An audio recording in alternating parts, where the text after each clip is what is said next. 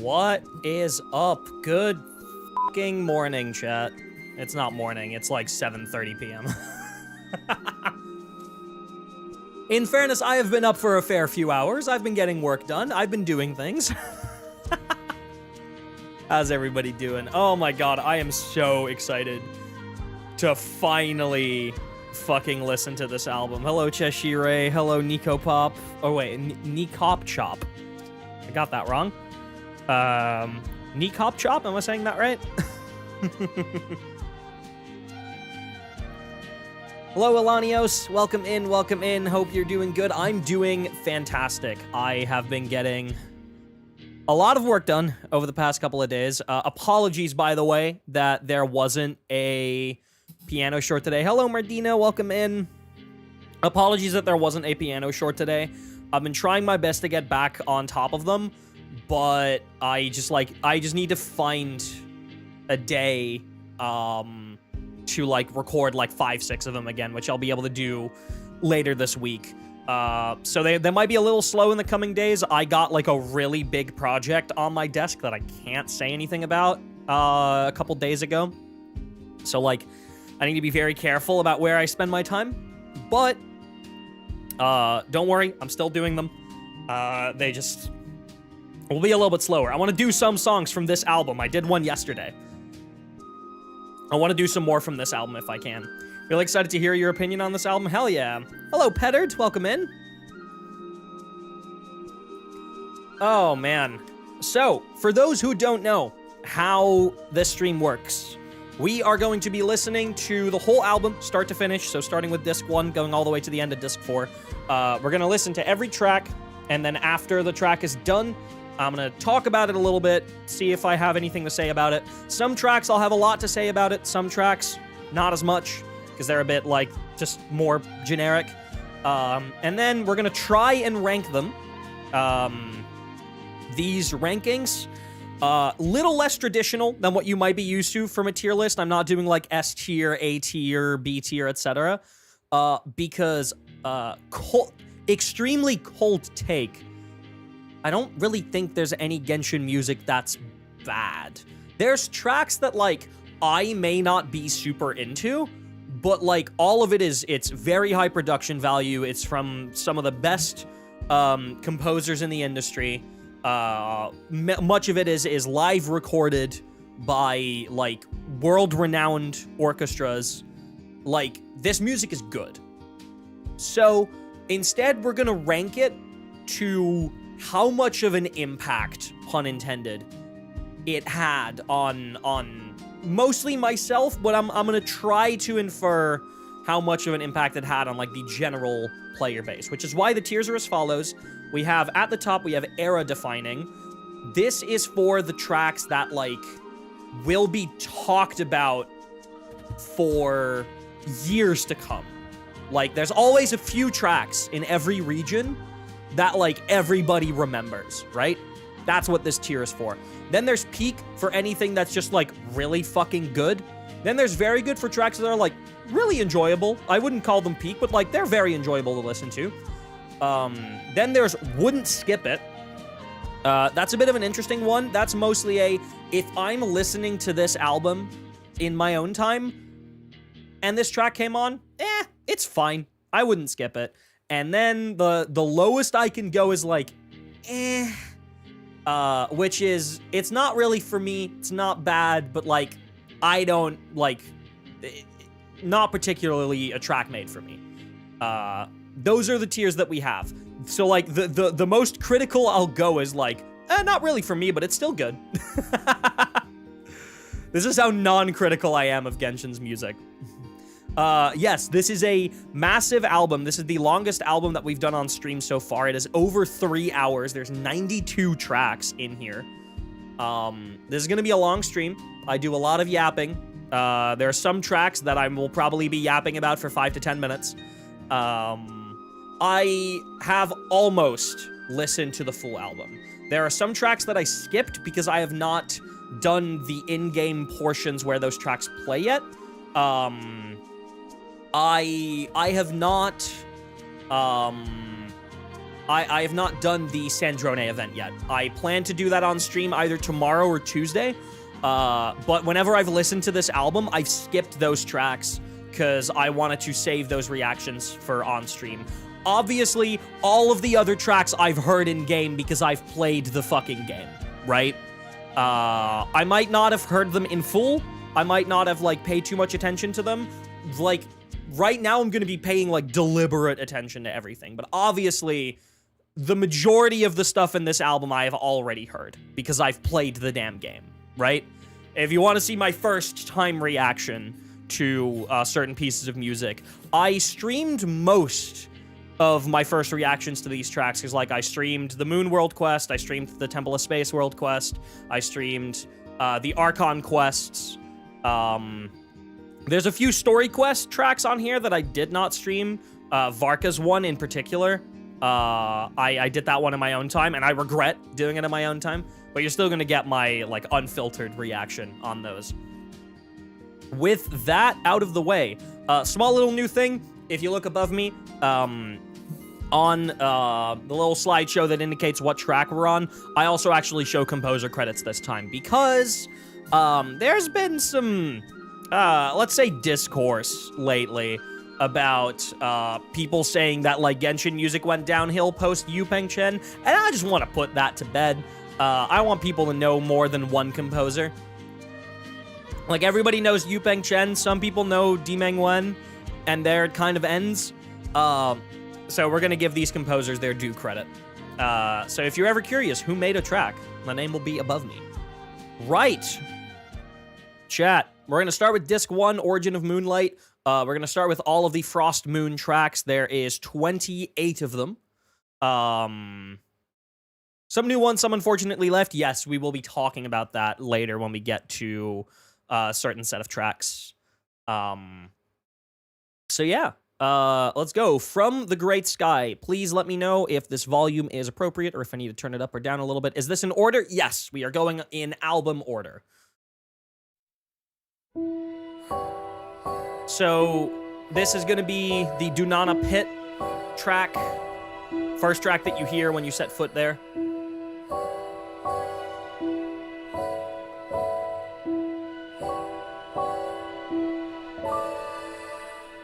It's like, it's so haunting. Like, you can immediately tell that you're going somewhere that, like, people haven't been for a fucking minute.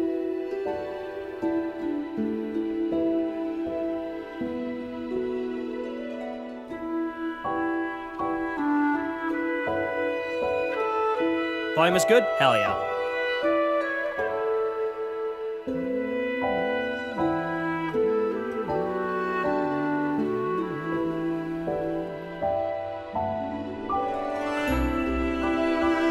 Oh yeah, no, please, yap with me about the music. Absolutely, please do. Like, share your thoughts. I'm interested in hearing them. Yeah, this set's a really good tone for this world quest. Absolutely.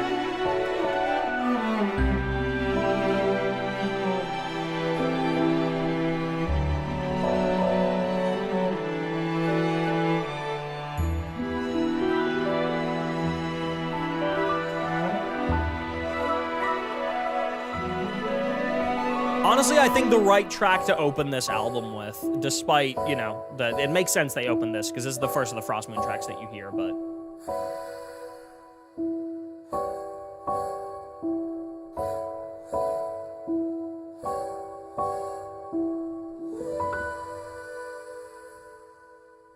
Ugh.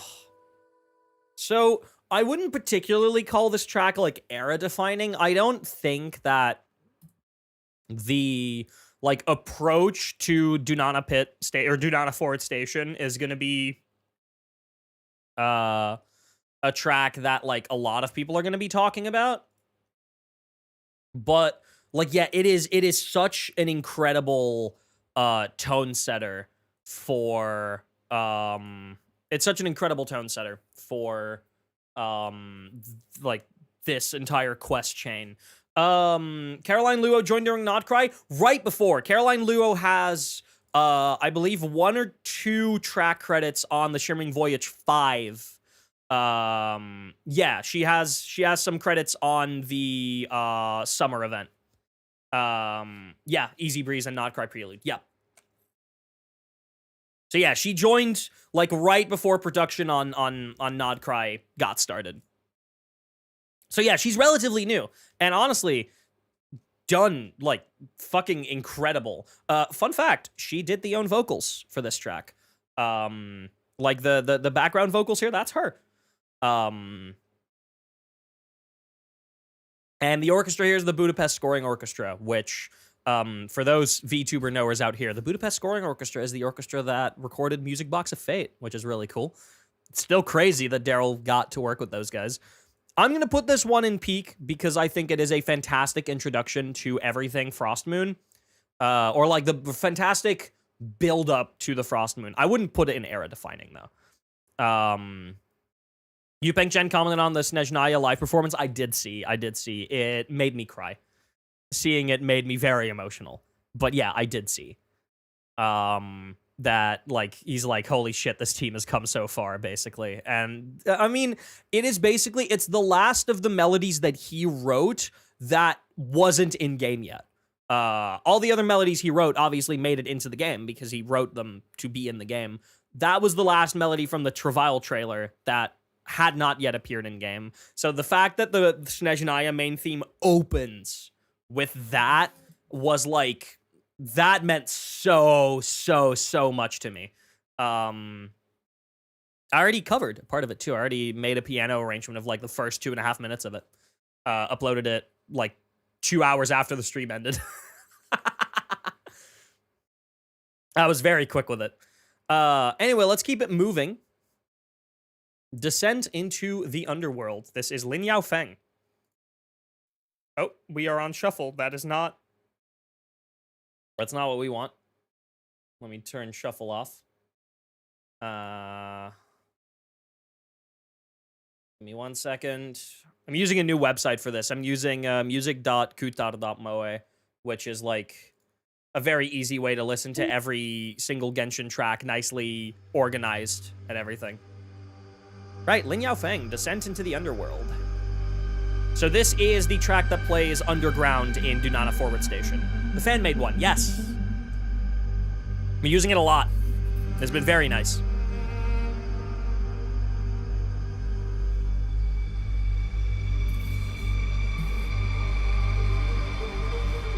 God, the little bit of synth under there. So fucking good. Got the solo cello.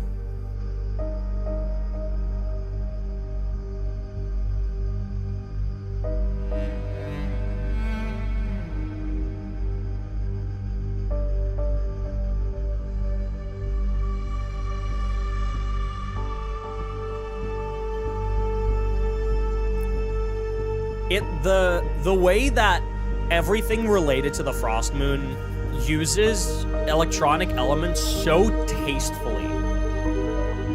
Like, it's so tasteful. Because it continues feeling very ethereal and very otherworldly, but at the same time, it feels so, like, familiar. For Genshin, sorry, I'm moving my mic around a lot. I'm trying to find a good spot for it.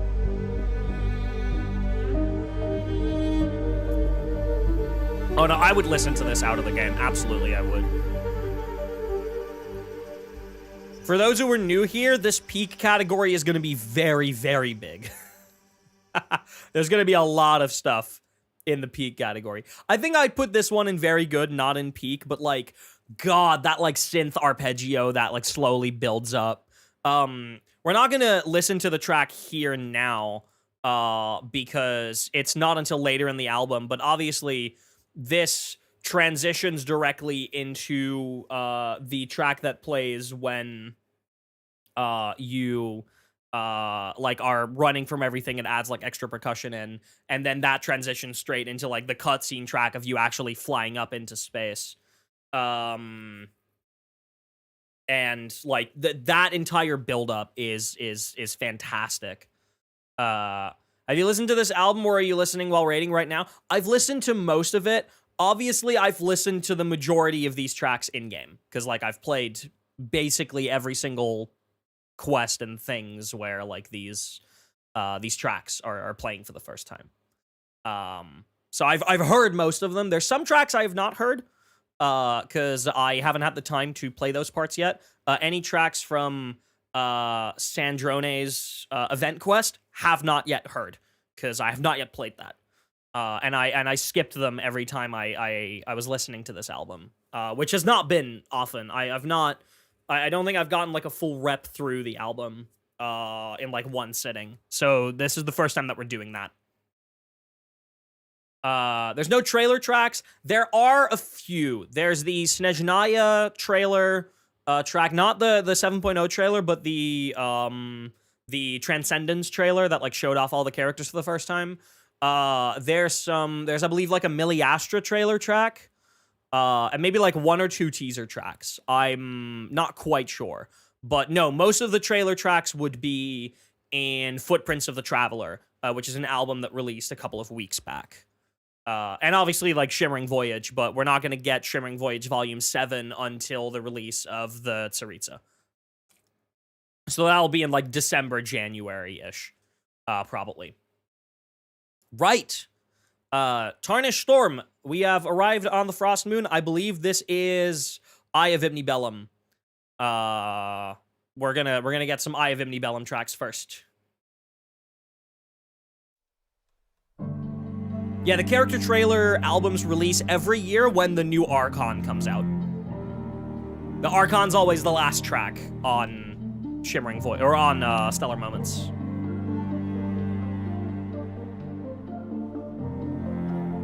Oh, man. I mean, this being like the first Moon track that you hear.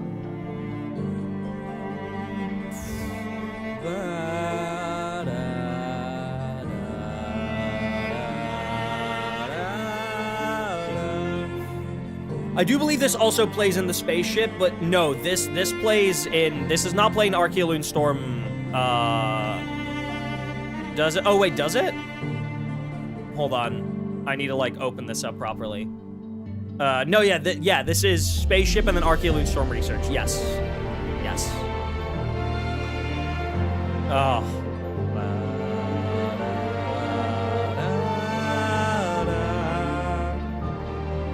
Man. Yeah, the next track is Eye of Ibni Bellum. This is the actually like flying there. It's not the cutscene track though. Yeah, and this melody we're gonna be hearing a lot.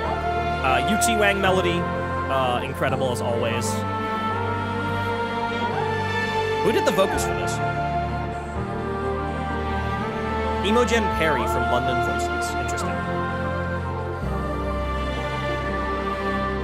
Yo, Truncation, welcome in. It's okay, you're not that late. We're only 3 tracks in. Yeah. Now this is one of those tracks that I put in era defining.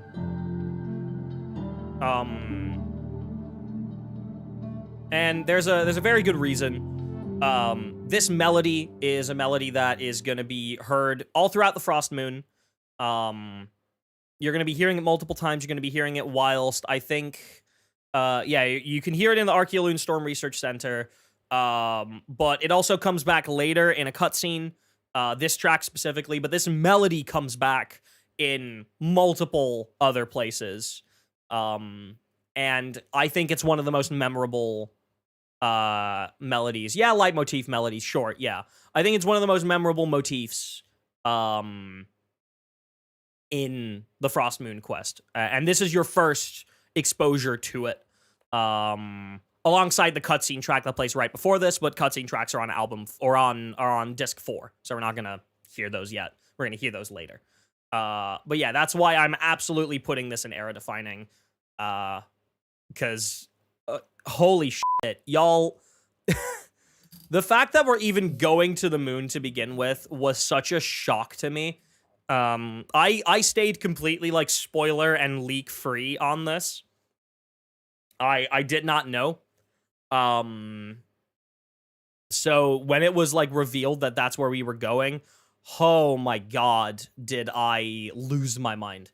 Like what a like such a memorable moment for the franchise. Like even just going to the moon with Columbina at the end of Act 8 was very memorable. But then the fact that you get to explore beyond that and learn about like so many things that the dragons were up to. And spoilers for the quest, obviously. The fact that you get to learn that the transmission that the Eye of Ibnibellum initially sent out, that we travelers responded to it, and that is part of the reason why we came to Teyvat, because we heard that distress call. Or not even distress call, we heard that message from the Moongazers.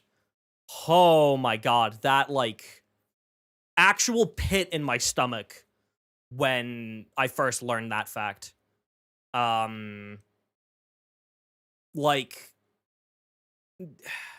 it just puts so many things into perspective of, like, how much the dragons tried their damn best to, like, fight for their civilization, then at least, like, spread their hope out into the universe, and how that actually led to a descender coming to this planet and actually trying their best to understand this civilization and honestly to fight for it.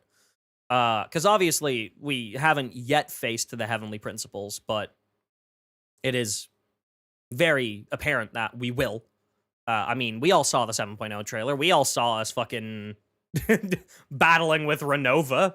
Like, literally pick any other target. Holy shit. But, like, it's inevitable that we are going to be, like, avenging all of the civilizations and all of the people who suffered at the hands of the heavenly principles.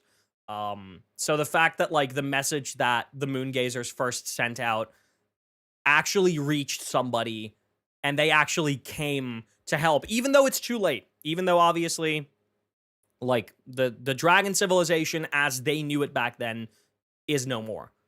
The fact that there's somebody at least avenging it is, like, that gave me an actual pit in my stomach. Like, I 100% pit in my stomach. I forgot to switch the thing above me. That was Tarnished Storm by Yuxi Wang. Next up, we have another Yuxi track. We have Dimming Radiance. This is the first Eye of Ibnibellum track. Let's hit it. Oh, man. Yeah.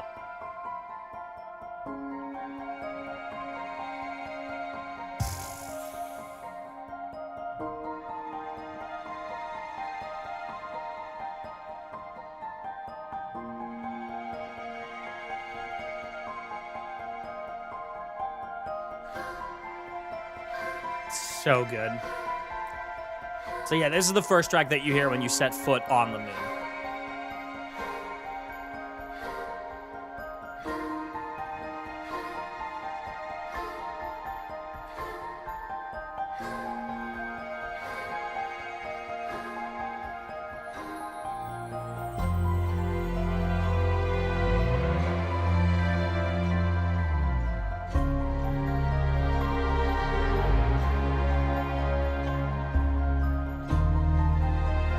I'll talk about this once we're done. I have quite a bit to say about this track.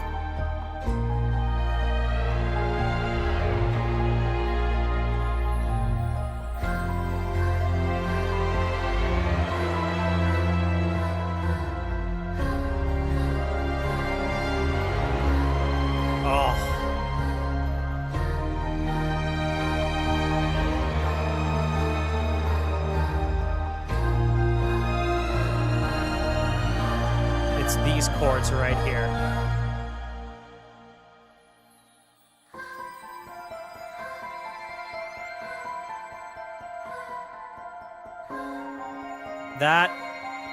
Those two chords are... I'm waiting till it's done. I have a lot to say.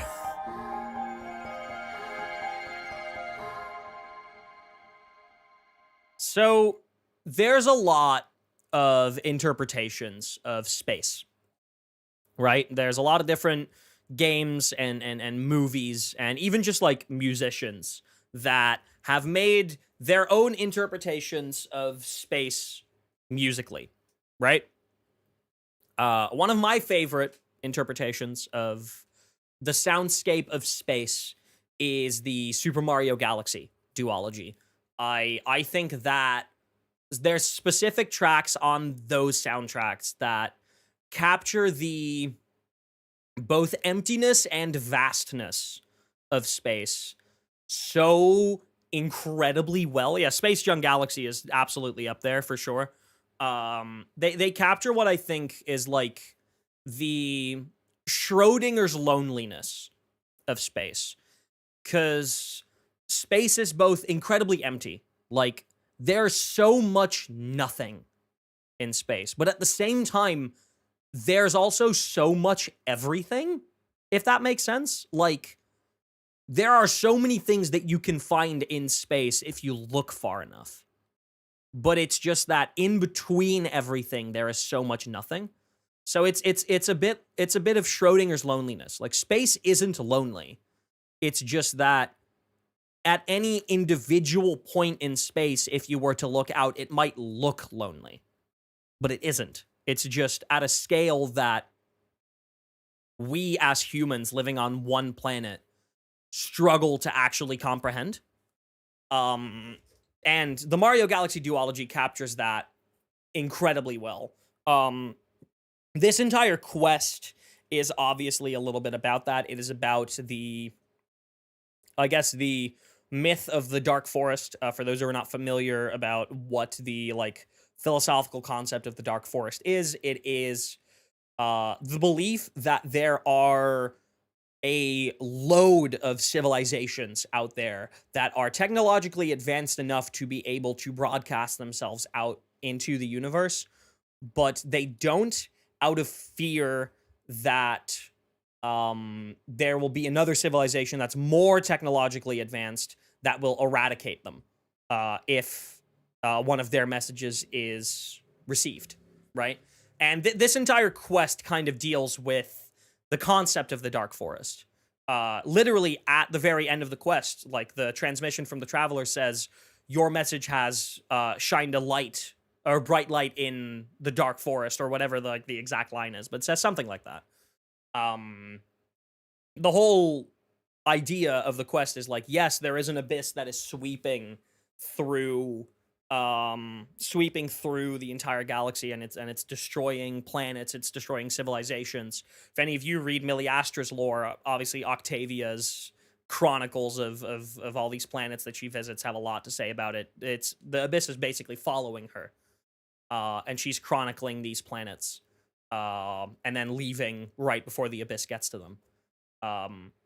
And this quest deals with the concept of, should we not just the Abyss 2. No, absolutely not just the Abyss 2. I mean, look at Skirk's story quest, right? There was this other civilization that found Skirk's planet. And after, like, doing just general trading with it, eventually they came to eradicate the entire civilization on that planet, and then Skirk escaped with Sertologi, right? So it's definitely not just the Abyss, obviously. But, like, that's the idea. Like, should we send a message out into the world, or out into the universe, to let everybody know that they are not alone, at risk of potentially, I guess, doxing ourselves, to put it in modern terms, and putting ourselves at risk, right?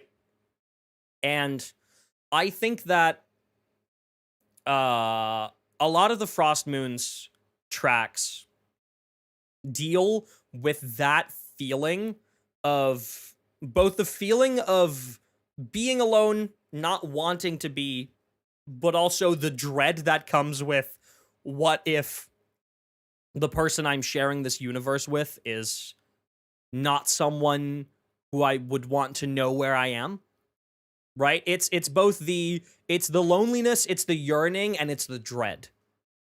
And it's especially the two chords that this track opens with.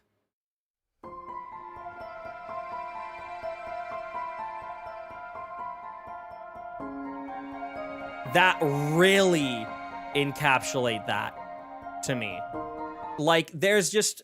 It's not two chords that you'll hear after one another very often. It's not very, like, predictable. It's not very traditional. And it just gives that feeling of, like, unease to it. But still, like, a wondrous unease. Like, you're still exploring something that you've never seen before. You're still, like, very intrigued at what you're gonna find on the moon here. But, currently on the highway, now my coverage returned. Oh my god. You are completely fine. But yeah, man, what a wonderful way to, like, start off the moon. I think I'm gonna put this one in peak. Once again, I'm gonna try to be conservative with the era-defining category. I'll probably fail, but that's fine. You know, that's how it goes. Let's keep going. Second Yuxi Wang track, Immaculate Yearning.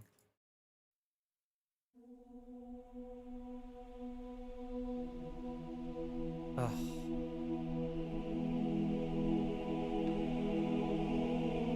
Any Destiny players out there, this track means a lot to you.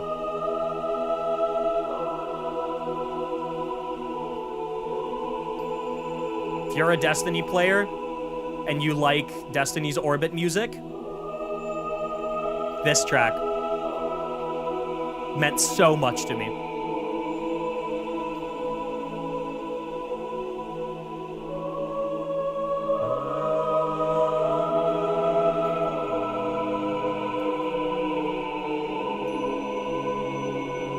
Budapest Scoring Choir, by the way.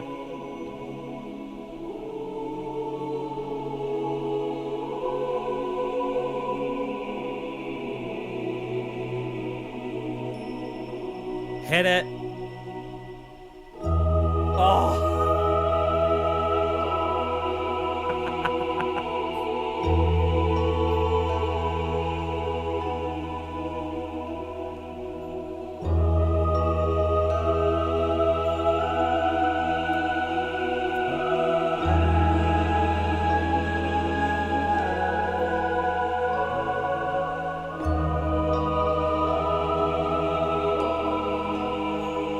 It's specifically the two chords at the very end of this track that made me sob. First of all, this. Oh. And I'm building it to a resolution. Major 5. It's these two chords right here.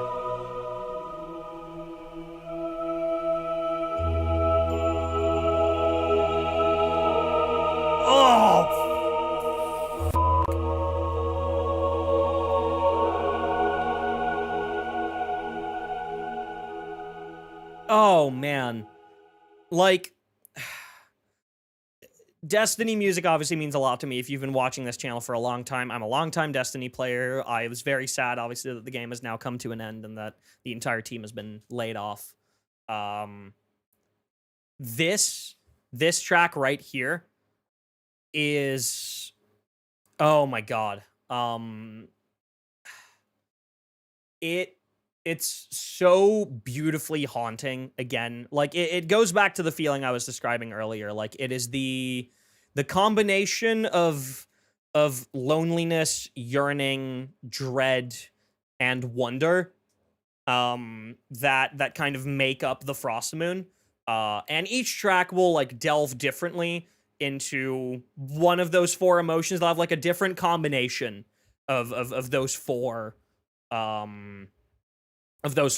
emotions. This track obviously leads, as the title suggests, very deeply towards the yearning side of it. And yeah, this goes up in era defining. And that is my personal opinion. Maybe not everybody will remember this track as much. But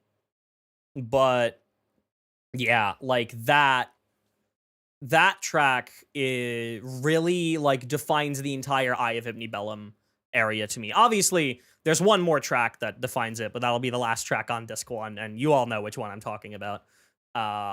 Thank you, Gladsome Ramble. We will get to that one, okay? We have a long way to go before we get there. But yeah, that one goes up there. I'm not even gonna explain myself. If you agree with me, fuck yeah. If you don't, I don't care. Right, next up, we have our first Yang Lee track on the album. Unpromised Farewell. I mean, this one's on the list of tracks that I'm going to cover, by the way. It 100% is.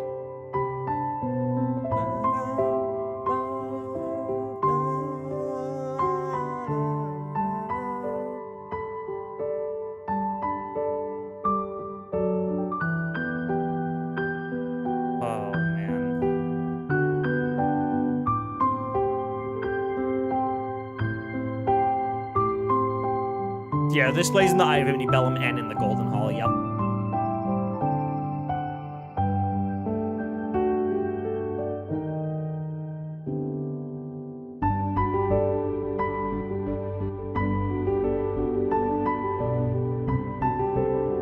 You know what I find really interesting about this track is that, to me, this is a very old school Genshin feeling track.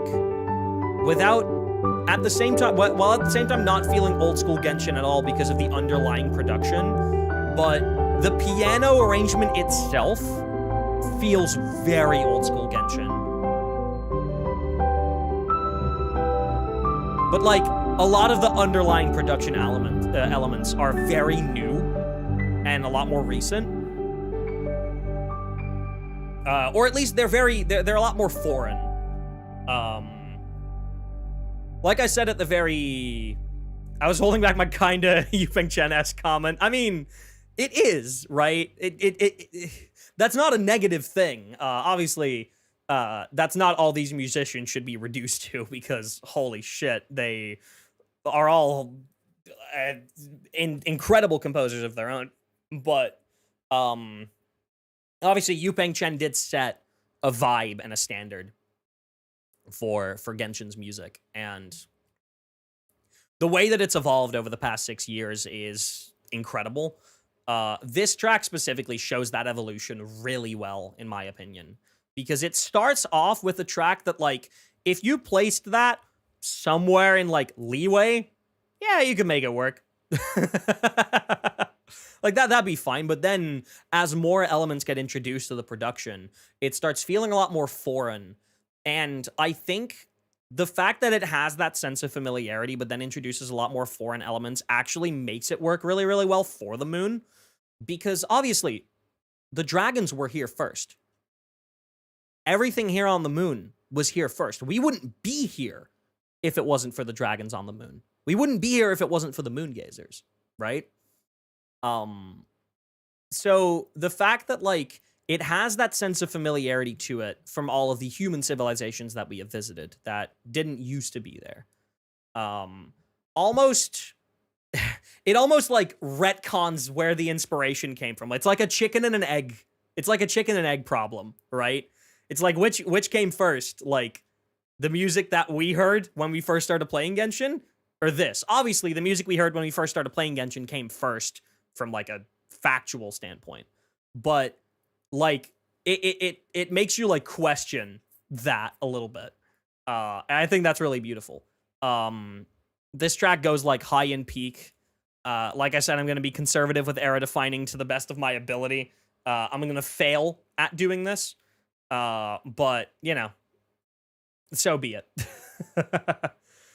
Dear Shows, is this our first Dear Zero track? Yes, it is. This is An Era Wanes.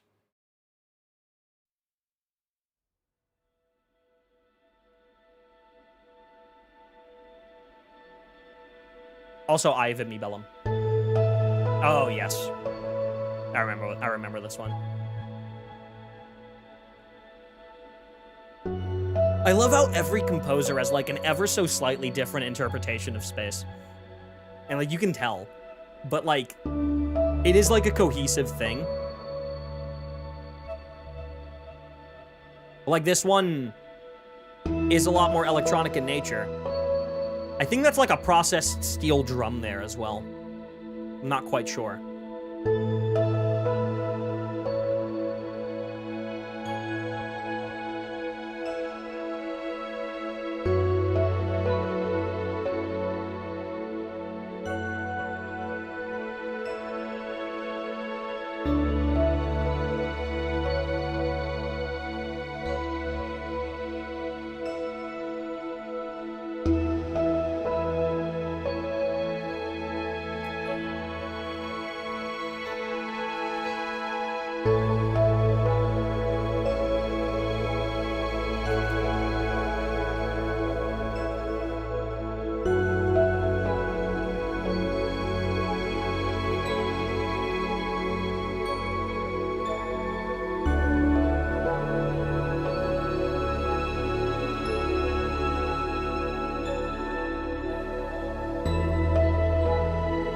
You can almost feel like this track wants to resolve into the...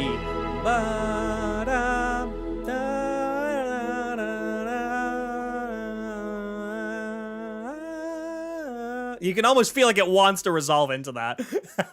There's quite a few tracks on the Frost Moon that I have that feeling with, that like, oh, you want to resolve into the Nod Cry motif so bad, and then it doesn't.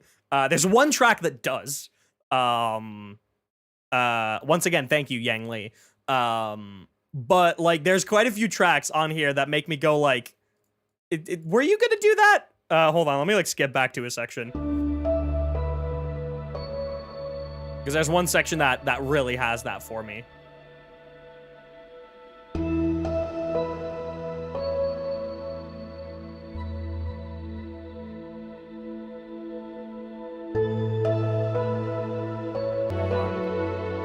I think it's at the end of this.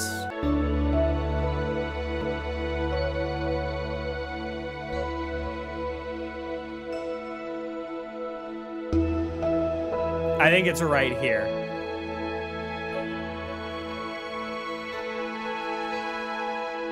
See, it even has that da da da, and it just makes you think that like it goes, that it's gonna go into like.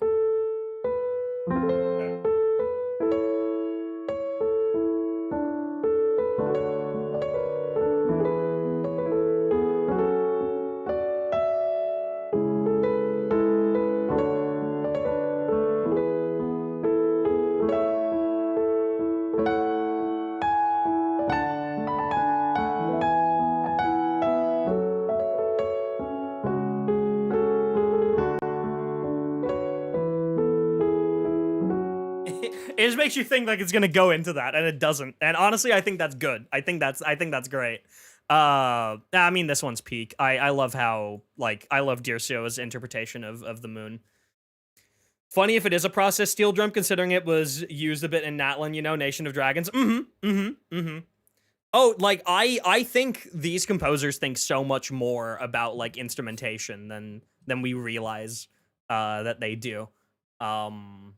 Yeah, I think it's much more than just like, oh, you know, this is the culture that we're taking inspiration from. The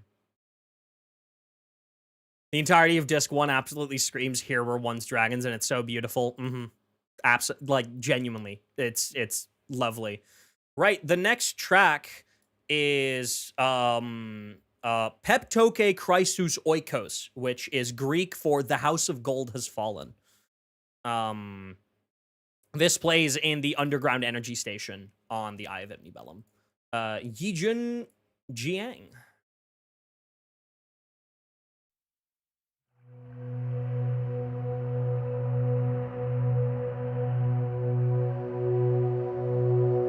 Realize you put the composers beneath the titles need touch. Yup, we're doing that for the first time now. I want more people that actually know these damn composer names. I want people to know who made their favorite track on the album.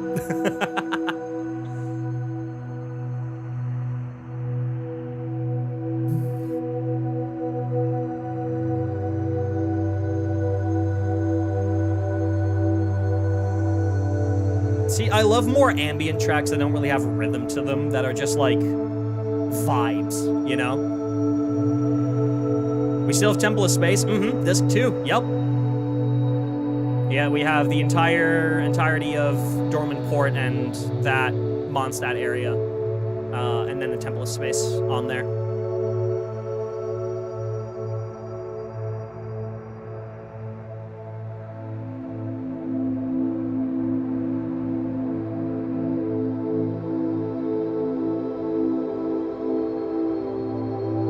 This is just a track that kind of is meant to drag you in, right? It's not meant to have like a memorable melody or like rhythm to it. It's just supposed to, like, this works really, really well in game. I could fall asleep to this too. I wouldn't skip it if I was listening to it. That's, I think, where I would put it. Like, that's the thing with these ambient tracks, right? You're not supposed to, like, get attached to them from, like, a melodic or harmonic standpoint or rhythmic standpoint. They're kind of just meant to be experiences.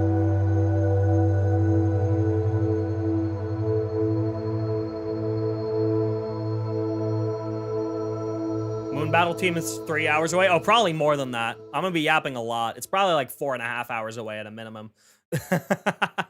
Like, we are less than 10 tracks in and we've been going for 50 minutes.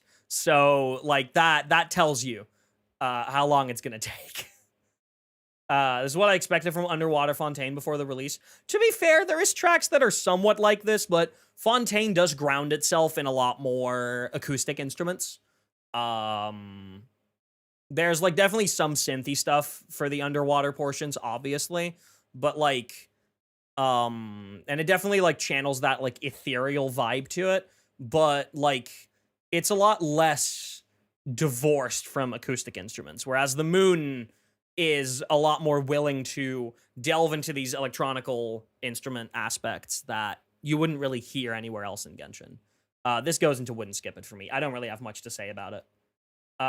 Next up, Sincere and Empty, Yang Li. This plays, put it fucking up there. Put it up there! Fuck. Obviously that goes up there.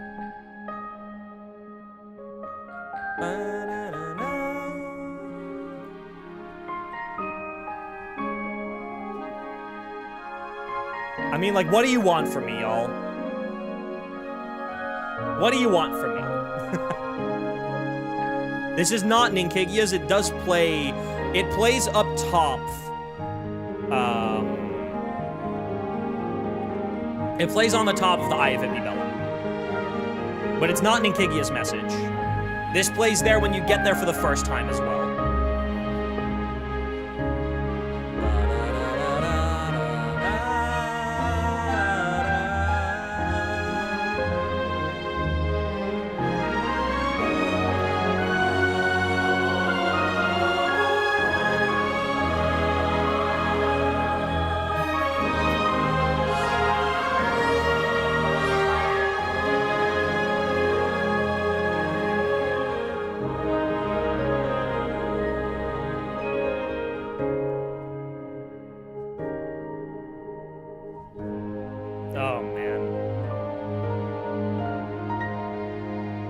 Very interesting thing there at the end. Those last two chords.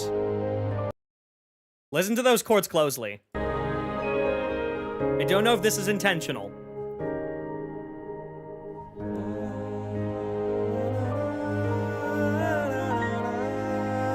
It's the fucking Genshin main theme. It's...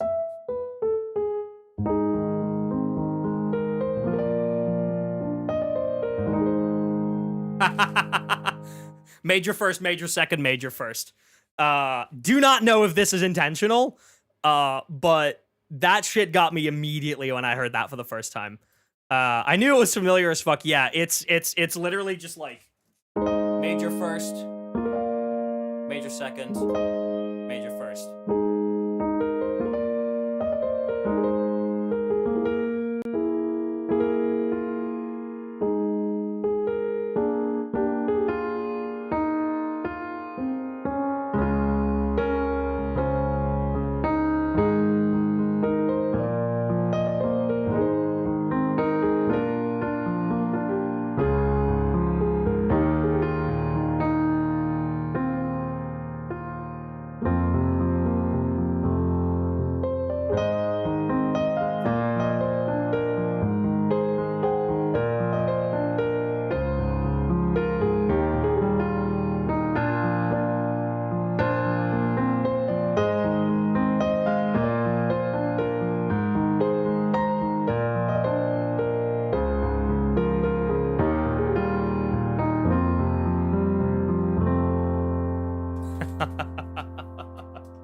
Yeah, no, I heard that immediately when I was listening to this for the first time. And once again, do not know if it's intentional. A lot of the times it won't be. But like the melody is in there if you listen. Like the da da da da is in there. Granted, that is a very common way to do a major 1, major 2. Because like you're moving from the root note to the major third of the major 2 chord, which makes that transition very easy to make. So like that can be clawed up to just music theory being what music theory is, but like, man, yeah, obviously Sincere and Empty, that goes into era defining. That is the track that you'll hear at the top of the Eye of Ibn Bellum, before Ninkigia's message. You still hear it if you don't get too close to the monitor, if you go up there. And just, man, like what a wonderful, I think you also hear it when you're traveling to Ungian Circle. Like when you're taking the high-speed transit lane. I think that's also where it plays. Speaking of Ungian Circle, I think that's where we are headed next with Everlasting Dirge. Love Ungian Circle's music. I have a decent bit to say about it. Here we go. Everlasting Dirge, Yang Li.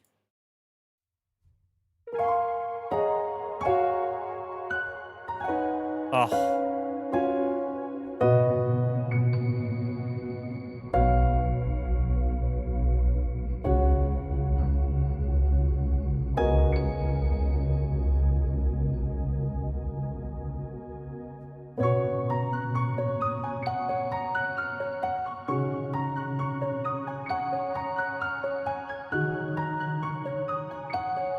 This entire album is so good.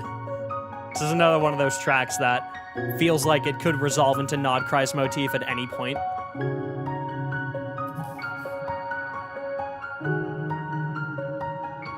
That man loves his upper register of the piano, absolutely.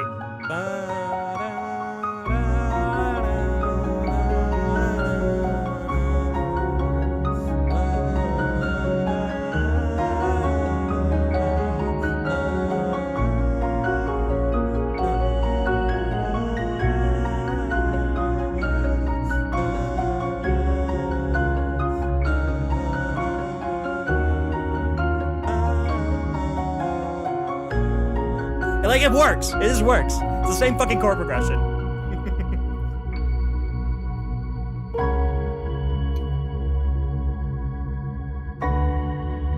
Oh.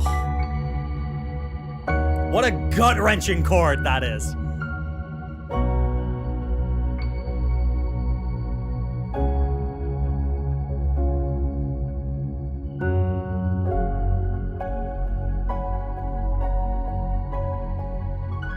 Yeah, I love the production on this piano. I don't think this is a physical live piano, and I'm glad that it isn't, because it means that they're able to make some extra, like they're able to do some extra production on it. Which chord was that? Hold on. So hold on. What key are we in?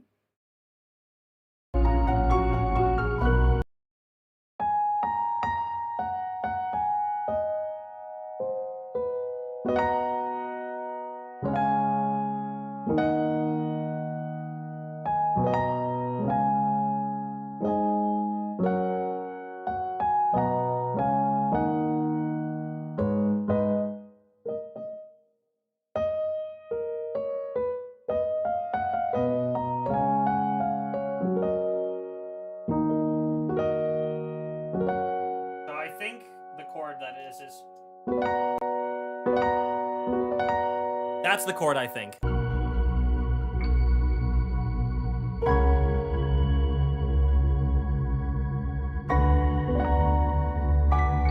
Yeah, it's a minor fourth. It's an extended minor fourth. Well, okay, we are in the relative minor, so not quite, but like it temporarily like modulates to the relative major, and then it goes into an extended minor fourth. God, that's lovely. I mean, I like highly produced piano that makes it sound less like piano. It's peak, I fear. Right, next up, more Ungian Circle. We have Transient Tranquility. Dear Suo. That's not the right track. Okay, well, I guess we do that. Oh. This is the first track I heard when I walked through the curtain in Ungian Circle.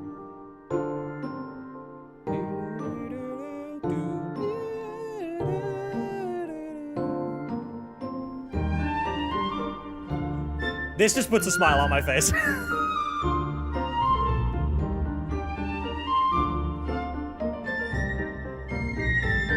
It's so whimsical. Favorite track on the moon? Don't blame you. I think this is an era-defining track, personally.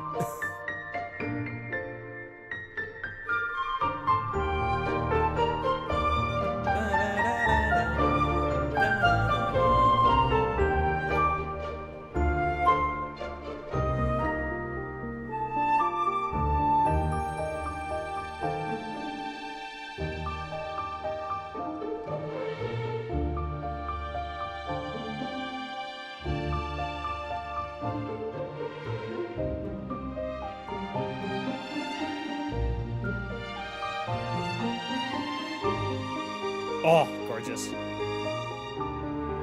Good setup for a resolution key change, right? Yep.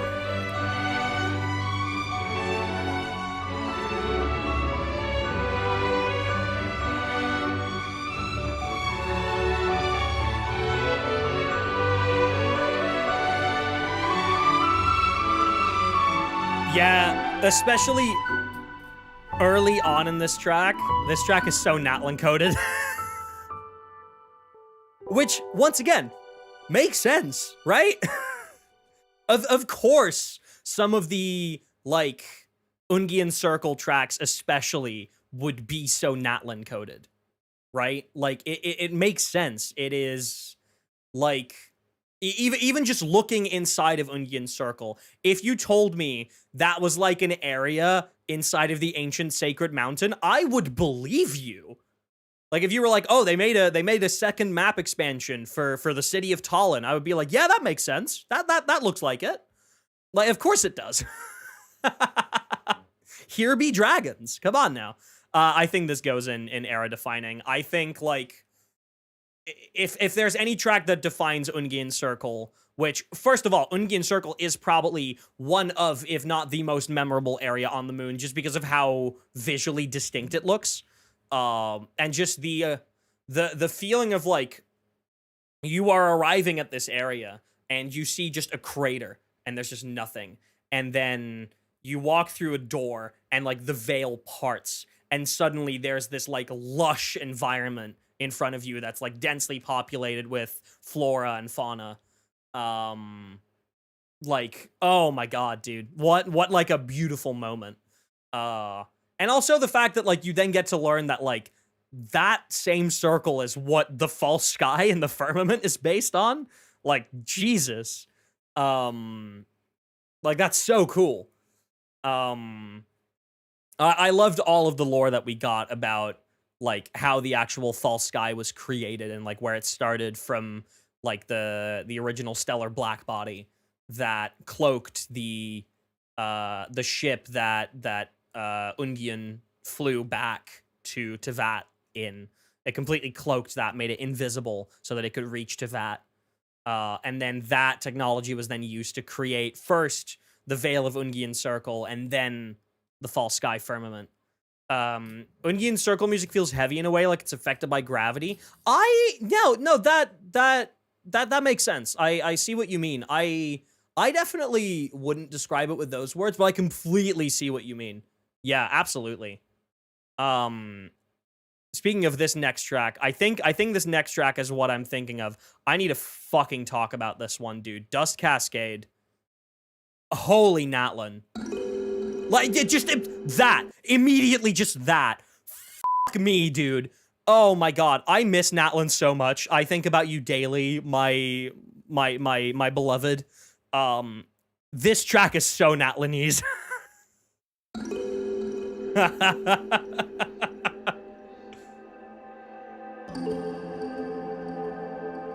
but it's just far enough away. Like it has just enough additional production elements that it wouldn't fit in Natlin itself. I love the percussion. This is such a Lunan track, man.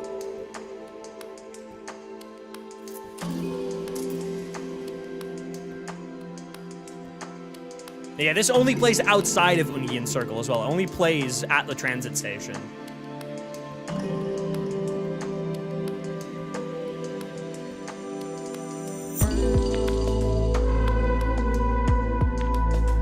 Lin Yao Feng did the vocals for this one? Yeah! Actually, I have the credits for every track pulled up on my screen, so I'll be able to see them. Yeah, it's tracks like this why I want Lunan on this music team. Because they're the only one who would make something like this. Fantastic music, good times to meet. Good night. Have a good night, Pettard. Thank you for sticking around.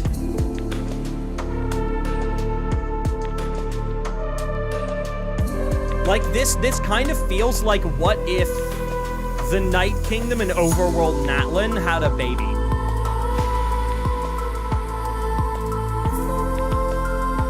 And then you add in a little bit of the Frost Moon production.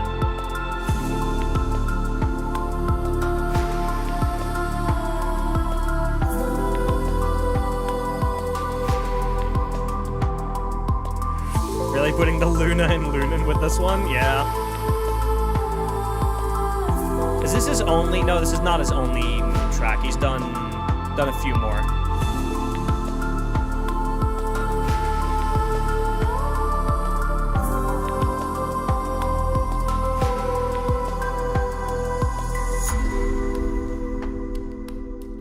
This percussion.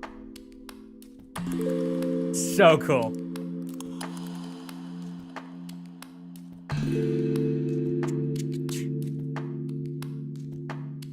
It's like, it's completely dry percussion.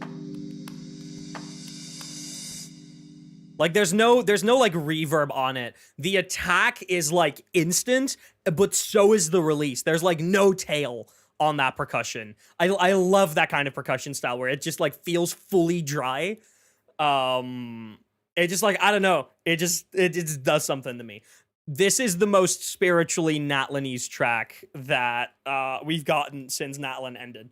It's literally just the transients. Yeah, exactly. I wouldn't put in era defining since I don't think everyone will like remember this one super well, but to me this one meant a lot, so it goes high up in peak. All right, Old Long Sins. It is time to start traveling up to the Space Lifeform Capture Station. I think this plays while you are going up the elevator. This is Yijun Jiang.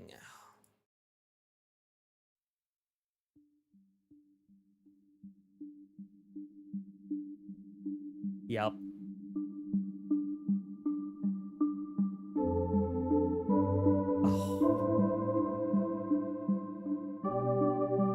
I mean,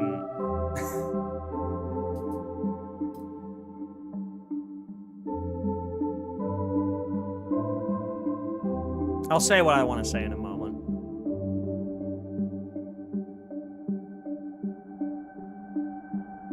Hit it. Oh no, wait, not yet. There's one more repetition.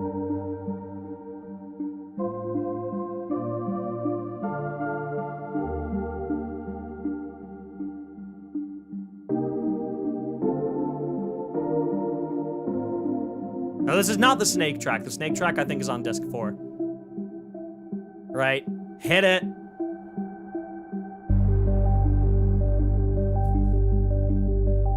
My favorite interpretation of space on this whole album. This track.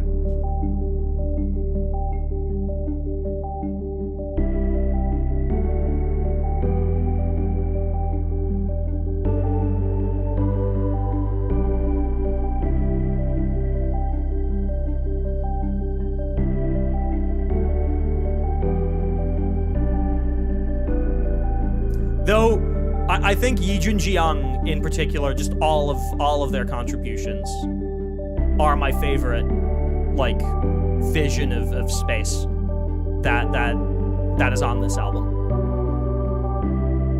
I think this is so gorgeous.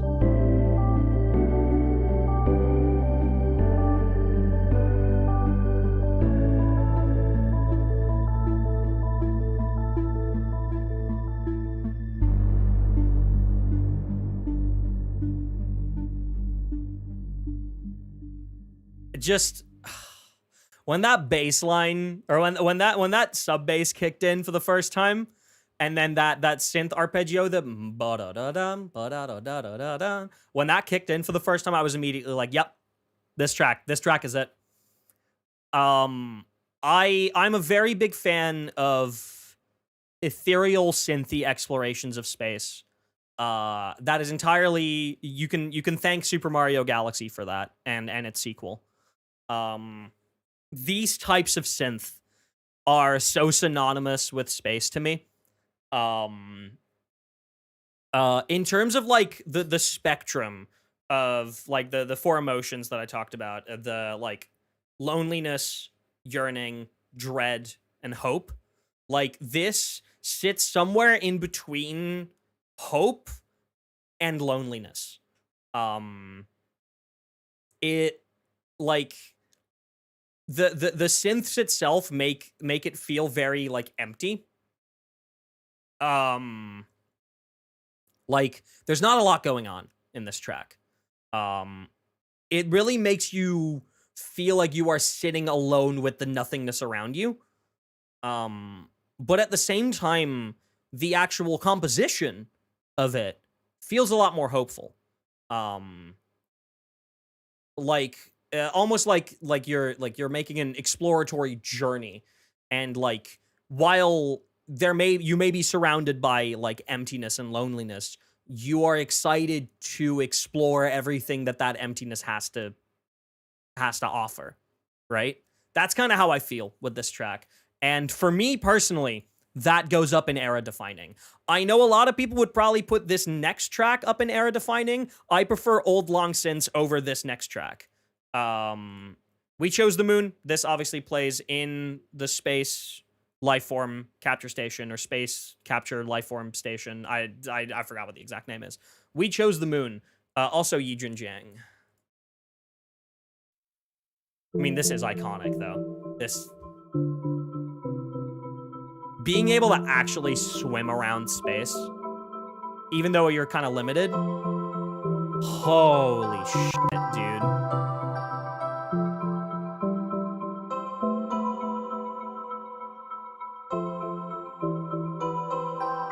I mean,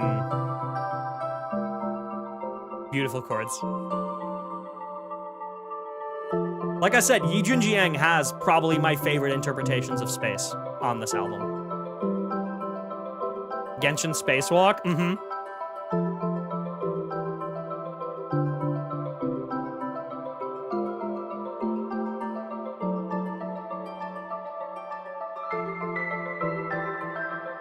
Beautiful piano. Very much all digital instruments, but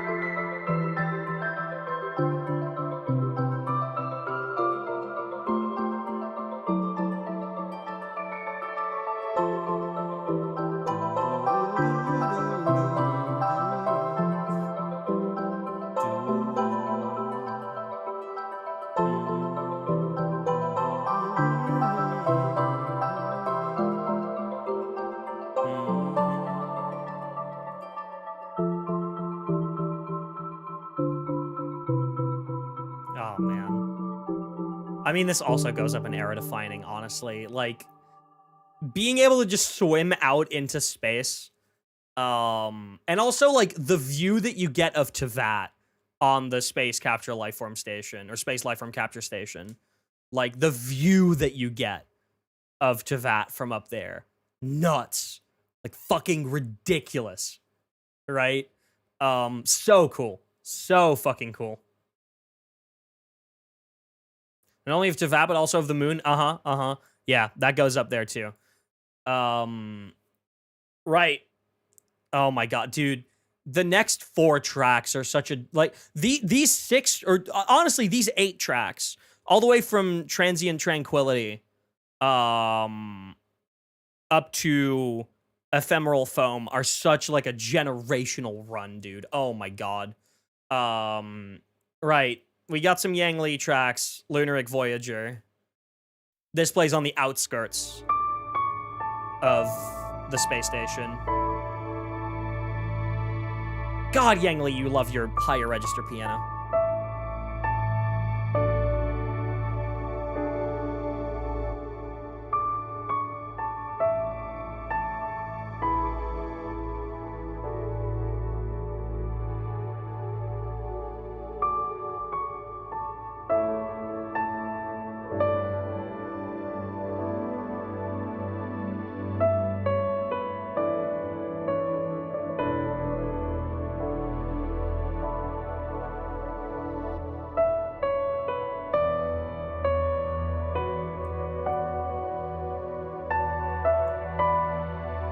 It's just pretty. It's just really pretty. It's short, but it's really pretty. Those last 2 fucking chords, dude. Oh, so much tension. Oh, I don't have much to say about this one. I just like it. It goes in peak. Say it with me, folks. Okay. I'm kind of rushing because I want to get to this track.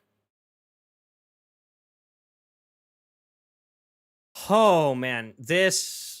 I'm mad that this track cut off before it was able to finish when I was playing. I don't know if it did that for everybody else, but, like, I hit a loading screen before this track was properly able to finish. I got so mad. I got really fucking mad. Yeah, the name, first of all, Around the Moon in 80 Worlds is, like, such a good name for a track. But, oh, man. You know, if anybody on this album was gonna make a callback to Nod Krai's motif, I'm glad it was Yang Li himself. Around the Moon in 80 Worlds, here we go. This plays when you are flying with Ungien and Columbina back down to the moon from the space station.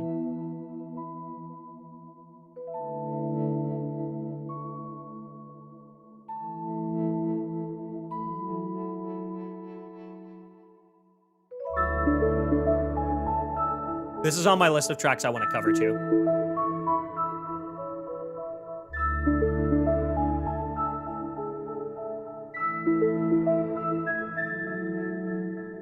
Oh, with Maggie, yes, my bad.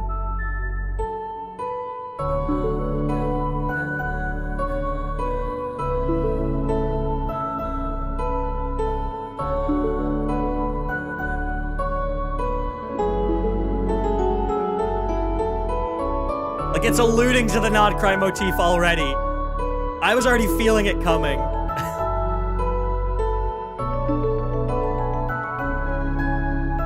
Hit it.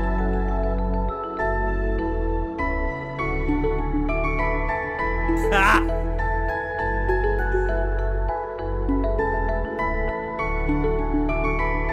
Variation? Ooh! It's just that one repetition of it.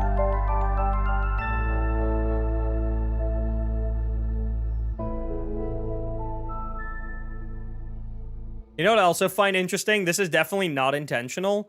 But right here at the end. Listen closely.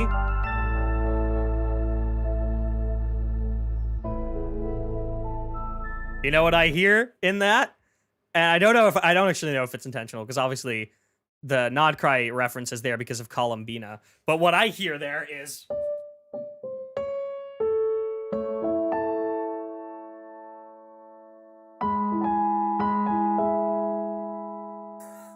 I hear the fucking Narcissenkreuz Ordo.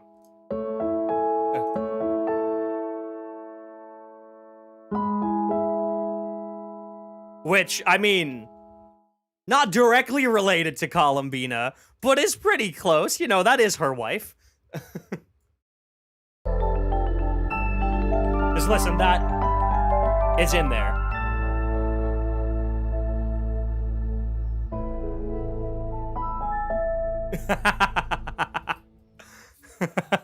She's yearning. And once again, don't think that's intentional, but I just found that very funny when I was listening to this, and I picked up on that. Obviously, this goes in era defining. I don't have to tell y'all why. Flying back down to the moon and like flying through space with Columbina and Maggie is like, I don't know, such a generational moment.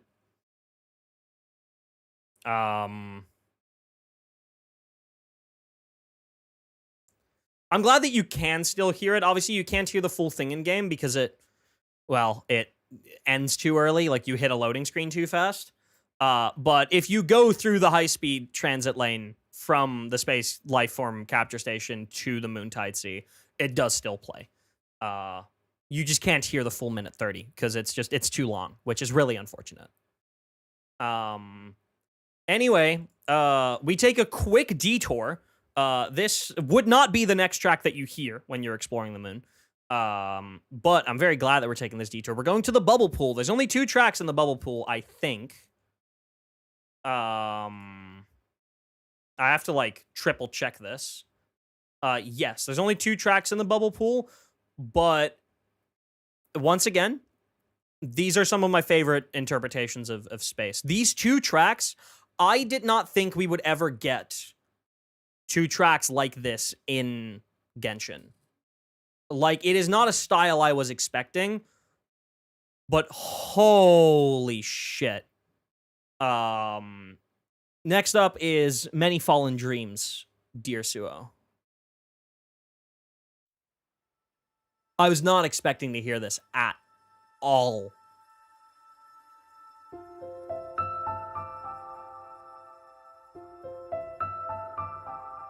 Like, it opens... That synth, by the way. Yes. Yes to all of that.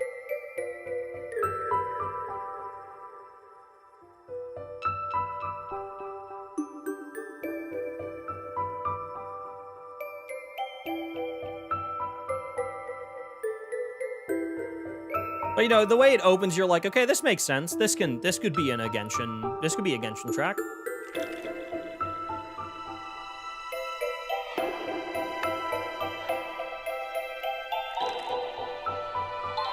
The little water sound effects. Oh.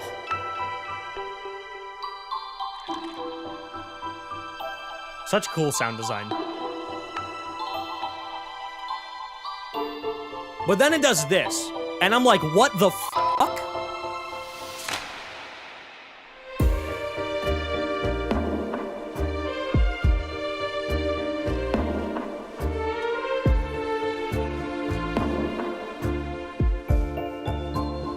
Like, oh my god, dude.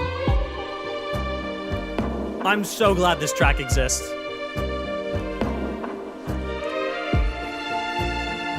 And then the synth that takes over the lead melody here.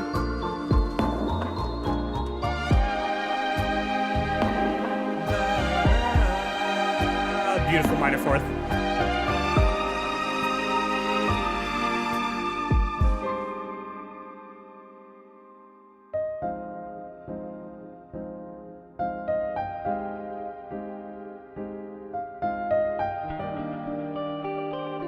That fucking guitar, bro.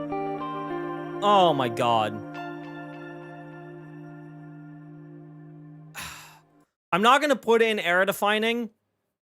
I'm gonna put it at the very top of peak, but like, I love that that track exists. That is so foreign to Genshin, but in a way that makes it still feel so familiar. I don't know. It's just, I don't have much to say about that track other than I just really like that it exists. This next one I have a lot to say about, and this might come as a shock to some of you.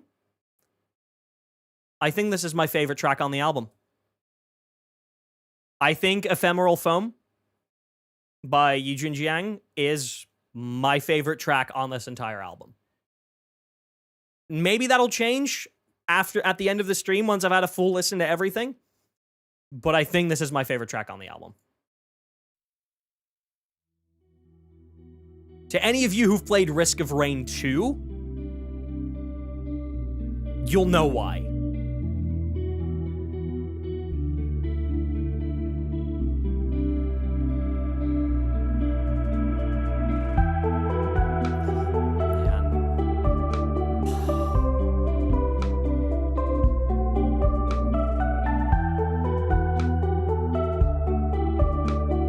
I'm dead ass modding this track into my Risk of Rain 2.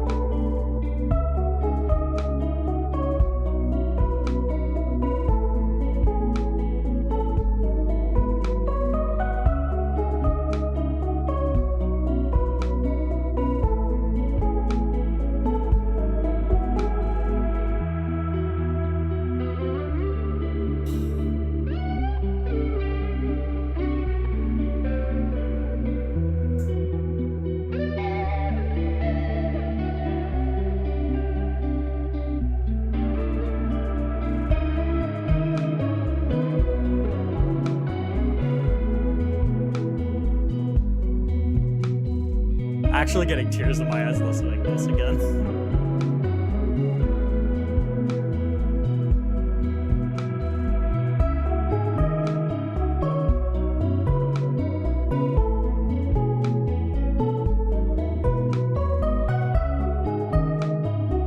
Still bubble full, yep.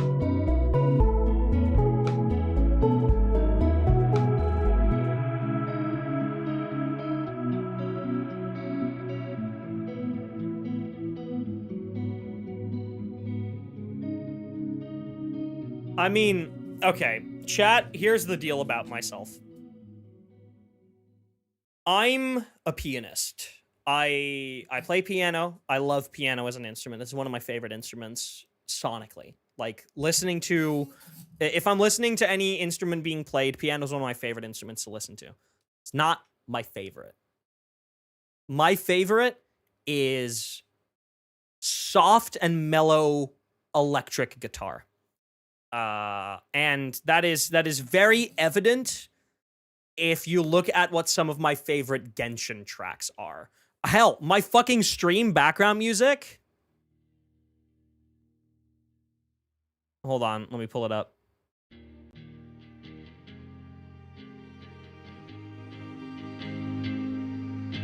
I use this as my intro music. This is my favorite Not Cry track. It's Whirling Out Nowhere. One of my favorite Natlan tracks, Harbor-Bound Warm Breeze, from the Summer Resort. My favorite tribe, probably gotta be the Flower Feather Clan. I love mellow electric guitar so much, and Genshin uses it sparingly. They don't use it very often. But every time they do, I fall in love pretty much instantly. And this is one of those tracks. I mean, if any of you are familiar with, like, the Risk of Rain 2 soundtrack, this track could fit right in there. And what's cool about that is that the entirety of Risk of Rain 2 is you're working your way to the moon. Like, the final boss stage is the moon. So it's just very funny. That parallel is there. I don't know if that was, like, intentional inspiration that Yi Junjiang took. Wonder if it's a little nod to Pink Floyd. Oh, absolutely it is. I feel like if anything is an inspiration, like, it would be Pink Floyd more than Risk of Rain 2. I mean, hell, Risk of Rain 2 is inspired by Pink Floyd. Like, the soundtrack of that game is very, very inspired by Pink Floyd in some aspects. But, like, just the opening of this guitar, it's just...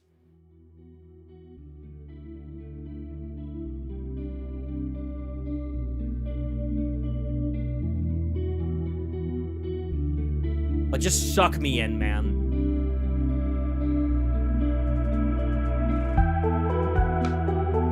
I could listen to this for hours. I actually might change my, like, just chatting background music to this. I'm seriously considering it. I don't think it's quite as effective as, like, a stream intro track.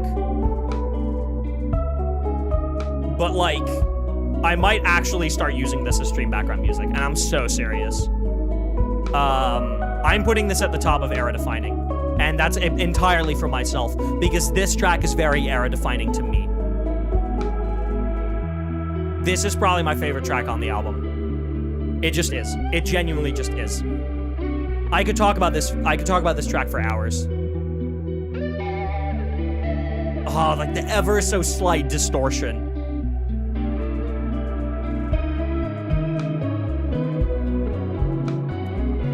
It's just, I don't know, it's just everything about this. It's just fucking fantastic. Literally everything about this is fantastic.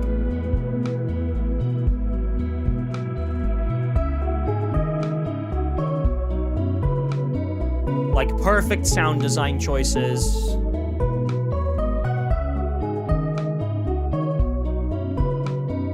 Oh shit, I did. Yeah, I don't know why. I don't know why I said Yijun Huan. I don't know why I turned him Mexican. I don't know. I made these very last minute earlier today because I always have to make these images myself. That's my bad. Oops. Hold on. No. I need to fix that.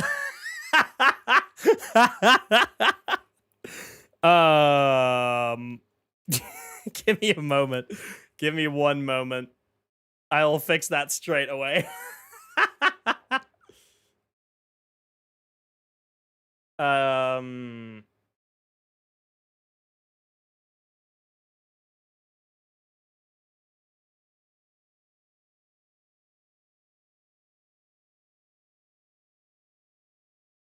Right. This page. Boom. Choose files. Can I, like, delete one? Is that, like, an option that I have? No? Okay, well, I'm just gonna move this one all the way to the bottom, then. There we go. Fixed.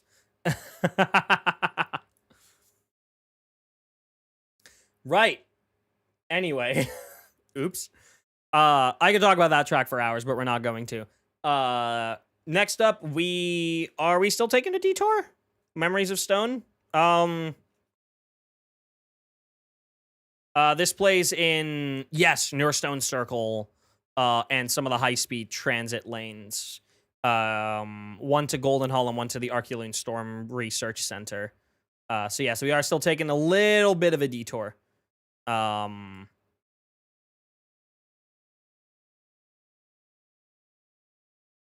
right, let's do it. Memories of Stone. Lunan.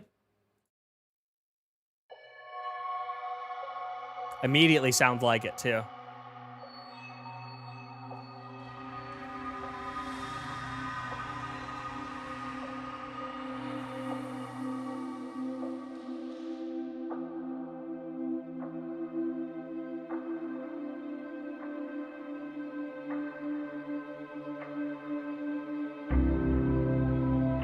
Oh, man. Tracks like this is why we need Lunan.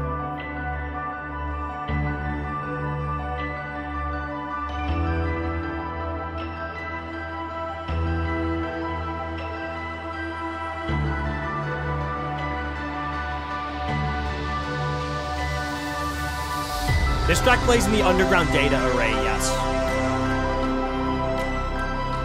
But it's also a transit track.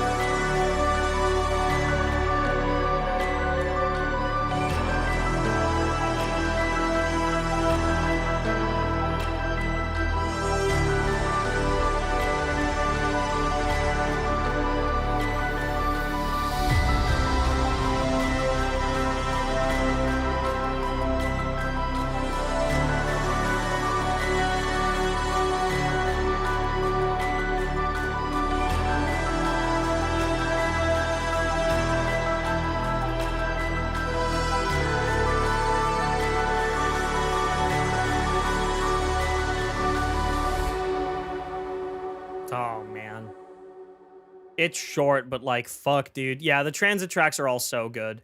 Once again, Lunan showing his prowess with his, like, very unique production style.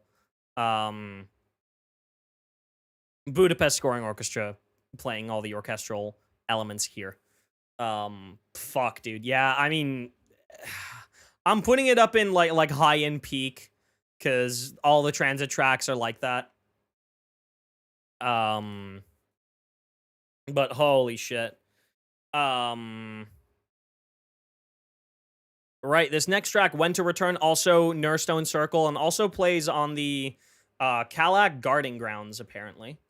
When to Return, Yuxi Wang.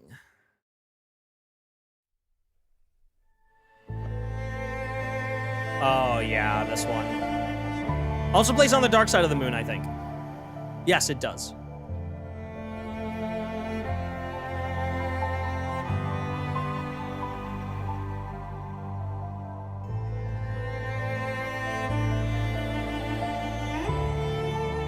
Oh, man.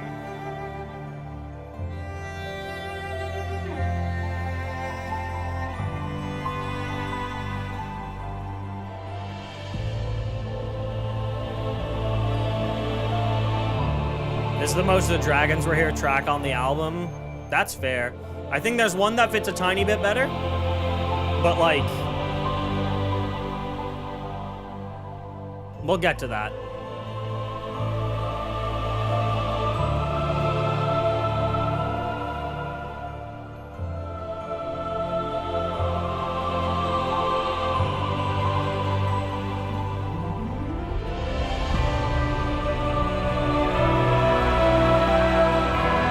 Yeah, tragically, I hear that. Yeah, for sure.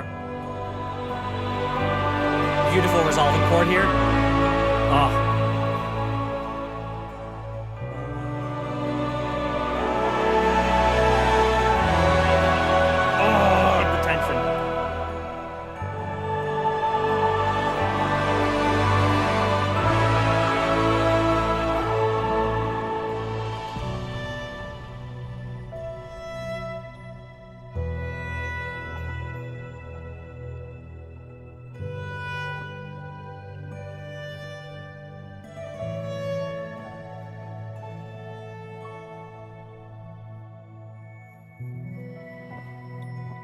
Very nice resolution. Oh, man. This is one of those tracks that, like, it might not be as memorable to the average listener, but, like, if you played this track and you asked a Genshin player who is up to date where this track plays, even if they don't remember it, I'm 99% sure they would say the moon. Because it's so... like, I don't know, it's so distinct in a way. Like, it's just different enough from the average production on a Genshin track, even those that are, because ultimately this one is very, like, traditional orchestral leaning. There is a couple of electronic elements, but there's not many. So it feels very traditional in a sense, but, like, the production on it is just ever so slightly different. That I think most people would answer that this is absolutely a moon track. I am putting this decently high up in peak. Right. We have the Moontide Sea tracks. Sea of Fecundity? What the fuck does fecundity mean? What does it mean? Fecundity means fertility, fruitfulness, and the physical or mental power to produce a large number of offspring, crops, or creative ideas. Interesting. In biology, it measures the maximum potential number of offspring an organism can produce, but it can also refer to creativity. It can refer to a rich imagination, a mind that is full of rich, clever, and non-stop ideas. Interesting. I guess, yeah, Sea of Fecundity would make sense as a name then. Huh, cool. Today I learned. The word of the day, chat, fecundity.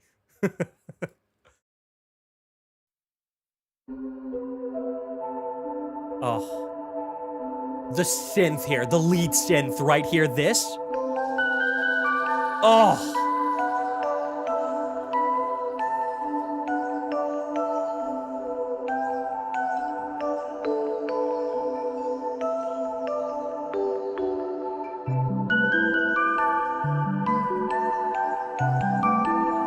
So good.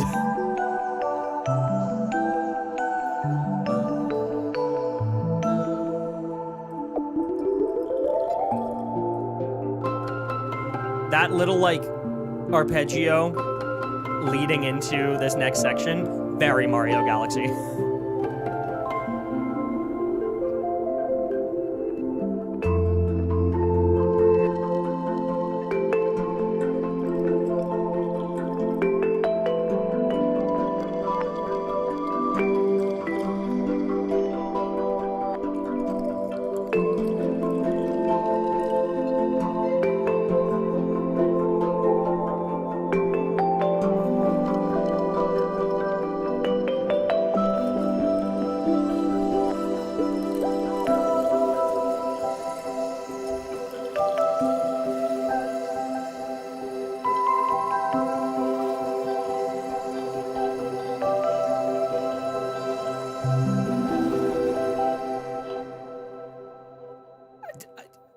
Chat, would I be stupid if I put this in peak?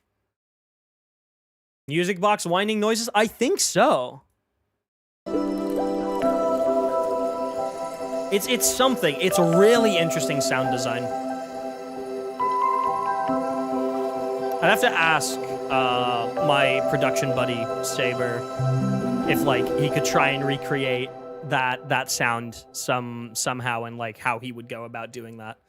Cause he's pretty good at that. But yeah, I put it in peak. This is right there. Right, Lunar Ripples. I think we have more. Moontide Sea. Yeah. Yuxi Wang. Lunar Ripples. Oh, I mean, yeah. Very, very moon track. Much lunar.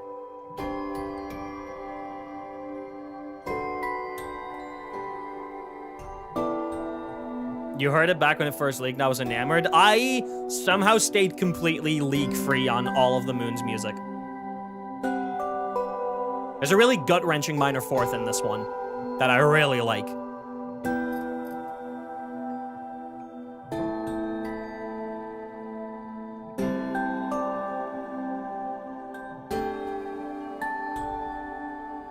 Right? Add more elements. Oh.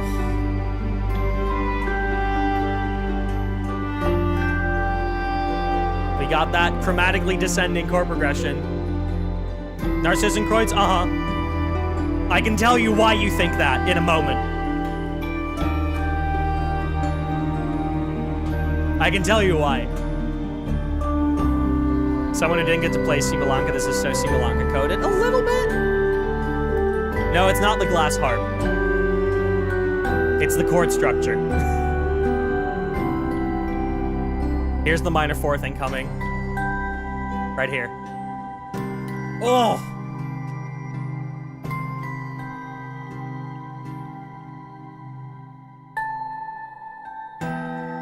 It hangs with it for so long, doesn't even resolve to the major one. It goes minor 6 first. Works its way back down, 5, 4. Back up to 5. Still 5. And then it finally resolves. Oh! So the reason that you think the reason that you think Narcissenkreuz is the Narcissenkreuz chord progression is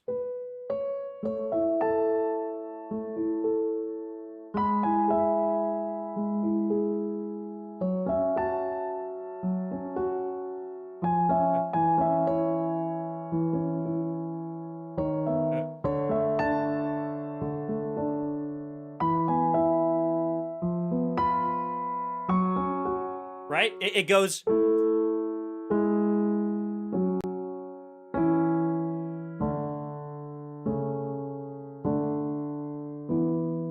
right? It's the Piano Man chord progression.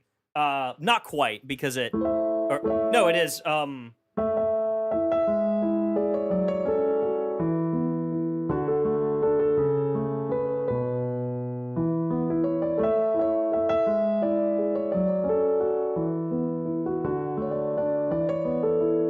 it is, right?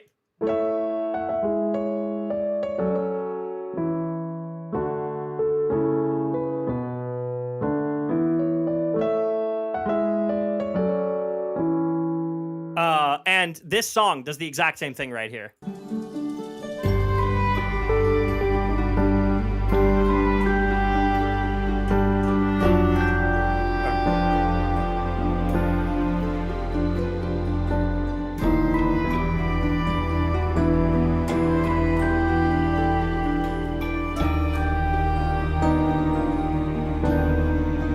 It almost is the same thing. It has that like descending like, or it has that. It has that in there. Now picturing Sandrona playing Piano Man at the end of her quest. I've not actually played Sandrona's quest yet. I'm playing it tomorrow, but I guess I'm gonna hear the music for the first time today, as I can, I guess, emotionally prepare myself. But yeah, that's probably partially why it reminds you of Narcissus and Kreutz, because it literally is just.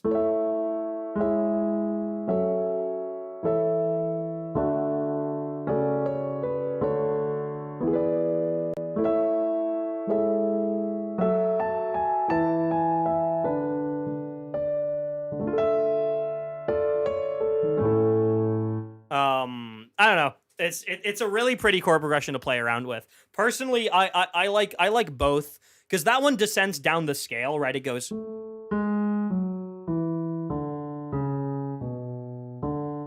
It basically works its whole way down like the major scale. Like if we transpose that to C real quick, it literally goes.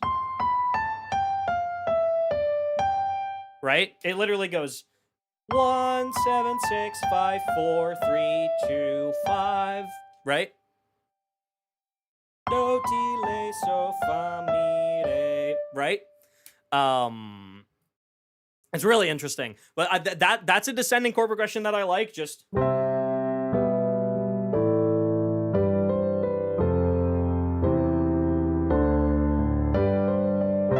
But one I also really like is, let's say we're in the relative minor, we can do this.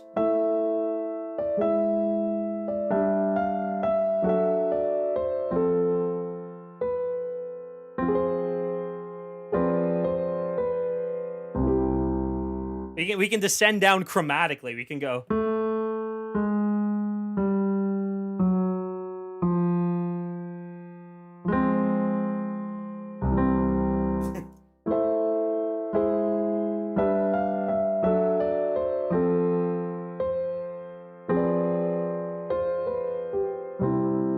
It's cool.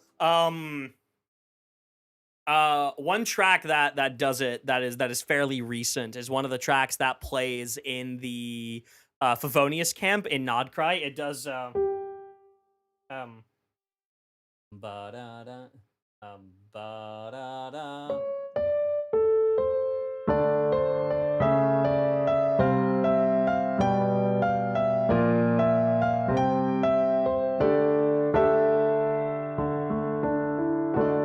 It does that at the very end.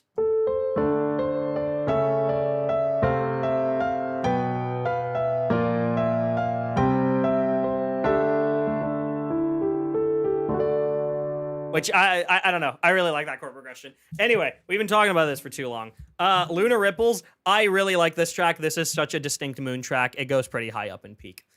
Next up, Inside the Cage. This plays in the Curtain Form Black Body Containment Lab. Yijun Jiang.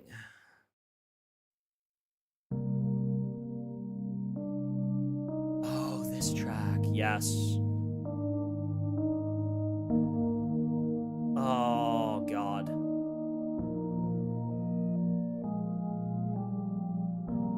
Once again, Yijun Jiang is probably has my favorite interpretation of space on this album. Like all of his tracks, Old Long Since, We Chose the Moon, Ephemeral Form, this one.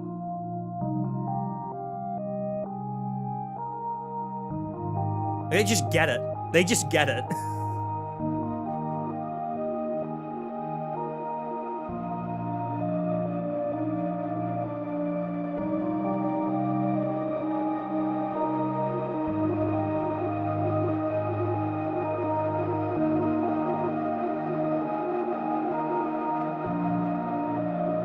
Distortion on there. Oh! Elanios literally saying the exact same thing. Yeah, that switch to this is so good. I've only played Honkai Impact 3rd once, but even I reminisced of it. This is very Honkai Impact coded. Yeah, for sure, for sure.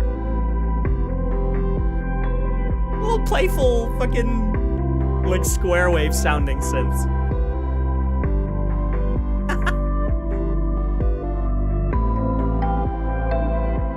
Once again, he has my favorite interpretation of space.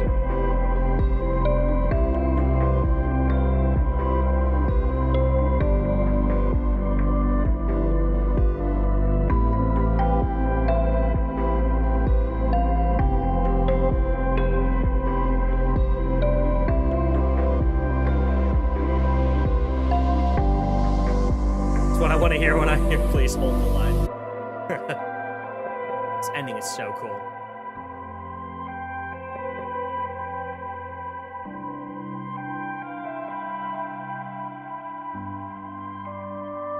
Super slow attack on that synth at the end. Ah, such a cool track. I mean, yeah, I've said it. Yi Junjiang has my favorite interpretation of space on this album. Put it high on peak. I don't know how I feel that it plays underground. Yeah, I feel like they could have played that track on the Lunar Sea. I feel like it would have been fine.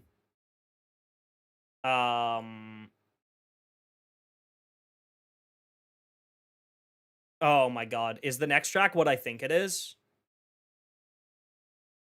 I'm not sure if it is what I think it is, but I'm pretty sure it's what I think it is. And if so, if it is the track I think it is, you guys know where it's gonna go. Stairway to the Moon. Dear Suo.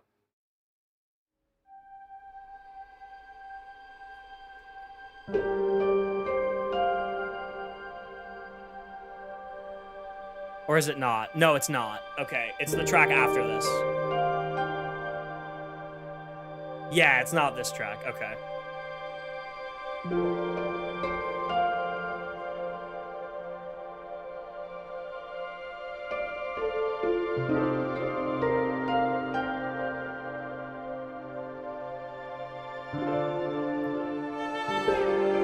Oh, man.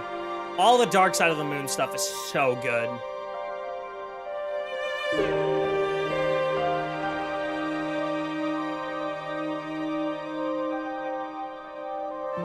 Like, these tracks lean a lot more towards, like, the loneliness and dread aspects of, like, the 4 core emotions of the moon and its world quest.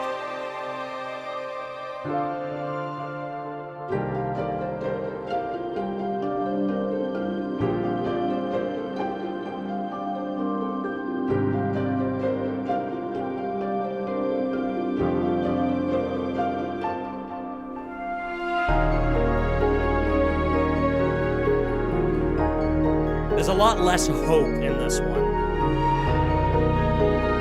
which you'll find is the case for most Dark Side of the Moon tracks, because the entire facility on the Dark Side of the Moon is kind of when all hope was lost, right?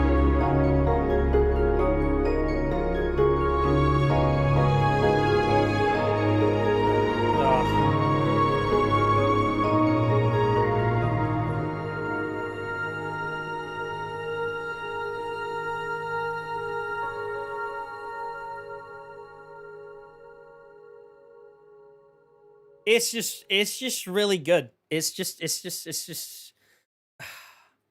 no, I'm putting it in peak, dude. Why do we even have these other categories? Right, there's probably more I could say about that one, but I want to get to this next track real fucking bad.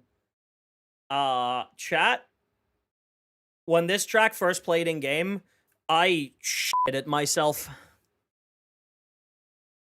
I will happily admit that. Hanging in Quiet Desperation. Lunan, once again, I know some people have been critical of, like, some of Lunan's tracks recently, and there's a few that I'm also pretty critical of. There's gonna be one later on this album that I'm gonna tear into. If you know, you know. There's one that I'm going to kindly but critically tear into. But yeah, some people have been critical of like some of Genshin's more like electronically produced tracks. And I don't really understand it. I don't really understand why. We need people like Lunan on this team who have such a distinct electronic production style. And the reason that we need someone like Lunan on this team is this fucking track right here.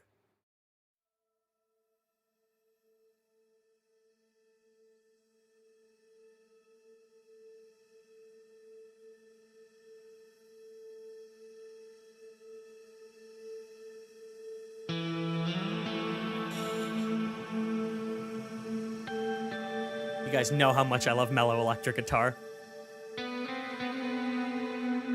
This is probably my second favorite track on the album, I think.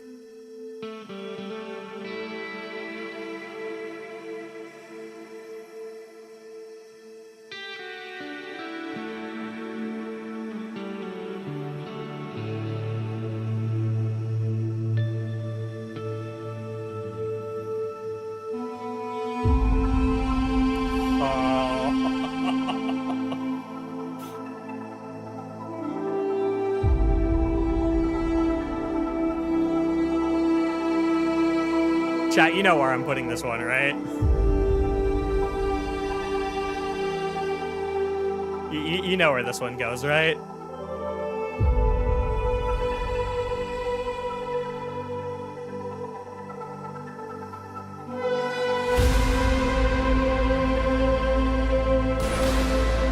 Chills. The entire Genshin team came together for that fucking moment. Genuinely, like, unforgettable.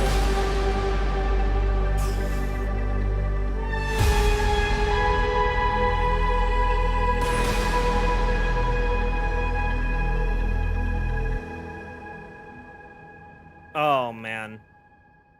I mean, that reveal of the dark side of the moon, like, seeing that for the first time, right as you like fly over the edge of the waterfall, well, the Archeoloon energy fall, whatever. Like right as you fly over the edge and you see the entire like weapons facility that Nibelung was building on the Frost Moon, and you just suddenly feel so small. Genshin is at its best when you're made to feel small. That's the case of a lot of open world games. Like open world games always feel best when you're made to feel small in a big world. And Genshin is also at its peak when you're made to feel big, right? Like it goes both ways. Like when you are made to feel like the Descender, right? Then it's also like that then Genshin also gets to its peak. But when you're exploring new areas like this, like, it's been a while since I've had a moment in Genshin where I was exploring something, and I was genuinely like, holy fuck, I did not know this was here, and I could have never even predicted something like this was here. It's been a minute, and suddenly, like, you feel like you know nothing.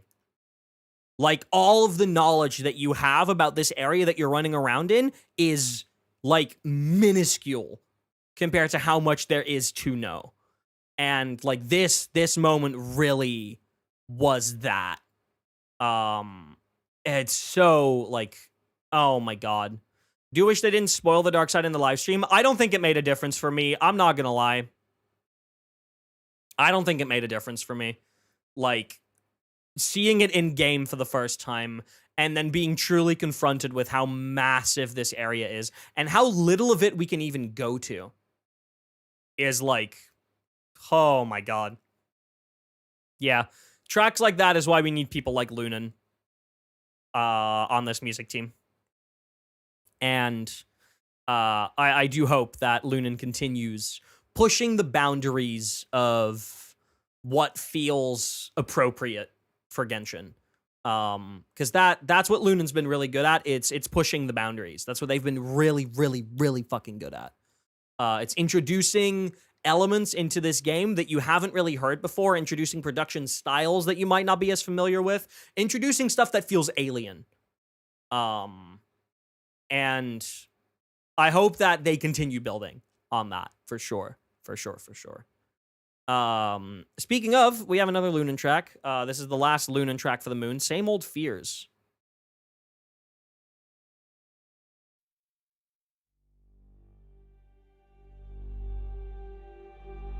Which just plays during the quest.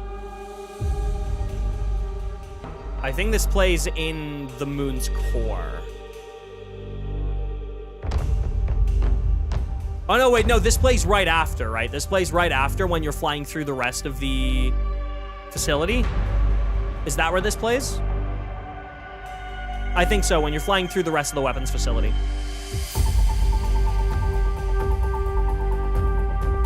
Oh.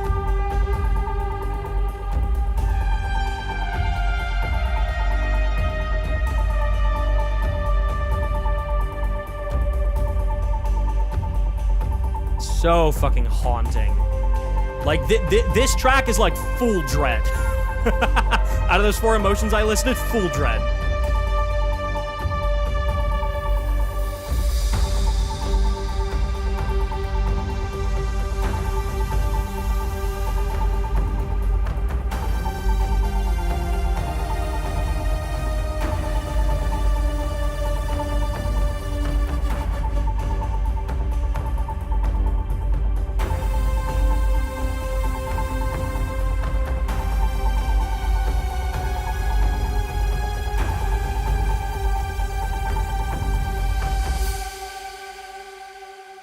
Yeah, what an, like, insane moment.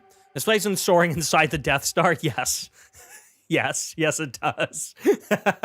Also goes into era defining, though, a little bit further down. Right. Last, we have, last 2 tracks, both Yang Li tracks. This is the tail end of the Project Moongazer questline. This plays in the launch silo. Darker Than Night, Yang Li. Oh, man.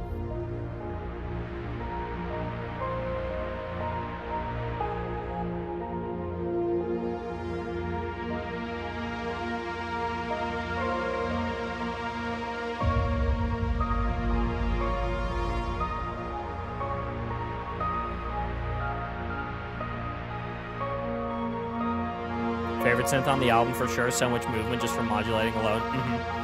The synth is really good, yeah, for sure. Ooh. So much tension in that chord.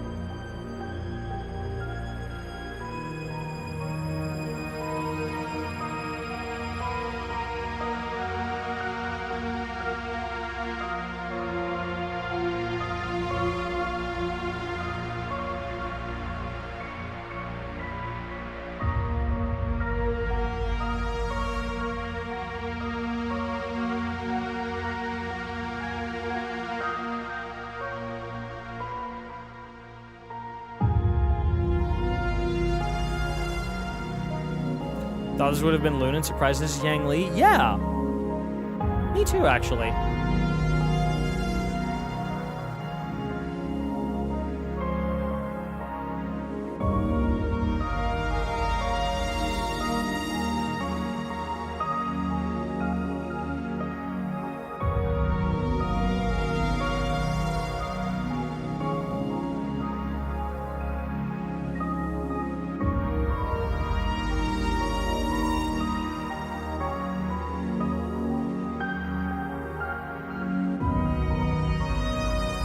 He's the music director for a reason.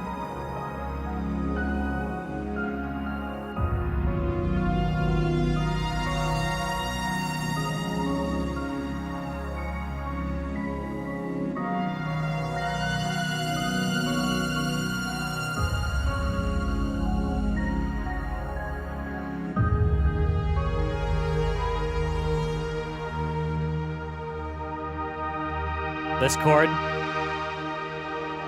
That's a callback right there.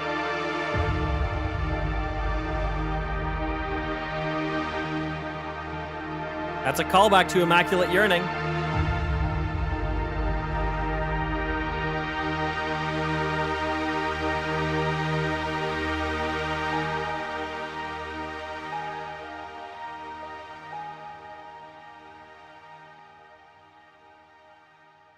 Oh, man. I'm just gonna put that up in peak because it is. But, oh my god. The entire third act of Project Moongazer was, like, phenomenal. Like, the Dark Side of the Moon and then into the actual ending, which is what we're getting to now. This is probably a lot of people's favorite track on the album. This track made me cry. I was already crying at the story, and then the melody kicked in. You know the one. Yeah, no, I straight into tears. I already had tears in my eyes. I already was very emotional. Only Yang Lee could have done this one. Ninkigia's message.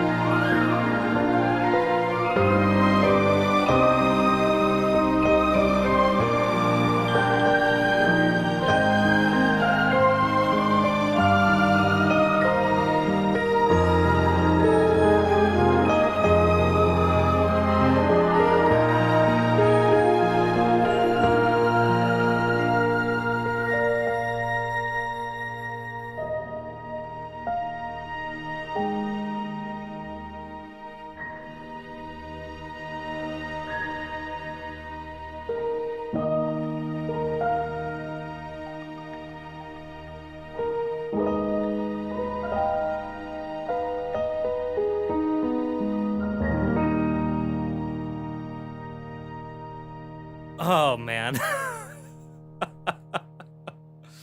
Once in a game lifespan type of quest. Are you going to continue this? Yeah, we're doing the whole album. Oh, yeah. This stream is not ending until we're through the full album. Era defining, is it defined? Yeah, no, of course this goes in era defining. See, okay, I'm going to put this above Ephemeral Foam because I feel like that's fair. I think that's where the community would put it. For me, Ephemeral Foam is more era-defining than Ninkigia's message to me, just because of how much I love that track. It is, like I said, it's my favorite track on the album. But, like, Ninkigia's message is, like, so important to not just like this era of the game, but just the game as a whole. And like to bring back one of the more beloved melodies and motifs of Not Cry for that. Fantastic choice. They could have brought back like any Not Cry motif for that, but they chose Gladsome Ramble. And that like very, very good decision. So yeah, chat, if you need a screenshot of like how much I enjoy the moon and the moon's music, I feel like this defines it pretty well. 28 tracks and 26 are peak or higher. It's so hard to be critical of this game's music, man. Oh. Now, chat, it's time for Dormant Port. Confessions of the Magic Mountain, Disc 2, Gold Waves in Sunlight, Yijun Jiang. The moon really is closer than ever tonight.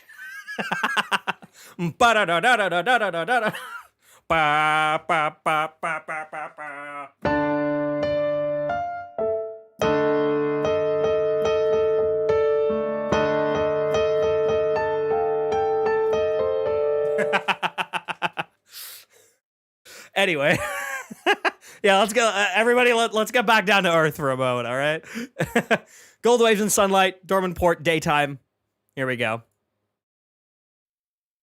New Mondstadt music in the year of our Lord 2026. Who would have thunk it, dude?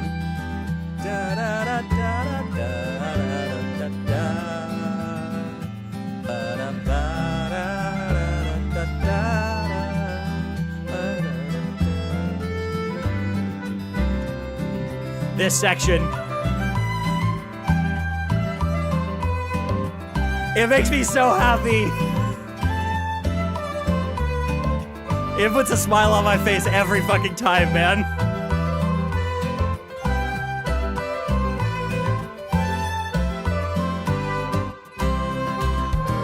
Key change. New Mondstadt song in the big 2026, right? Hi, Scarfy.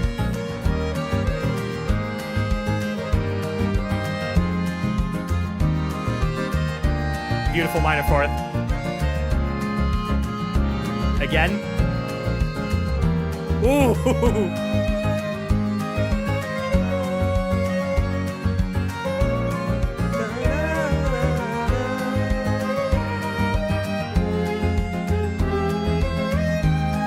This is on my list of tracks I want to cover.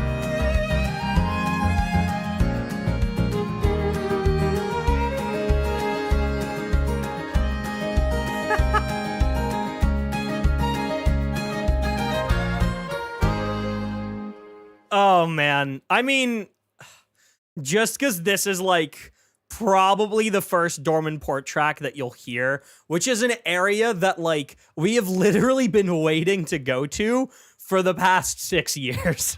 Like, if I got a nickel for every single time a quote-unquote leaker said that we were going to get Dormant Port expansion soon, I would have a lot of money.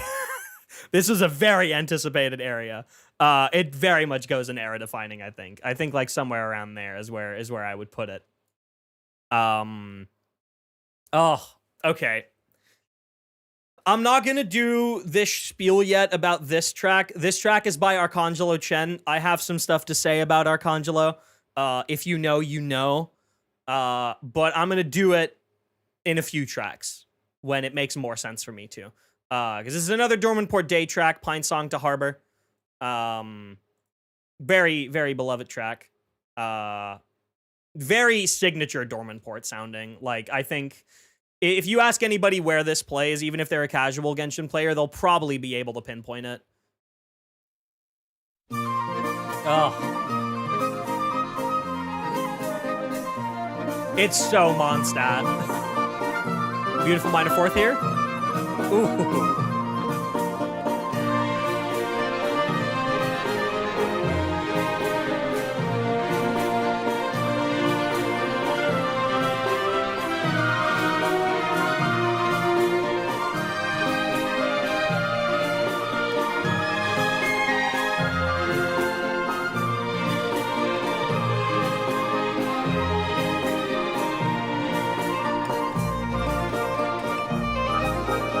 I wonder how it felt for these composers to make Mondstadt music.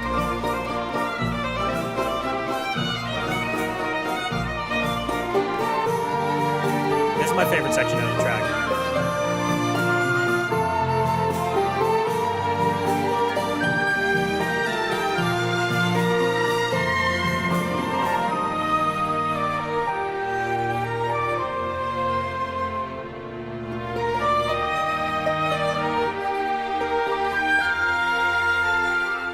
Beautiful sustained chord.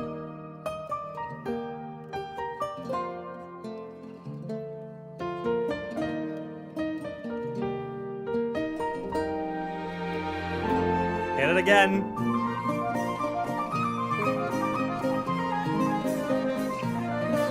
And then ending on that gut-wrenching minor fourth here.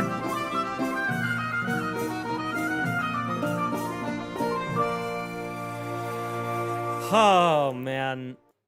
Yeah, I mean, it's just, Dormanport has music. It sure does. And it's good. It's very good. It's everything that I wanted out of a Mondstadt map expansion, music-wise.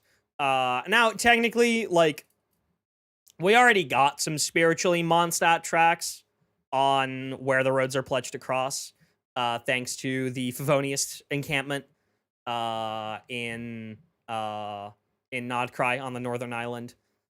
That already had some very spiritually Mondstadt tracks to them. But it like, I wonder how it was for these composers to make Mondstadt music, because obviously the vast majority of Mondstadt stuff was made entirely by Yupeng Chen, and he had like a vision for it, and like he did it in his style. Like Mondstadt and Leeway.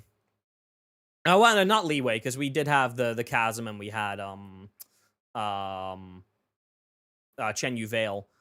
So I guess more Mondstadt and Inazuma are like some of the few regions that we've not had many takes on from composers other than Yupeng Chen. And this was like the first time that we really got to hear a take on Mondstadt from some of the other composers. And I thought that was really cool, but I wonder what that was like for the composers. Like figuring out what their own take on that nation is.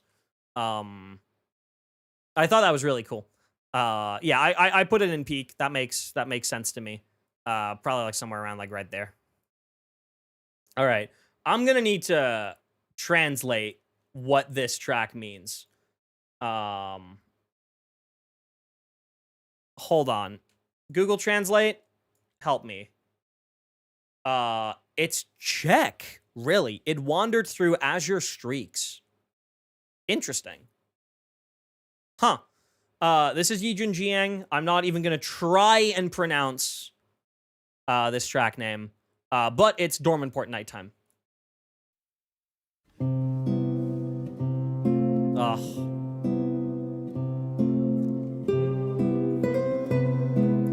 This feels surprisingly Fontaine to me.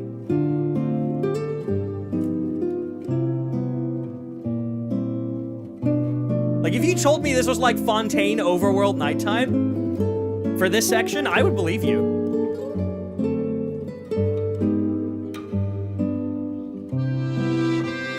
Now with the accordion, a little bit less. Now it's closer to Mondstadt.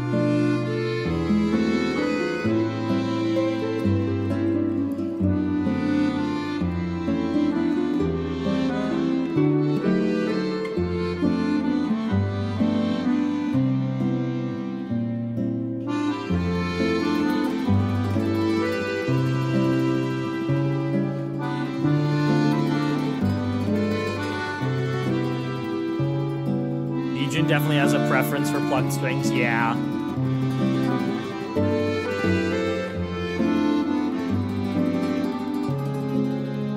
Beautiful resolution at the end there. Ugh.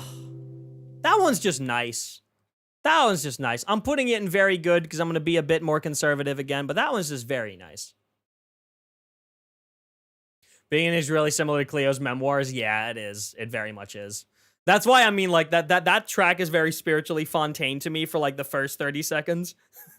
I don't mind that at all. I think that's awesome. Especially for like, you know, Mondstadt's main area of commerce, like it's their port, you know? It makes sense that there's a bit more culture blend in the port area. So I don't mind that at all. I think that's awesome. All right. So I covered this track yesterday. That was the one that's the most recent piano short that went up. And man, Arcangelo, man, we're gonna miss you. I know we still have some of your stuff to go. I know you worked on the first Nejnaya album. But man, we're gonna miss you. This is Too Loud a Solitude, Dormant Port Nighttime.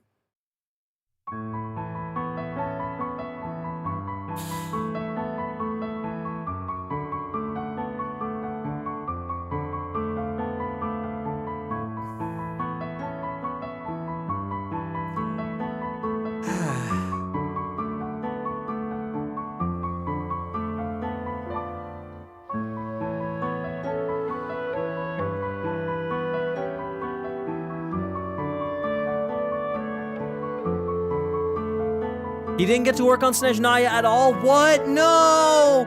Oh.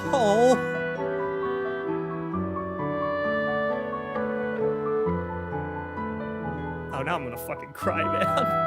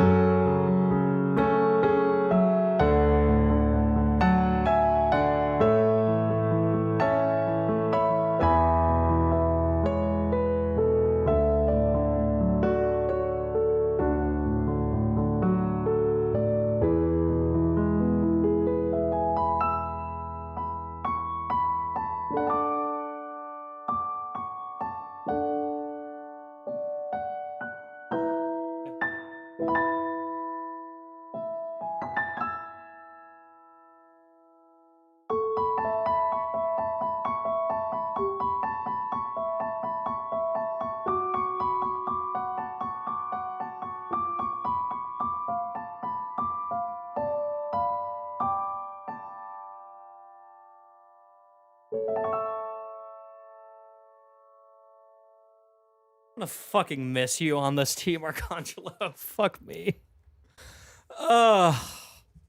Yeah, because this is probably one of my favorite, if not just straight up my favorite, Arcangelo tracks on this album, and because this is the last album that we'll be hearing his music on, I'm putting that up there. I'm putting it above Ephemeral Foam.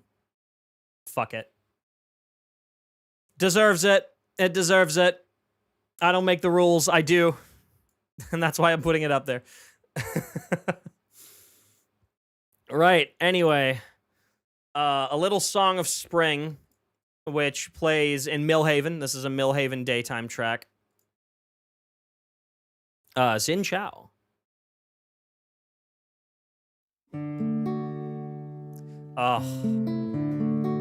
This is probably the most Mondstadt track on here.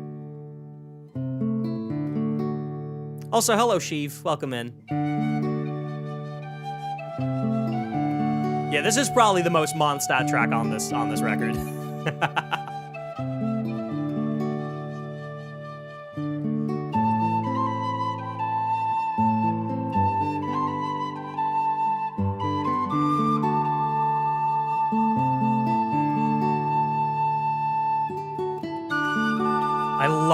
I love the fucking recorder so much.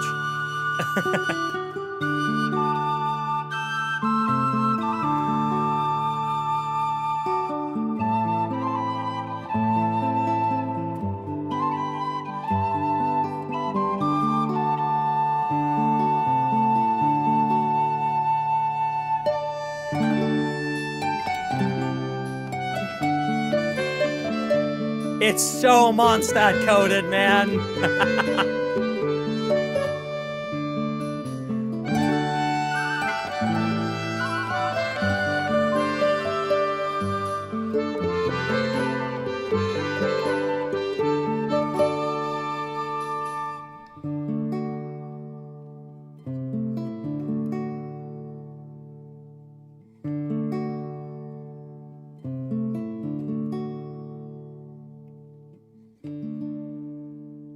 Yeah, no, he got Mondstadt down to a fucking T, dude. I'm putting it like low end of era defining for that exact reason, because he got Mondstadt down so well. I'm zooming out a tiny bit because otherwise we're gonna run into trouble with space. I'm praying for another Mond expansion in the future. I need to see the Fox and the Dandelion Sea in game. Dandelion Sea would be cool. I wonder how they do it though. I definitely don't think it is a... Well, you know, here's the problem, right? What I wonder is, like... There are definitely areas in Teyvat that they still need to release. I just wonder fucking when. Because we have Snezhnaya now. I don't think we're going to be wrapping up the Teyvat saga this year. Like, let me make that very clear. I don't think the Teyvat saga is going to wrap up in 7.x. I think it's going to be during 8.x. I think we're going to have a finality arc during 8.x where it's not necessarily themed after like a new region or anything. Like I wonder how they're going to do it. But like my question is like when would they release those areas? Because there's definitely some areas that they still should release. I definitely want to go to the ruins of Hyperborea. Obviously Blackcliff Forge, Dandelion Sea, Mont Essus West. Like there's definitely some areas that still absolutely need to be released, but like my question is when. And obviously there's the entirety of like New Conria, which I'm sure that like we're gonna get to at some point. But yeah, like, fuck me, dude. Anyway, next, Gekommen ist der Mai, which is literally German for May has arrived, or May has come. Once again, Arcangelo, this is this daytime? Daytime Millhaven, yes.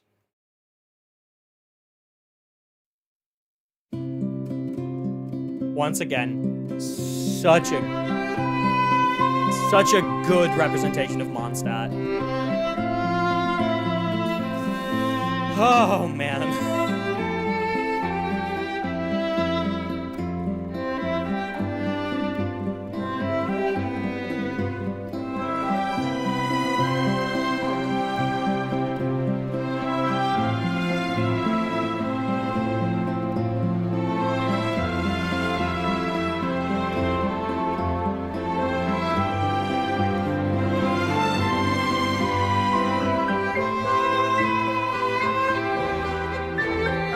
I love Millhaven so much. It's so pretty.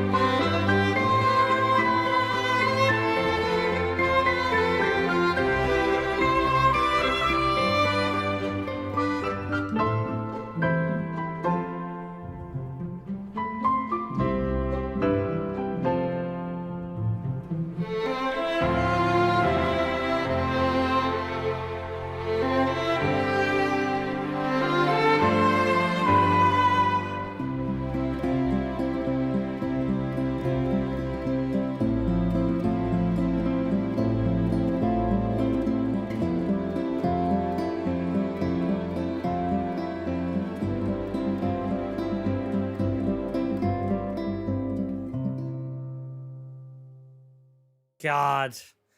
I'm putting that at the top of peak. I'm not putting that in era defining, but like, god damn it, Arcangelo.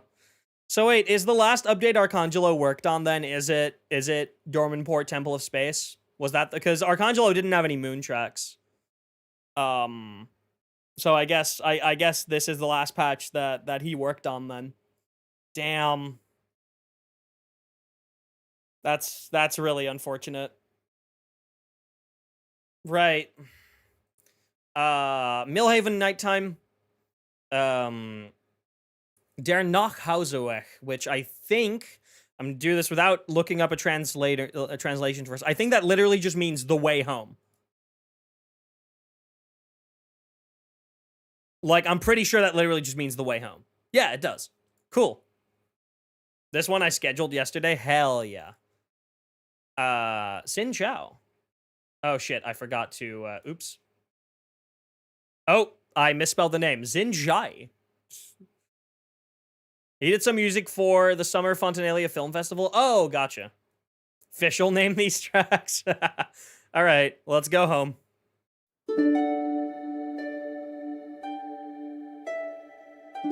Yeah, Millhaven Nighttime.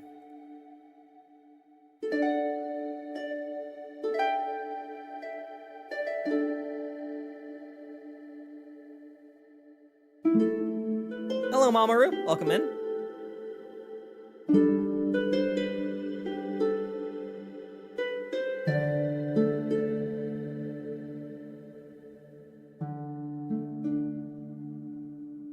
Flute. Oh, no, wait. The flute isn't in this track.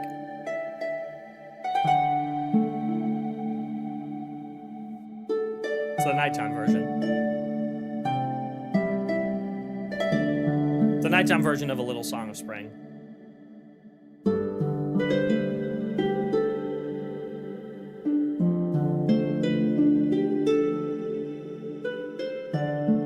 Now, I will say, if Xin Zhao wanted to channel Mondstadt perfectly, the nighttime version would have been piano only.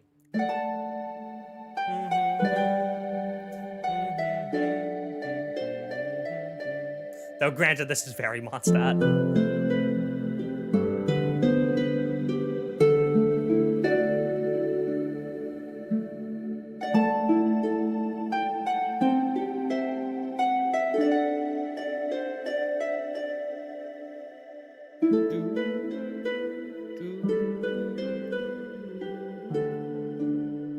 Came back from a walk of almost 12 kilometers. Hell yeah. Nice. Good for you, dude. I would say I would have liked this one more if it was piano only. I'm going to put this one in very good because it's still very good. Right. I think we have one more Millhaven track left and then we're going up towards the sanatorium.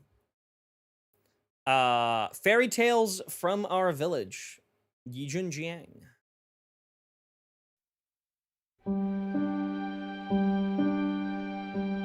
Yeah, it's a sanatorium daytime.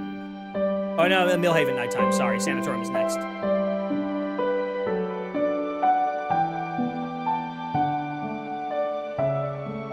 Beautiful chord.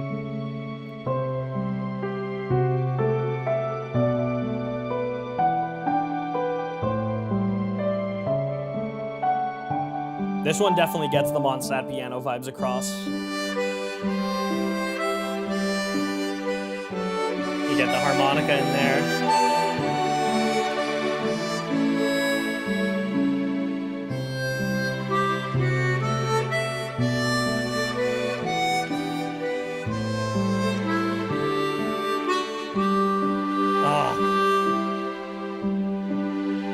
It shouldn't be so short, man.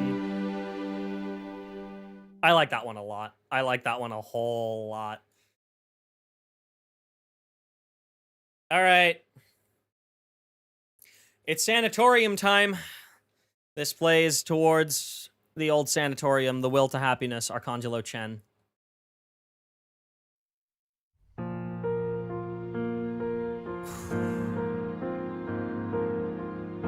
God, why are his contributions on this album so fucking good?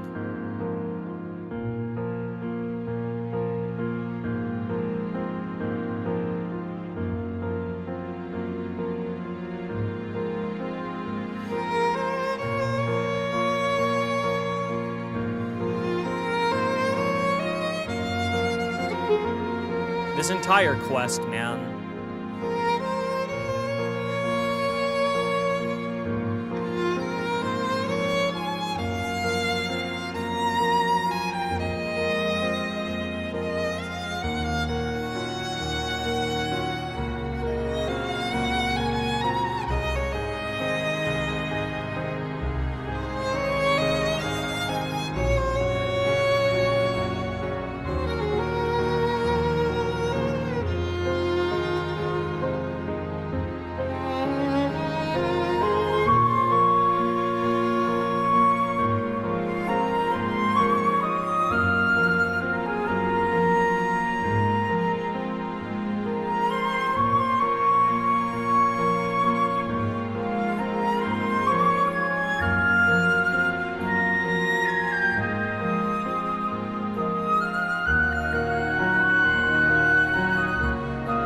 Enjoying this one. The Sanatorium's music is so, like, wonderfully somber.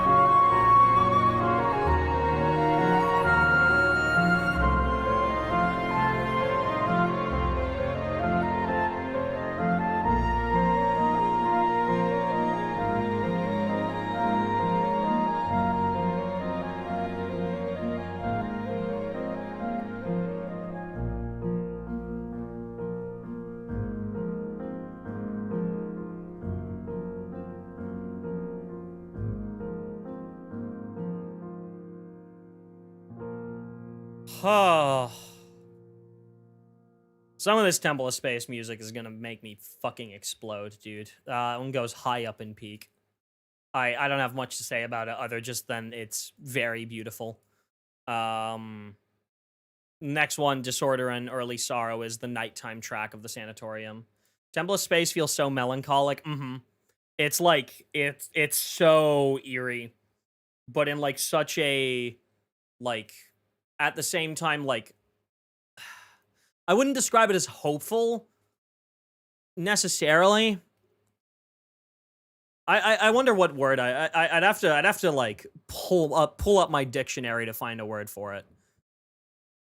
This and another track from Disc 4 is what I consider Arcangelo's farewell tracks. The Will to Happiness, and then another track from Disc 4.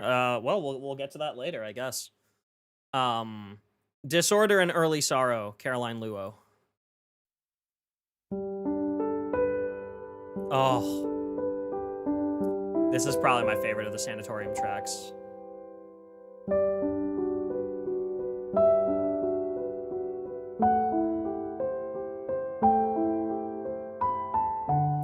Reason being, this plays if you exit the Temple of Space at nighttime, which I think you do.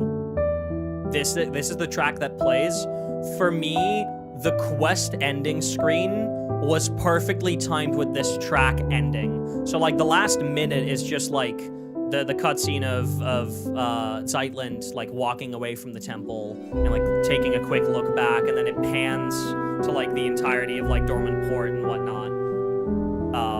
And right as this track ended is when I got the quest complete screen, and that just made me sob.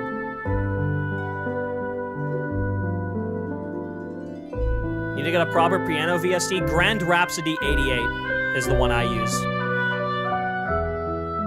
Highly recommend. The Waves Grand Rhapsody piano.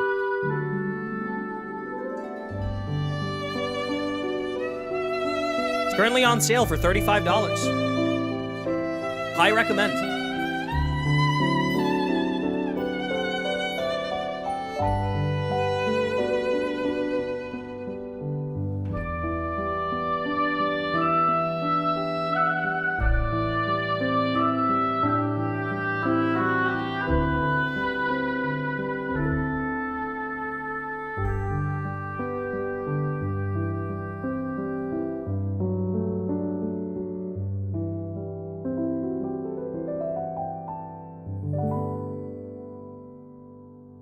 Oh, man. I'm actually... Hold on. Let me pull up the stream clip of me doing the Temple of Space quest. Because, like, I need y'all to witness that moment.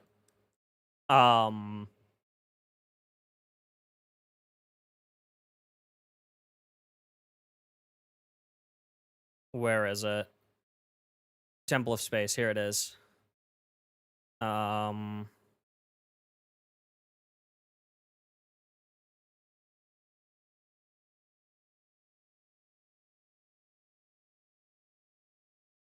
Yep. Let me drag this on screen. This is how it ended for me.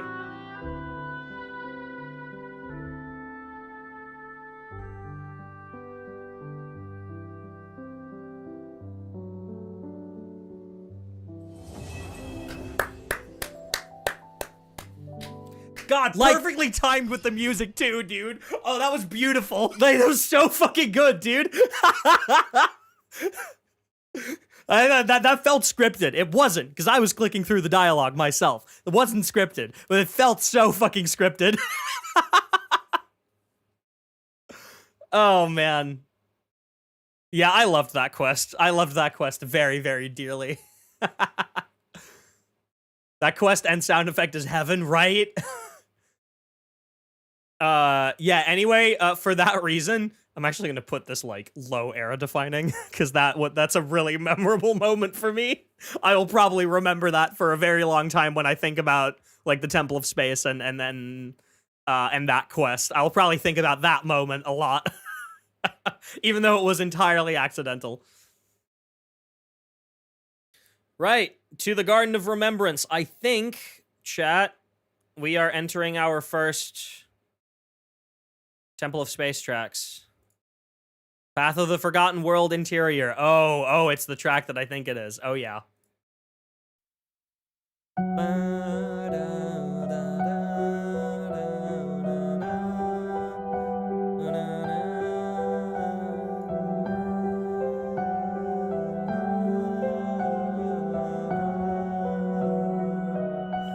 This melody,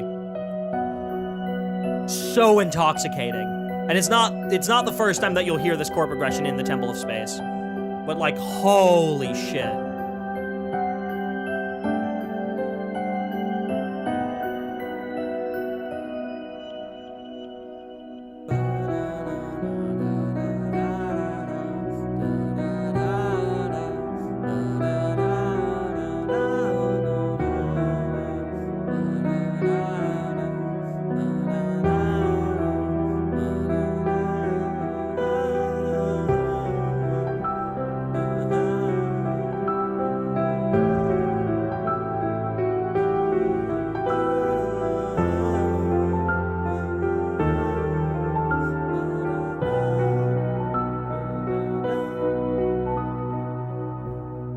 Such a good chord progression. Key change.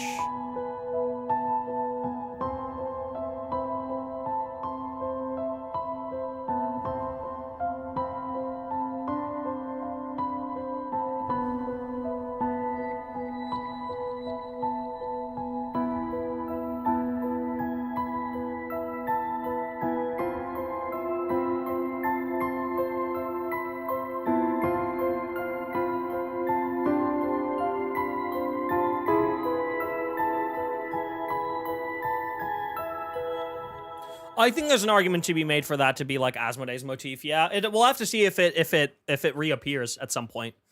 Because it's not the last time that we hear it in the Temple of Space either. I'm not gonna put this one in era defining because I think there's a later track that uses the same melody that deserves to be in there more. But like this is high peak. This is very high peak. Speaking of, I think it is literally the next track that I'm referring to. Tempus Carpite. I think it literally is this track. Yep.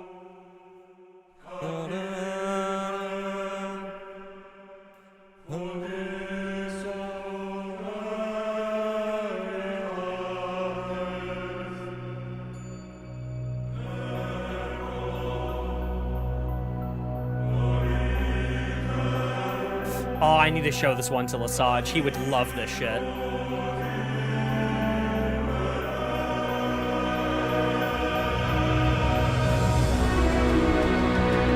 Oh, what an introduction to this area, dude.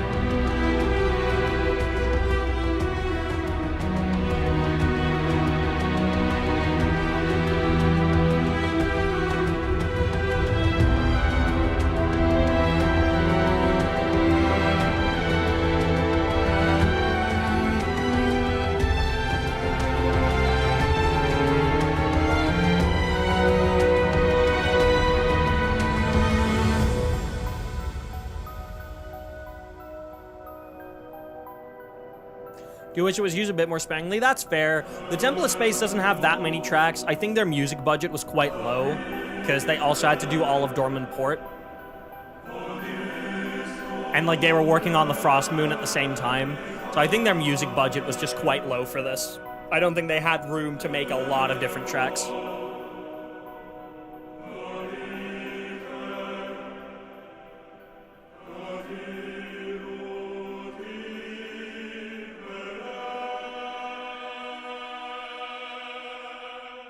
Yeah, this track goes into era defining for me for sure. Like pretty high up too. Cause like this is realistically the first track that you hear in the Temple of Space. Cause you hear the second track, to the Garden of Remembrance. Once you enter the actual door, you hear this before the door. Like when you're walking through the area that is practically the loading screen of the game. Obviously a little bit different looking, intentionally. But like, oh my god. Like, oh my god. What an insane way to kick off the Temple of Space. Right. Vive Hodi, which translate?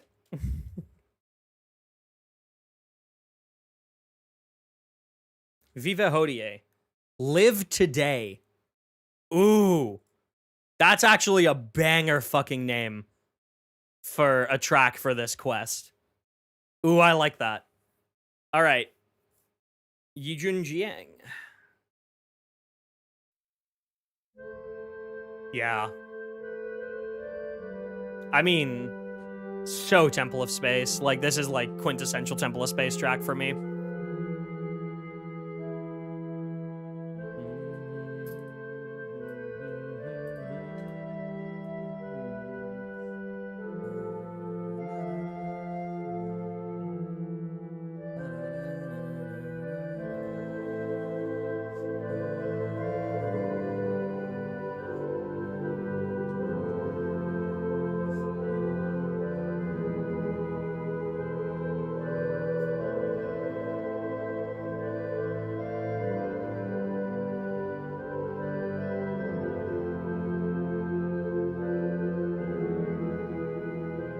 So good.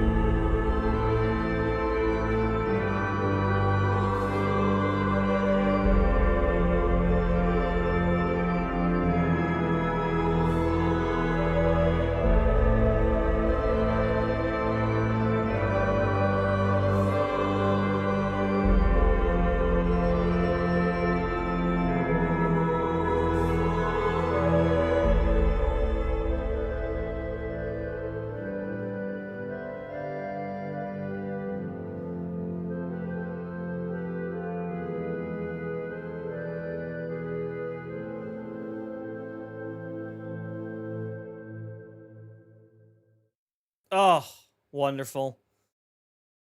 It's just like the Temple of Space is such a interesting area. Like, even when it was first revealed, I didn't expect it to be what it ended up being, which is like this almost like museum of civilization and the different eras of it, where like different people and different objects have been uplifted from the timeline effectively to be preserved in the Temple of Space for eternity. Like, that's such an interesting concept for an area, and it's such an interesting lens through which to tell some stories about the history of this world. I feel like this track specifically, like, explains that so well. Yeah, live today for a location in perpetual stasis is such an interesting title. Yeah, exactly. Like, it's such an interesting juxtaposition. And this track, I feel like, not even just in name, but also the actual music itself, like, it displays that juxtaposition really, really well. Because it's just somber enough that, like, you know that everything in here is going to live for perpetual, like, eternity and is going to be unchanging. Fucking dude, they should show the Temple of Space, bro. She'd love it. That's her shit right there. But yeah, like, I just find that really interesting. I don't know. It's peak. That's what I'm trying to say, is that it's peak. 7 Tabakat of Asmodee. What the fuck is Tabakat? I translate.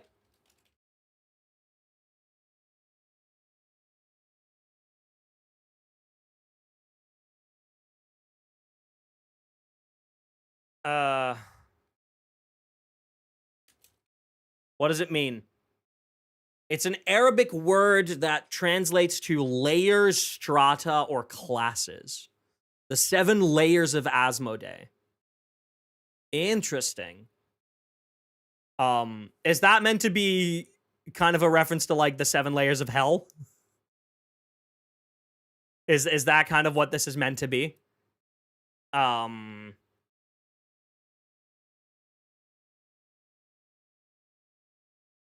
Islamic studies and history, it refers to a genre of biographical literature or historical records organized by generation or time period.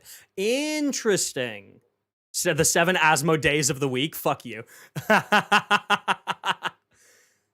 In classic Islamic scholarship, Tabakat refers to dictionaries of biographies, such as scholars, poets, or Sufi mystics, grouped by their generation or the century in which they lived. These texts chronicle a tradition by starting from the earliest authoritative figures and proceeding chronologically. That actually makes a lot of sense. These are, like, there are different eras of time that Asmodee has preserved here in the Temple of Space. Okay, yeah, that makes a lot of sense for a track name then. Cool, this is a Lunan track. This is our first Lunan track on disc 2. Not the last.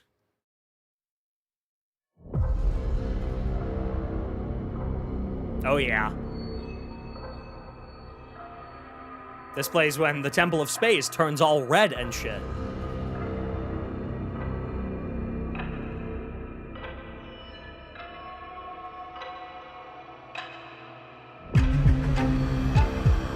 Such a Lunan track, dude.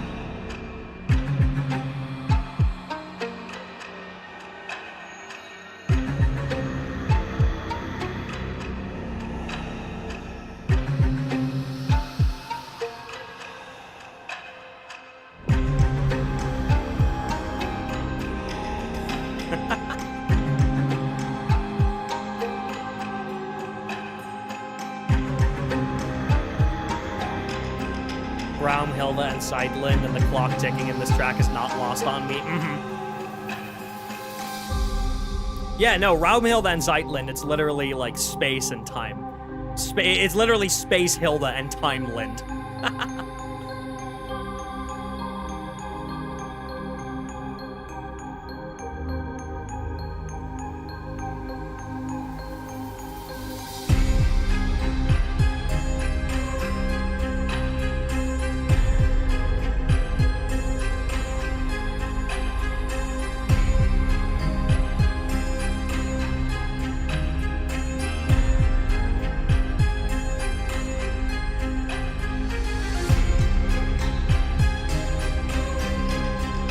That synth there in the background, that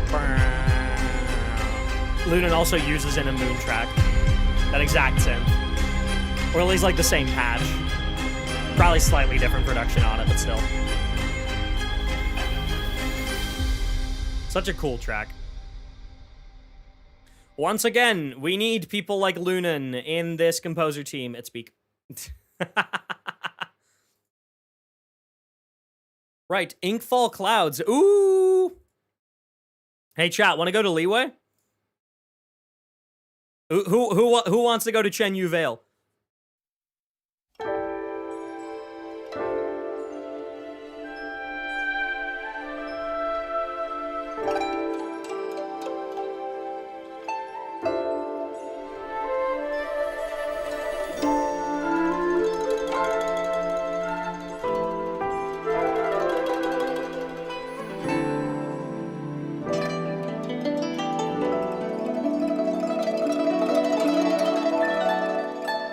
Oh, man.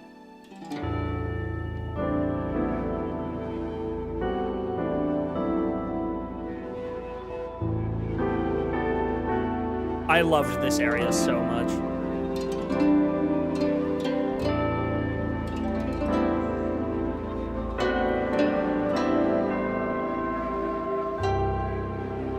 Caroline's take on Leeway is so gorgeous.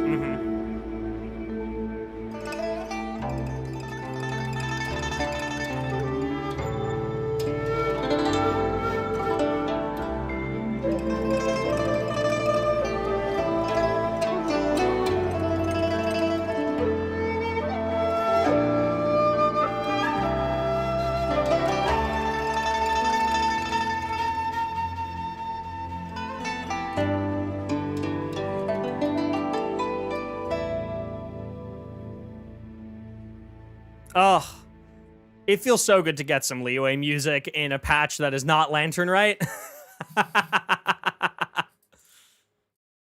Right. I'm putting this one like low peak, I think.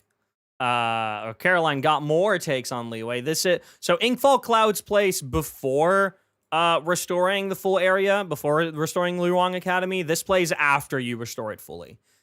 Brush of Creation.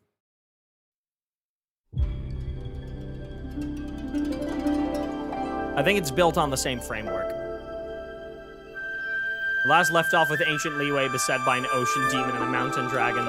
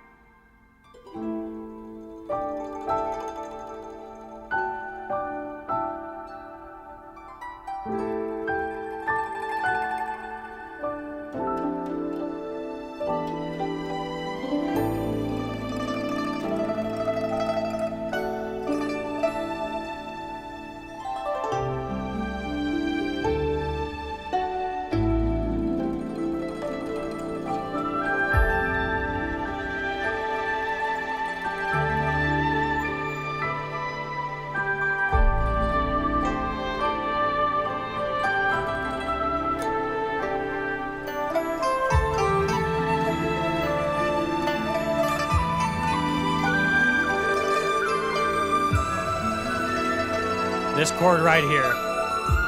Ooh, so good.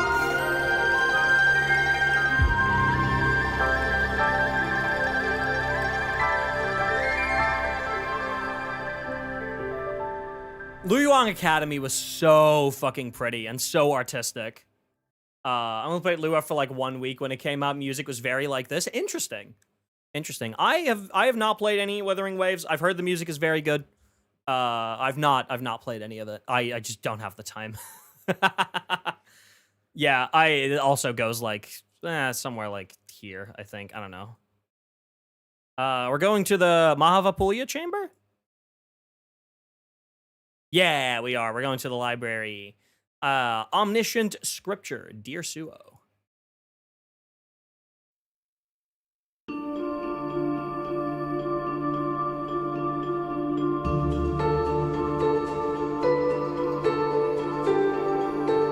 This was such an interesting area.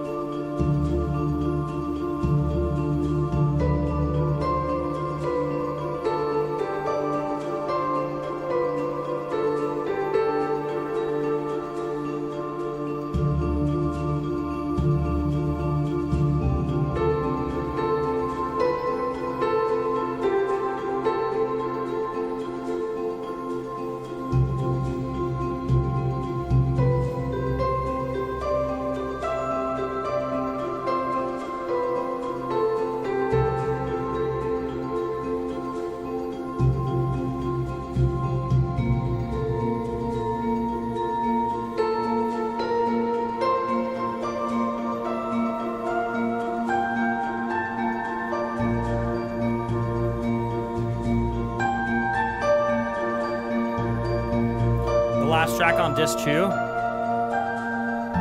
Oh, gotcha.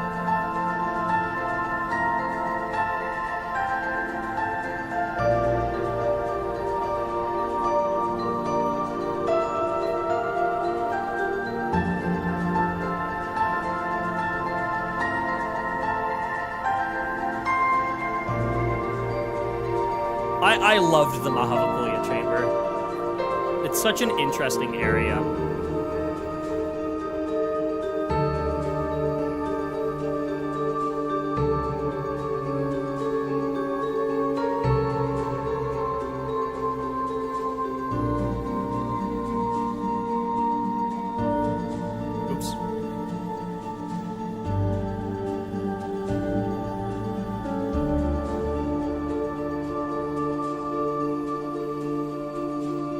I've never engaged with anything Harry Potter, so I wouldn't be able to know if you're right or not. I'm putting this one in very good, probably because, like, I probably wouldn't go out of my way to listen to it. But, like, it is a very solid track. This next track, though, I think is very interesting. This plays during the book sequence during the quest. You know what? Let me get a translation of this real quick.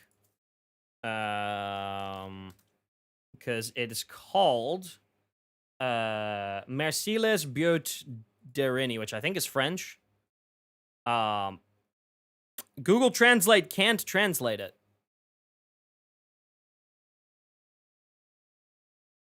What?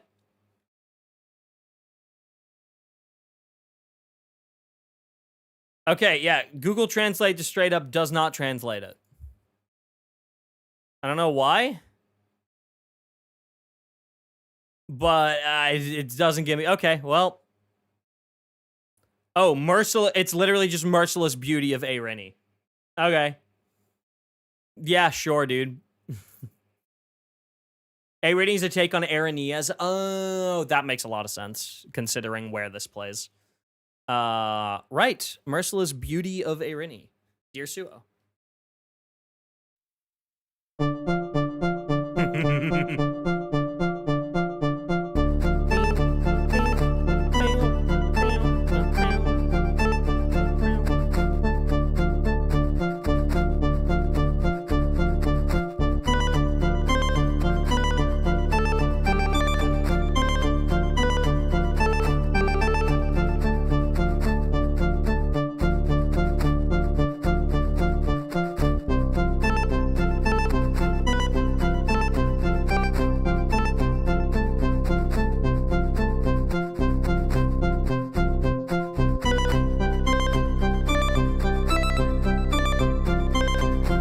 Such an interesting track.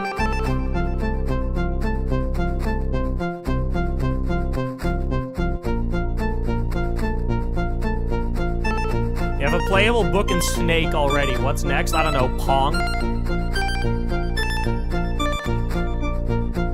Fucking Space Invaders? I don't know.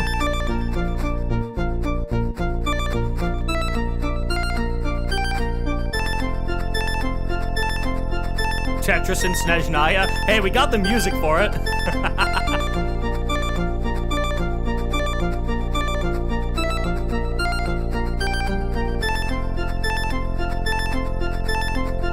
Pac-Man with Paimon as emergency food? No, Pac-Man, but the 4 ghosts or the 4 shades.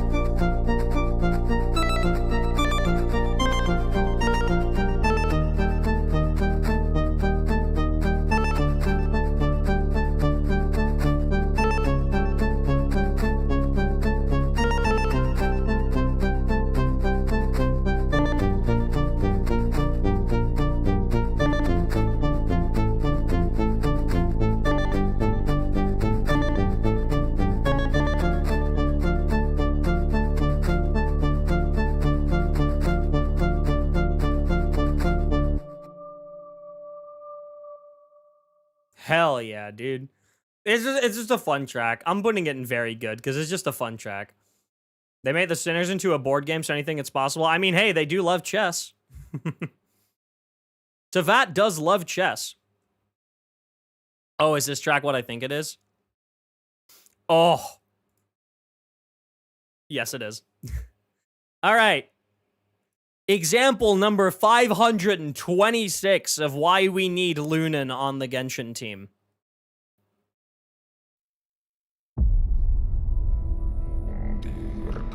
Y'all motherfuckers want some Mongolian throat singing?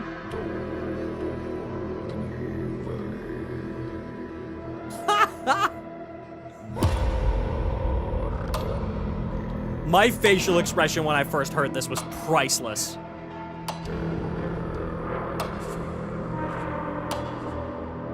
All right, hit it.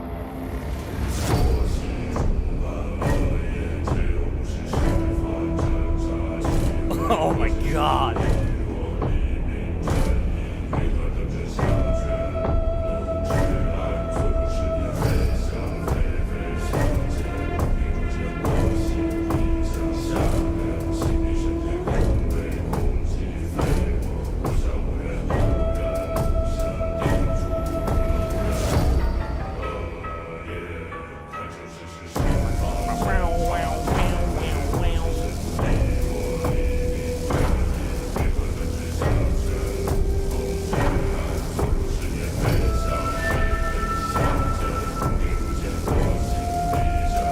Preceding sequence plus hell, this track was Chef's Kiss. No, the entire production on this is fantastic. Oh man, dude, that track goes into era defining for me, because like, what the fuck do you mean we have Mongolian throat singing and Genshin Impact in an area that is literally just like labeled hell? It's so fucking cool. So fucking cool. Right. Next up is the Cage of Suchness track called Erroneous Dharmata. Now I'm gonna once again look up what Dharmata means. I'm assuming that's a Hindi. It's Sanskrit. It literally translates to suchness. Oh, okay. Yeah, that makes sense. Cool. Word of today, Dharmata, chat. Write that down. Write that down. There will be a test at the end. Yijun Jiang. Cage of Suchness. Yeah, I mean, this is such... Oh, my God.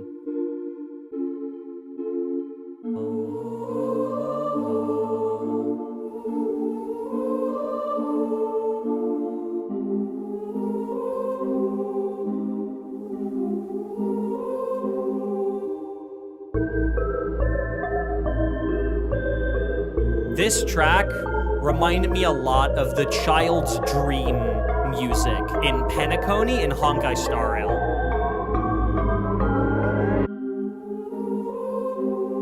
If you've played it, you probably know what I mean.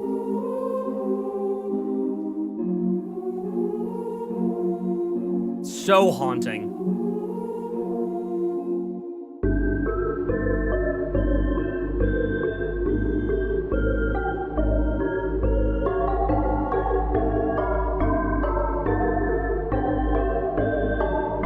So dreamy yet odd. It, like, this track was so perfect for the state that Zeitland was in before, like, coming to terms with everything.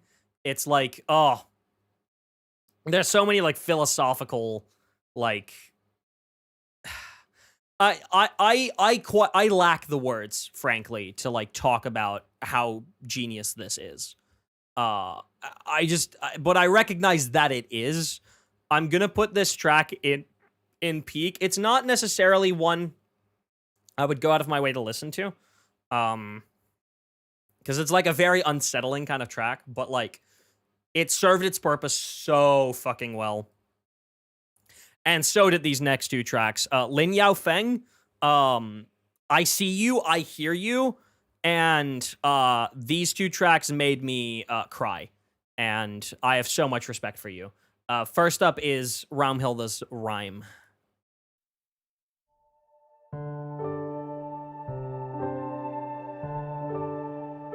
I covered this one.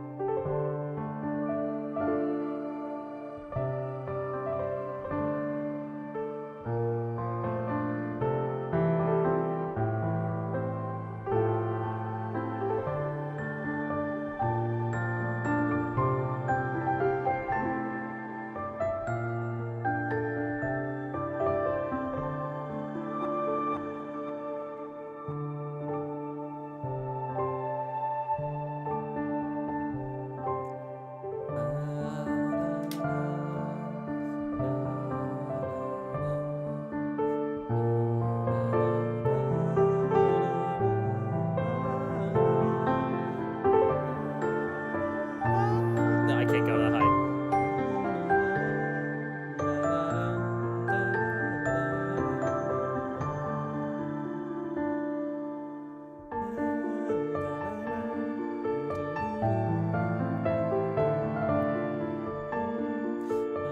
This chord right here.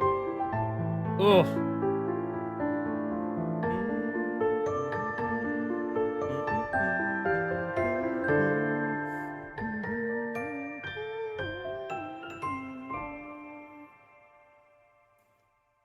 What a beautiful track. I'm not putting this one in era defining because there's a track that deserves to be there more, and it's literally up next. But like, I love this melody so much. Such a memorable melody.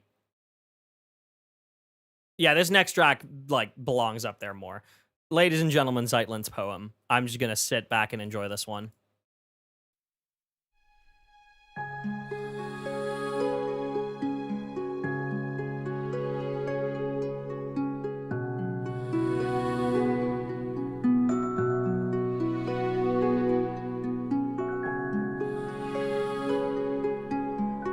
This is one of the most beautiful moments they've ever put in a World Quest.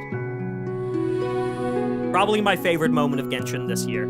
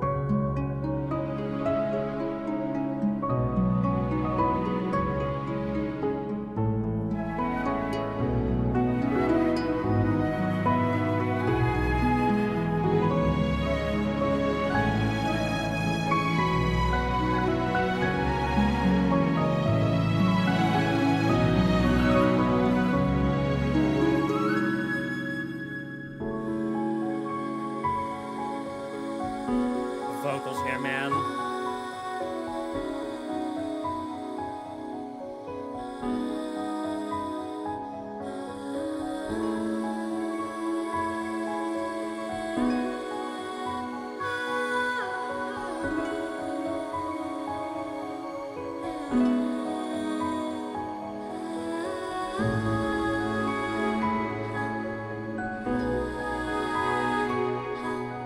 No, Lin Yao did not do the vocals. The vocals on this track are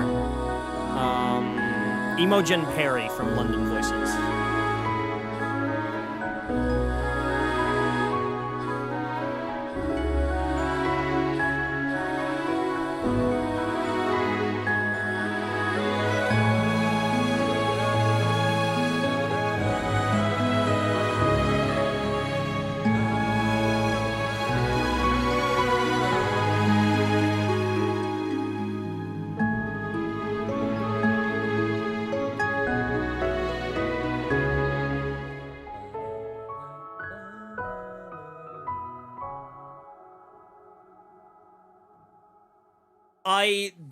That sequence might be my favorite moment in Genshin this year. Or at least it's up there. It's like a top 3 or like top 5. It goes pretty high up. All right. That is it for Temple of Space. We have a few more tracks on this disc, and those are quest-specific tracks. Archon Quest, Event Quest, etc. I believe there's one animated short track in here as well. Right. To Be or To Seem. This is from the Sumeru Archon Quest from this year. Apparently plays inside Irminsul.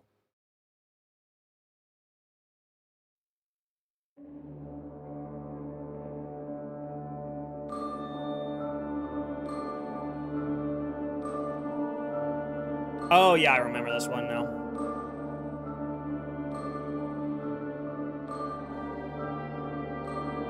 Oops.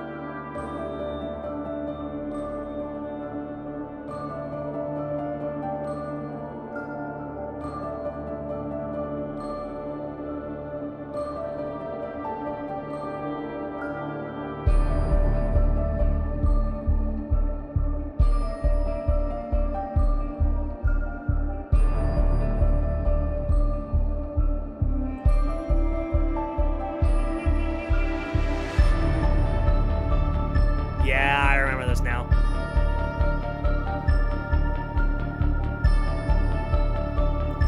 Yeah, this plays inside of Irminsul.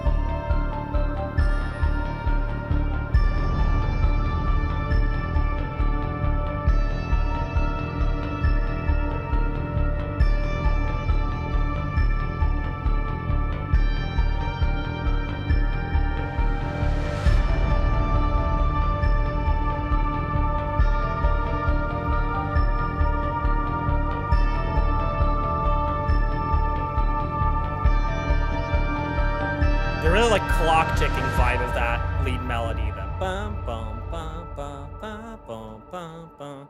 It gives like a very like clock ticking feeling to it, which I guess for being inside Irminsul kind of makes sense.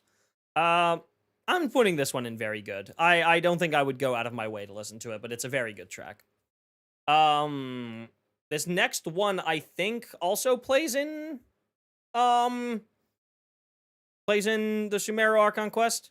Reminds me of Jeopardy. Da da da da da. Yeah. I see what you mean. Right, Undetermined Myth. This is a Yangli track. That's not. There we go.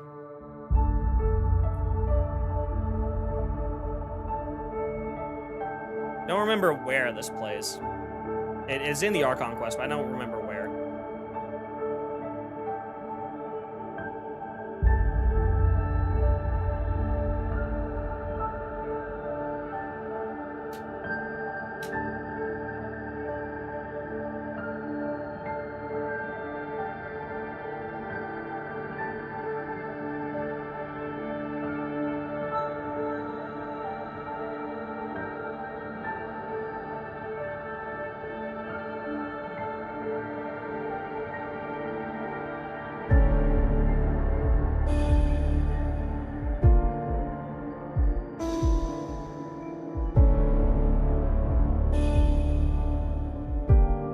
After you go from Carafin Reba to check on the Leyline Blossom, that would make sense.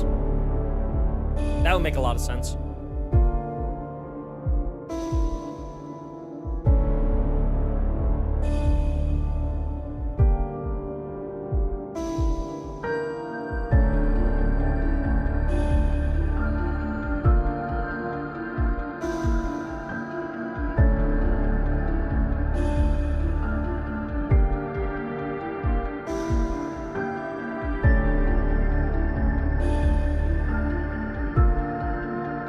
Once again, another one of these tracks that like I wouldn't go out of my way to listen to, but like it's still very good.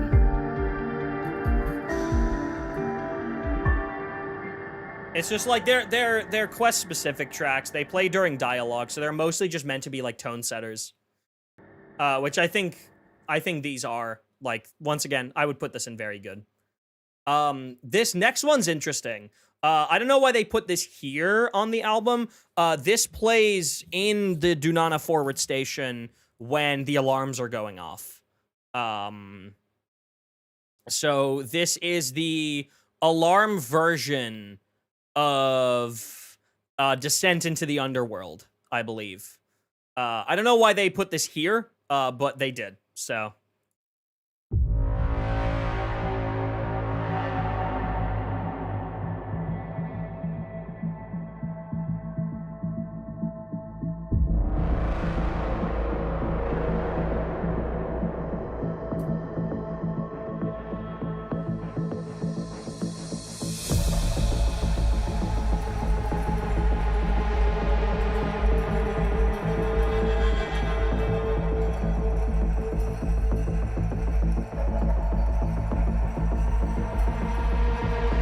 Special Archon Quest and World Quest sequences together, I guess. Yeah, I guess so. It's like you can't hear this track again. Actually, I don't know if you can. You might be able to. I haven't actually gone back to Dunana Pit.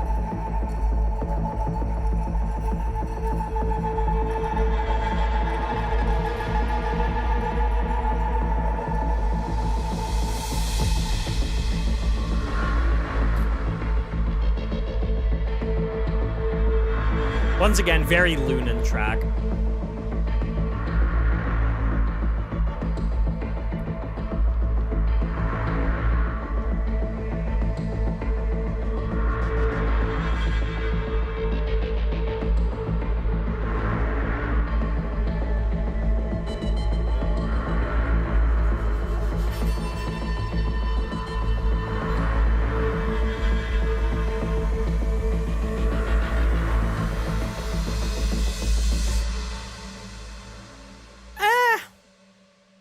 Skip it if it came on. I think it's fine. Like it's once again, it's one that works better in the moment in game.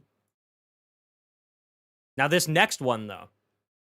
Okay, so basically every Harbinger has a piano theme in some way, shape, or form, especially recently. They've like really doubled down on that. Like Capitano has one, Dottore has one.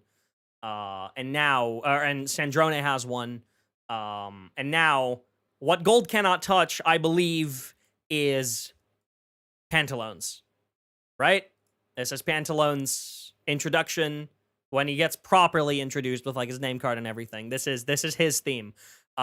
We will probably be hearing more of this over the coming weeks, and I'm very excited. What Gold Cannot Touch, Yang Li.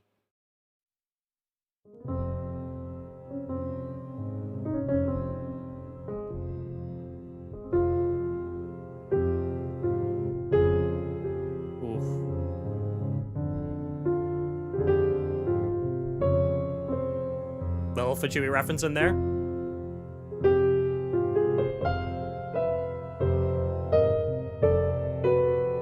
Oh, lovely composition.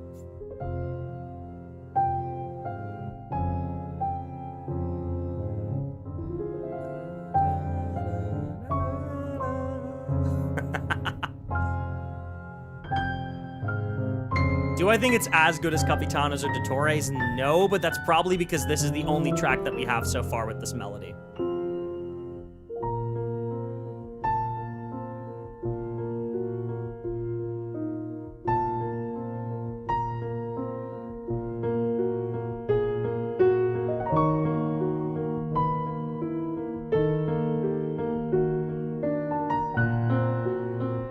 I love how it, like, it's just a variation on the Fatui motif, though.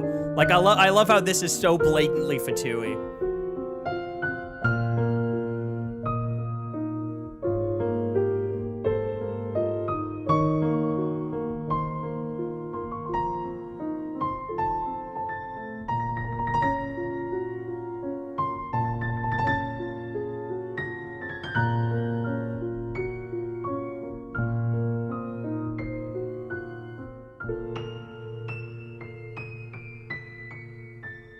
Such a good flourish at the end. Potential hot take, I guess. After playing this game for a few years now, one thing in music that got a bit tiring for me is the Fatui motif, which is why I'm not excited for Snai as I wish to be, but do like the variation to this version. Doesn't feel as ominous as usual. That's fair. I really enjoy the Fatui motif. I like how much they've iterated on it over the years. It's been like a consistent through line. And like the culmination that it comes to in Snezhnaya's main theme is something that I enjoy greatly. I can see both sides of it. Potential hot take.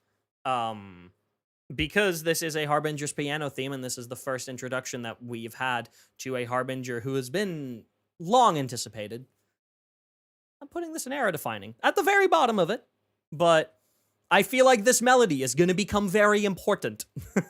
I feel like this is not the last time we're hearing it. I feel like we'll be hearing it quite a bit. If it's anything like Dottores, then we'll be hearing it quite a lot. Speaking of Dottores, we'll be hearing more of his shit later. Also, really funny name for a track for a banker. Yeah, what gold cannot touch is very funny. Right, this next one is from Sandrone's animated short, La Mare de Larme, which I think stands for The Pond of Tears. Which... Jesus Christ, Sandrone. Yeah, this is from that animated short. It's pretty short.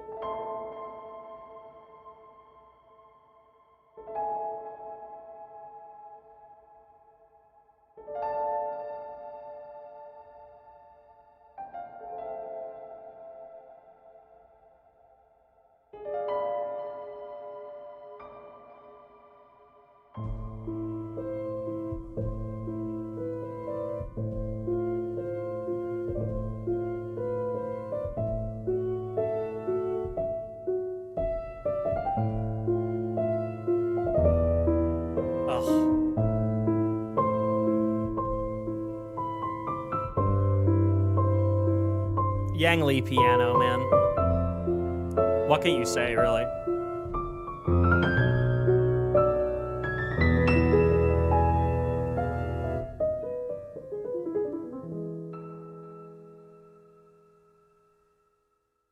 Yeah, what can you say? Yang Li piano, it's peak. That's all I have to say about that. Right. This next track, I have not heard. I have not heard this track. Oops, I forgot to skip forward. I have not heard La Dernière Question et sa réponse, which I believe is French for the last question and her answer. This is from the event. I have not heard this track because I've not yet played the event. I plan on playing it tomorrow or Tuesday. I think I will be doing it on stream. I've not heard this, so I'm excited. Oh. Hey, Sandrone.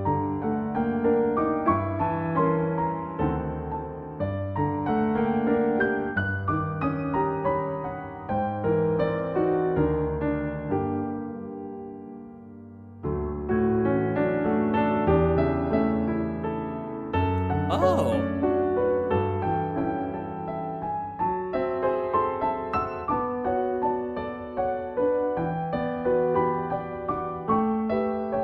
It's an interesting spin that I didn't see coming.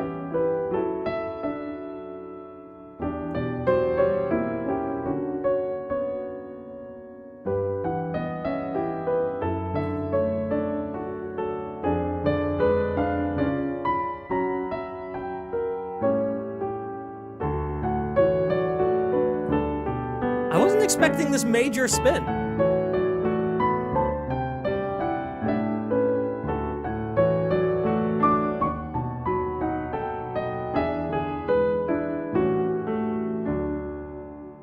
When she finally sat on the gate. Yeah, I guess. Huh. That was really nice. So I have not played the event quest yet, so I can't say if this is era defining, but like this feels like major character development for Sandrone's theme. Like, it literally feels like her theme went through character development, you know? So, like, I'm gonna put it in peak for now. Because is it the last Arcangelo track on this album? Is it? No, it's not. No, there's 2 more on disc 4. It isn't. But yeah, I'm gonna put it in peak for now, but maybe after the World Quest, I would put it in era defining. I don't know. I know nothing. Oh, now I get to an album that I'm actually really excited about. We get to listen to all of the Millie Astra music, which I think has been really, really good this year. So, there's only one track we don't get to listen to, and that's the Lantern Rite Lobby, because that was released earlier. That was released in the Lantern Rite EP. As all the tracks from that patch usually are. But yeah, first we get Twinkling Millie Astra, which is from, like, the original Millie Astra trailer.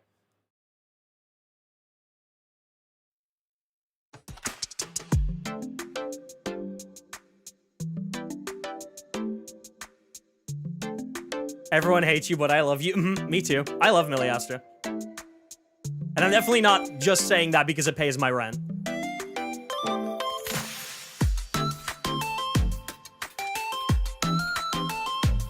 How many people would I piss off if I put this in era defining? I have to go sleep now. Hope everyone has a good stream. We'll watch a lot later. Thank you so much for sticking around, Ilanio. Ilanios, however I should pronounce that.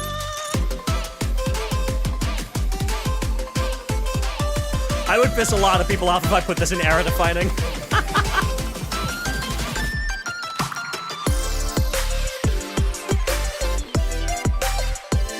But, like, it kind of is, though.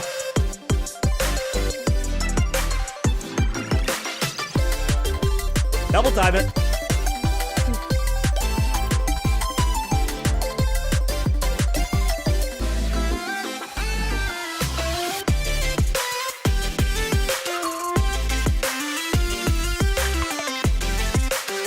From an outsider perspective, it's just bops? It does. From an insider perspective, it does too.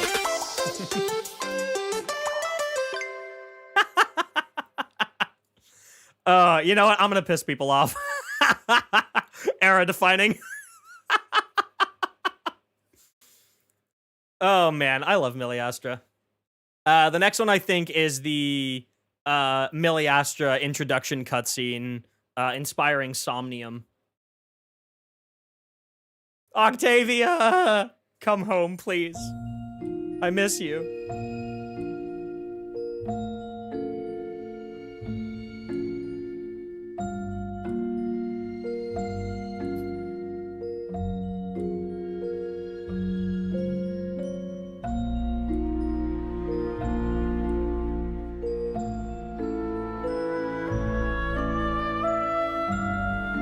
I see this primarily as Octavia's theme, by the way.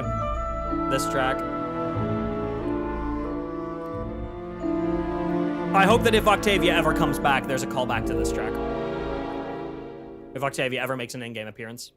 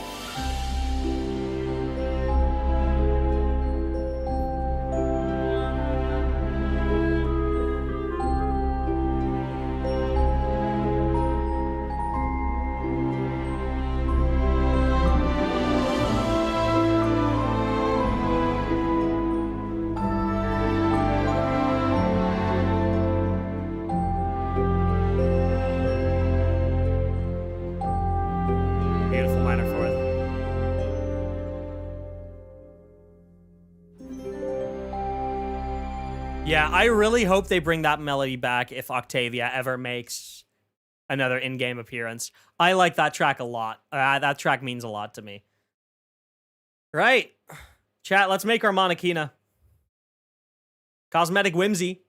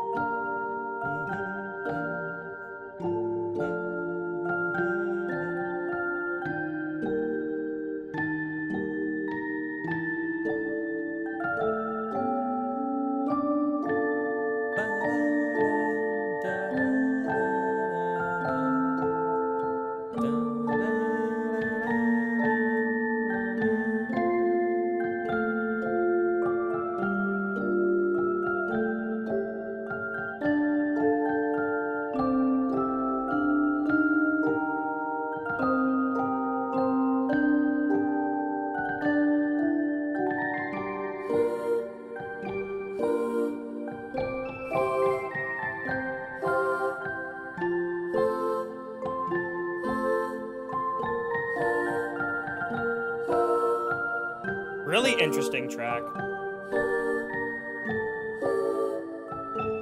I appreciate that they made so much music for Miliastra.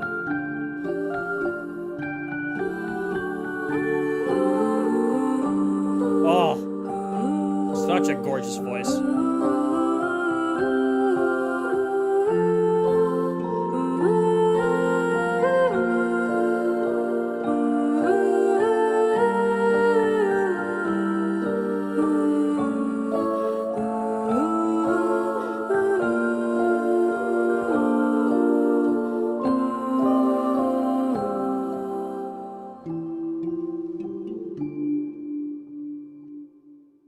What a whimsical track. I think that one is very good. Right, Aria of Odes. Does this play where I think it does? Ah, yes. The sequel to Statue of the Seven. Hey, you want to spend more money?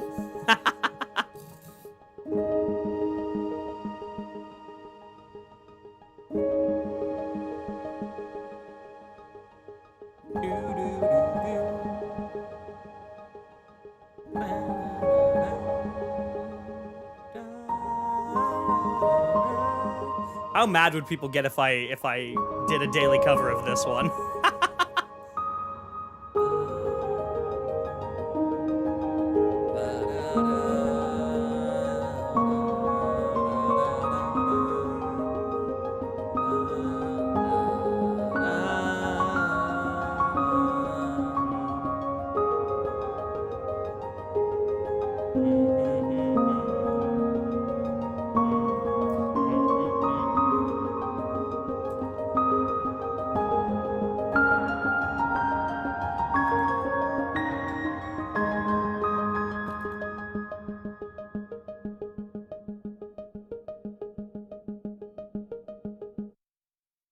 This is silly.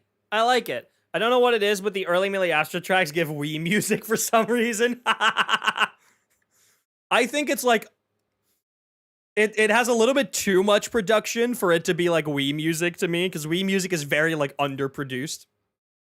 But I love this track. I like this track a lot. I can see both of them up there. I honestly can't decide which one I move by more, Zeitlin's Poem or Ninkigia's Message, right? Both of them are linked to the Traveler's Journey in some way. Actually, yeah, I'm gonna move Zeitlin's Poem above Ninkigia's Message, actually. Sorry. Well, no, I'm not. Well, oh, God, that's tough. That's really tough. Fuck. I enjoyed the gameplay sequence of Zeitlin's Poem more. I thought Zeitlin's Poem, the visual sequence of it, and like the actual poem itself, like reading it as you're flying through, like really, like it was an ode to everything that had come before. Ninkigia's Message, the story there is more of a message into the future that just happens to be connected to the past in some way. right? Like, it's... There's different vibes to them. They're like tied. They're tied to me. I can't pick. Right, anyway, Echo of Revelry. What's this one? I forgot about this one. Oh, yes. This was the trailer for the first lobby.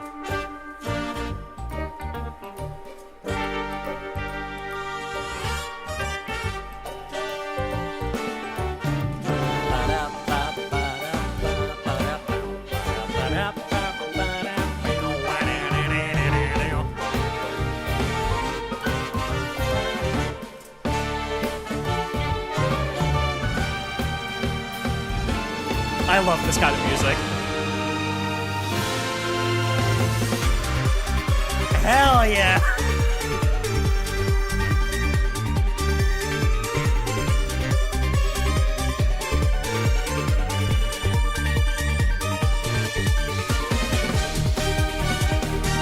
Woohoo! Fucking almond break.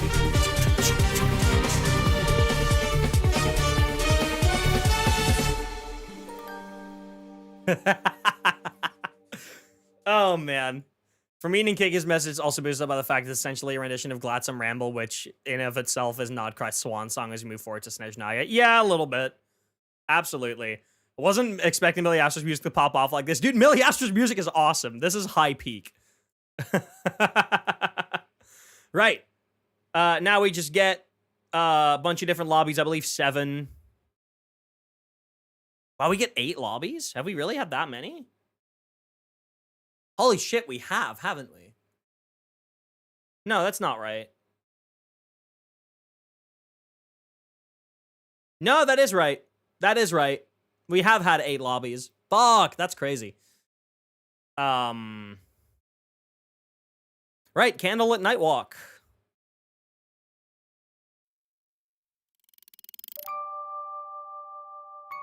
First limited Millie Astro lobby. This was the Halloween lobby.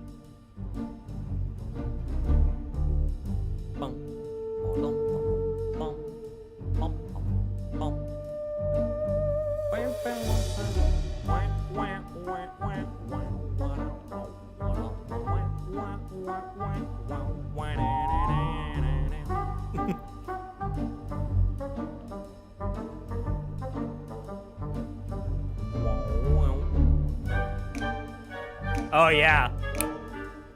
Get them finger snaps in.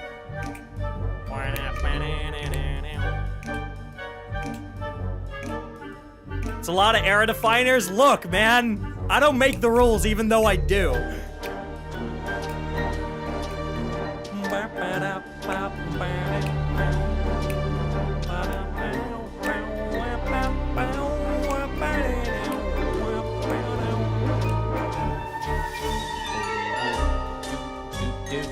Millie Astro becomes yet another reason to wait for the annual Shimmering Voyage.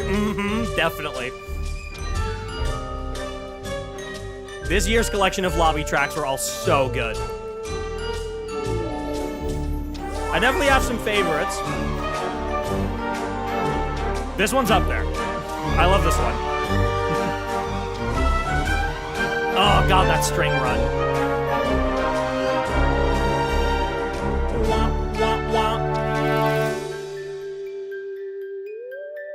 The theremin.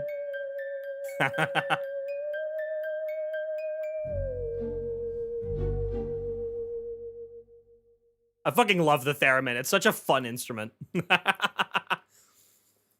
Like Millie Astro tracks, it feels like composers can just have fun, sets a place for creativity. Yeah, it's really cool. They just get like a broad theme and they can just make a track for it. Like the only vibe they got for this one was like, hey, you can just make a Halloween track, go off. And fucking Dear Suo was like, okay, I got it. And then killed it. I like this one a lot. Tranquil Snow Courtyard. This is the Luna 3 lobby. Oops. There we go. Oh, I love this lobby.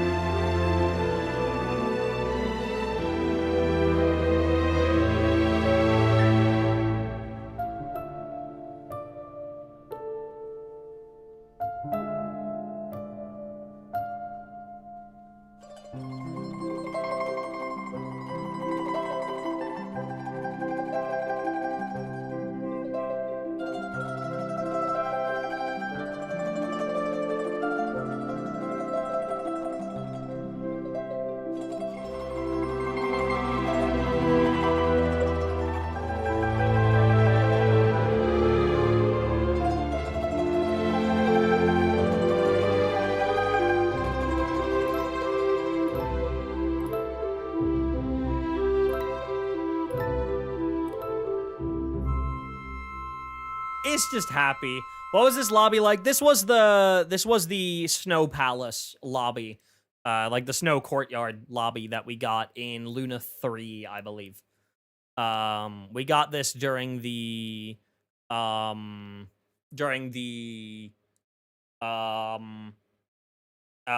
Prayer Night patch, I think is when this was. I don't like it more than Candlelit Nightwalk, but I like it almost just as much. Skyward Citadel, I like this one a lot. Y'all motherfuckers like Amphoria's Honkai Star Rail? Because that's what this track is. This track is taken straight from Amphoria's.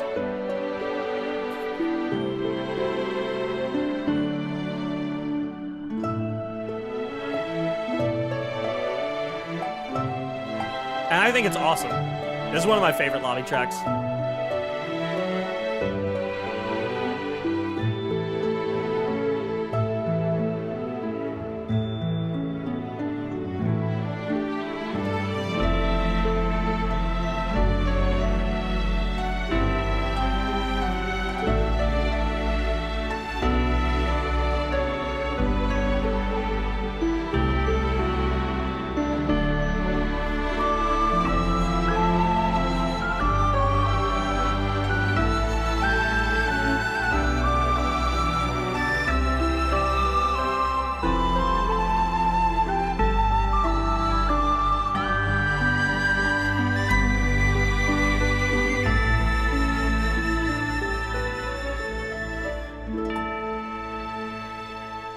Oh.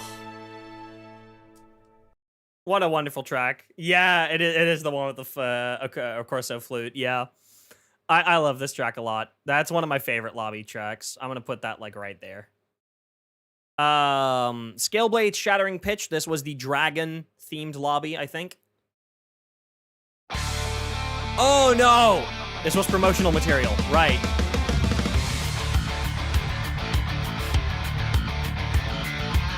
This was one of the trailers.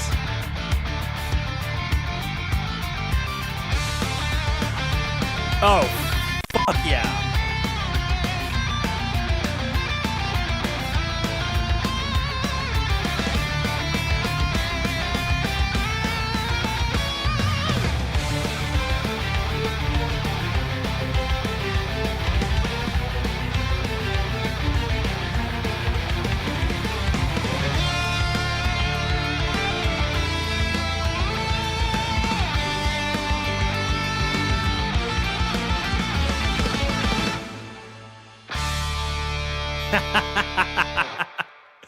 Oh man, I always love it when they get to do shit like this. Good morning, Just a Guy. Welcome in. Beacon Front. This is for the lobby, I think, isn't it? The Dragon Lobby? Yeah, it is. It's actually making me more hyped to get further in than I am. All of these tracks play in Millie Astra Wonderland. So you can hear these like pretty easily. This lobby was really cool.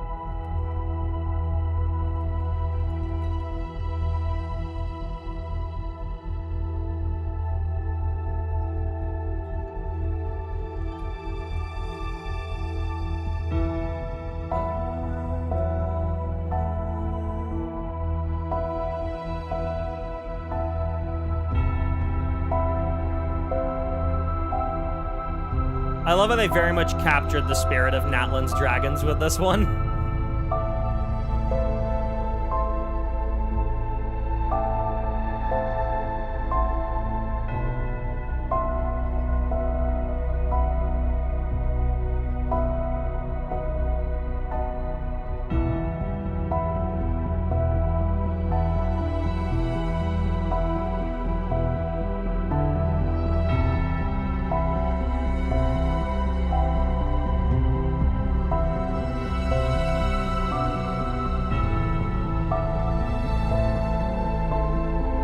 So fucking good.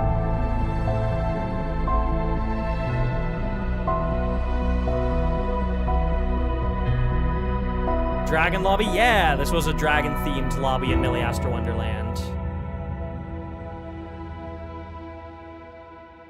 Where do I put this in relation to, like, the other Miliastra lobby tracks? I think I put it below Skyward Citadel. I think it goes, like right there is where I would put it. This next one, though, oh my god, Dear Suo. Dear Suo, my absolutely beloved. This lobby track makes me very happy. I'm very happy that music like this can exist in Genshin thanks to Miliastra. I'm so...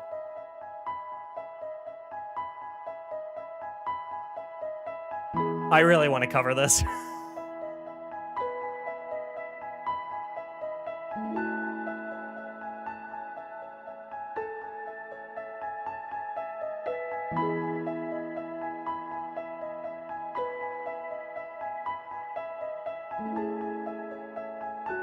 Minor fourth.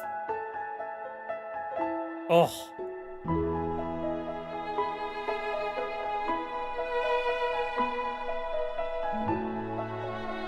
I've been considering turning this one into stream background music as well.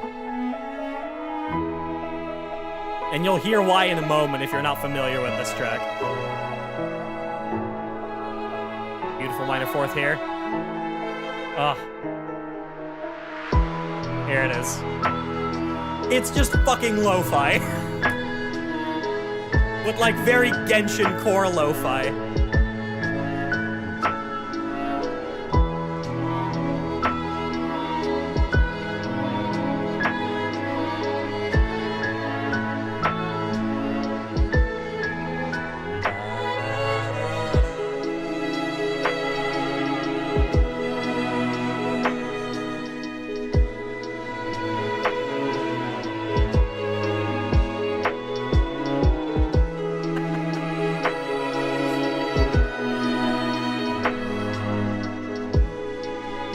Minor fourth again. Oh. So good.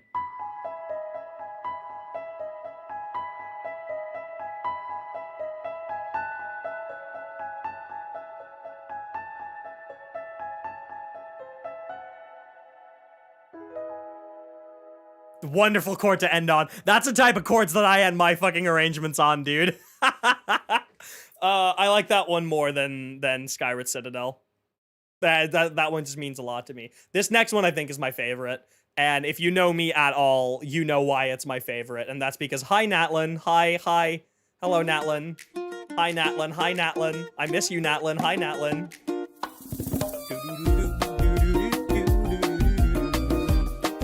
I'm so glad we got another People of the Springs track. Thank you, Miliastra.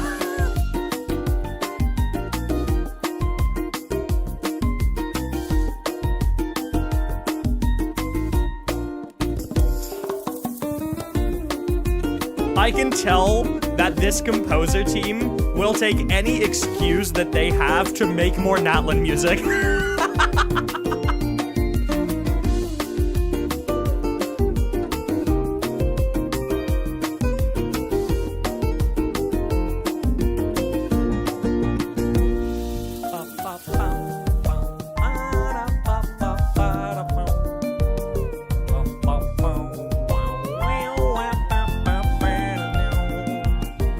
This is for the summer-themed lobby.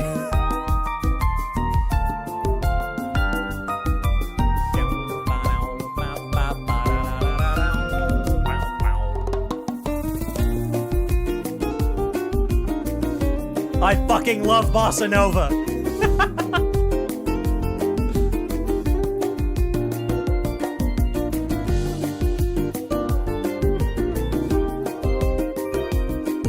I love this ending sequence.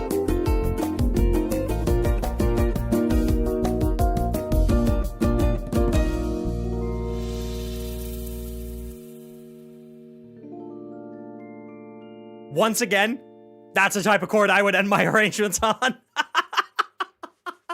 Oh man, thank you Miliastra for all of the wonderful music this year. That one goes like, fuck it, era defining. That's my favorite Miliastra lobby track of the year, so. Right, chat, we have made it to disc 4. What chord does it end on? That's a good question. Hold on.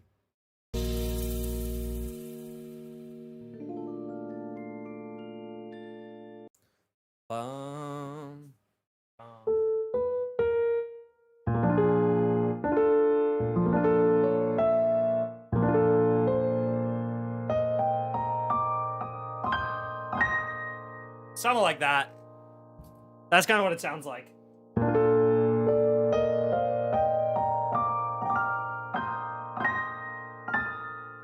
Something like that. It's like a very extended B flat major.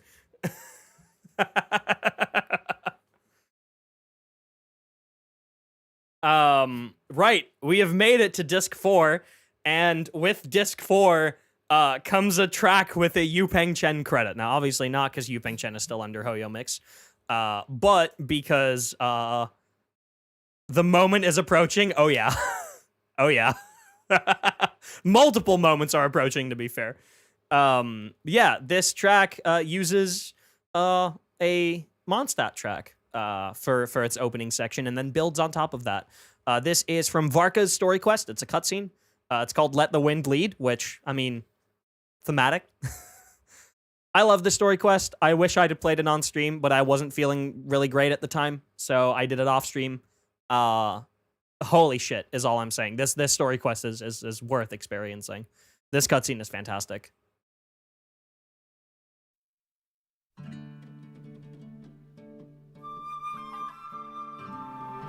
Oh.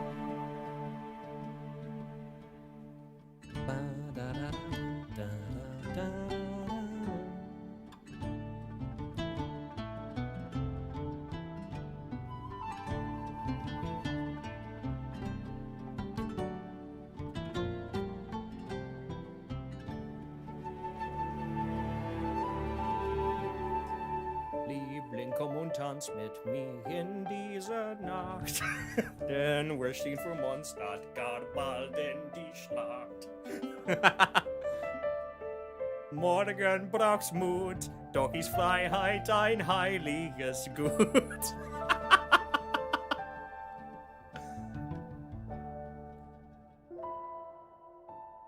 Sudden singing? Oh yeah, there's lyrics to that melody now. Oh, man.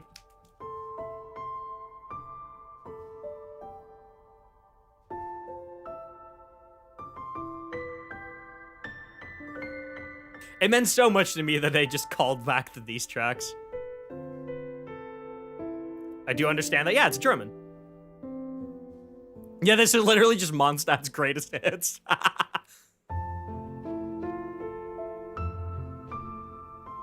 There's a reason Yu Peng Chen is the lead credit on this track.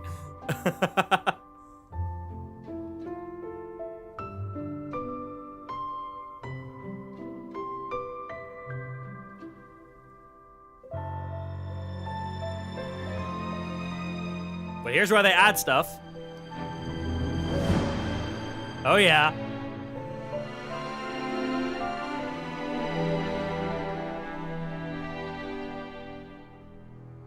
Hit it, Varka.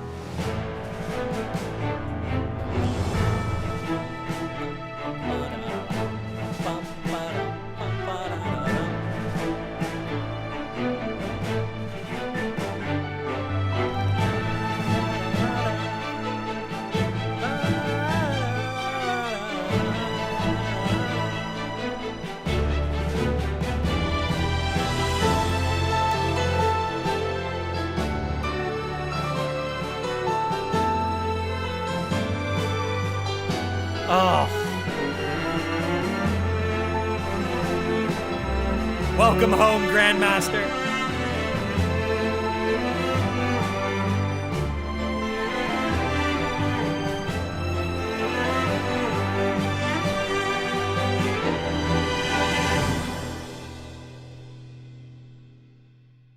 Oh. Honestly, now I want to imagine a world in which Varka's releases in Luna 8 rather than 4 thematically wouldn't make sense, but the sentimentality of Varka returning home right as we set off to Stejnaya. Yeah, that's fair. I loved everything to do with Varka this year. I think this track goes into era defining just because Varka is such an anticipated character, and like the way that they did, like they did him so much justice in like his story quest and like everything to do with him like coming back home and all that. It was just so good, so good. This next one's from Linnea's story quest, which I don't actually remember this track very well. Oops, there we go. Frostking's March, Yuxi Wang. Yeah, it's the Linnea versus Selenau cutscene. Oh, I do remember this.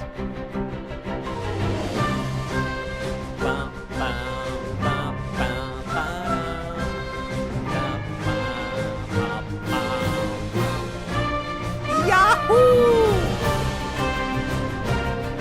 This one's surprisingly good, even isolated from its context. Oh yeah, for sure. Yahoo! As a C6 Linnea haver.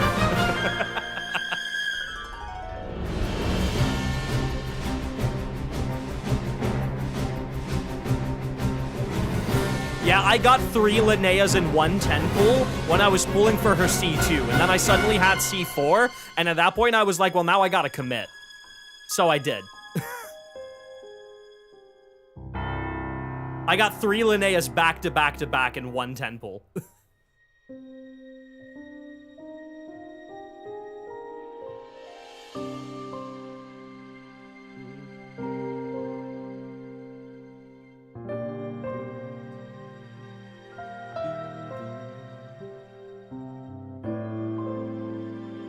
Lovely reharmonization.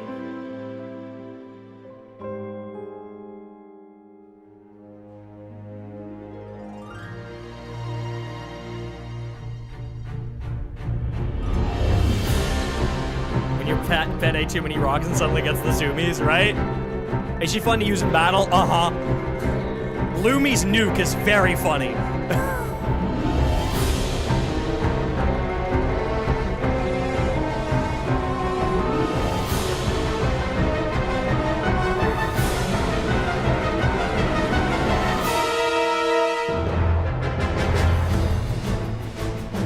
Love the percussion here.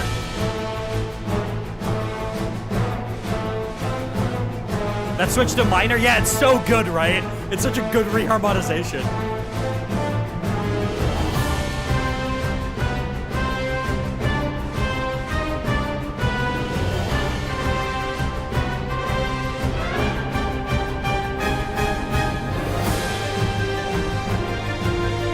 Oh, man.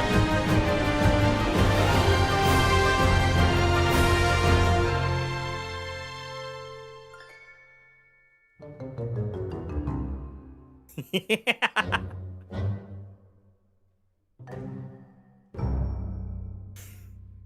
What a fun cutscene that was. Oh man. Yeah, I like that one a lot. I like that one a lot. Oh, another multi-combinational cutscene track. As the East Wind Rises. What's this one from? Where Waves Meet the Reef, right? This is from the Nod Krai market, the black market event, the cutscene. Yeah. I remember. All right. As the East Wind Rises.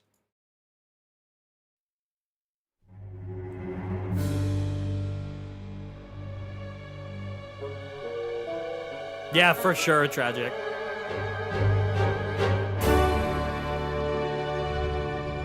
This cutscene was really good.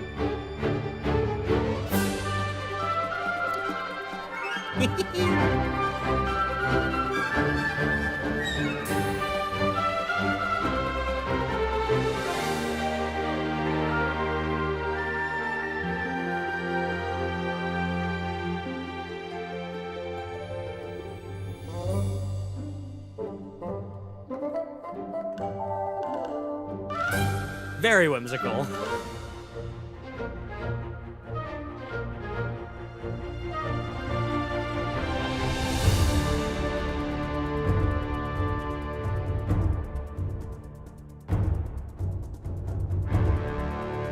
Oh.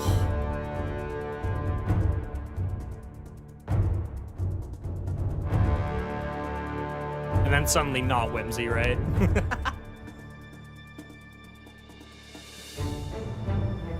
Hello, Photon.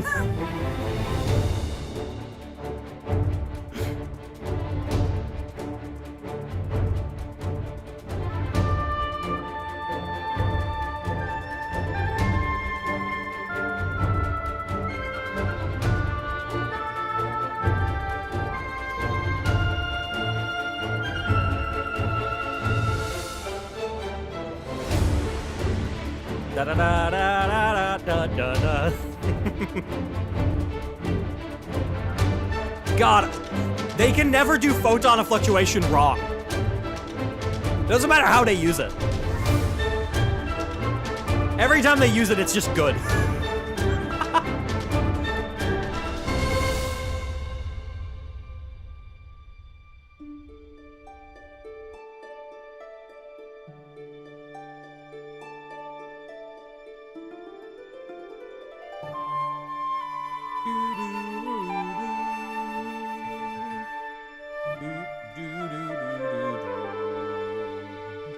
Bustling Port Market reference.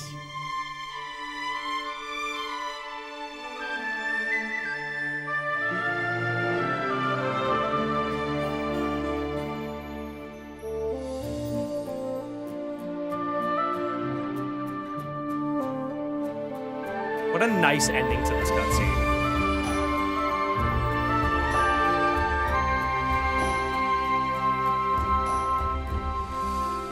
Ah.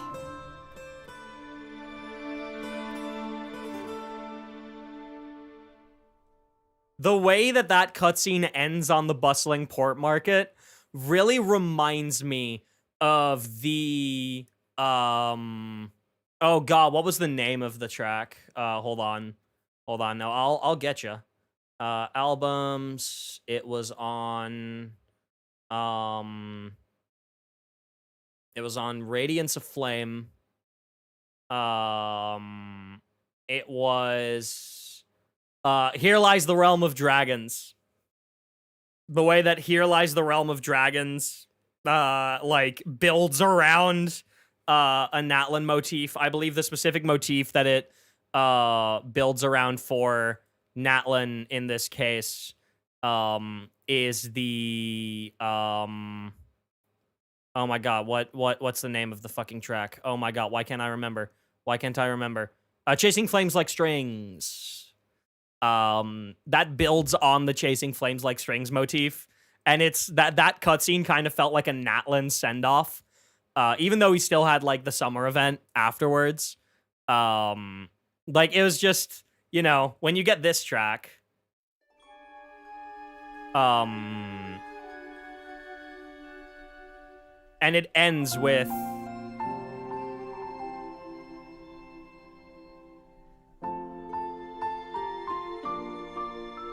yeah, whatever. And then at the very, very end, it does this.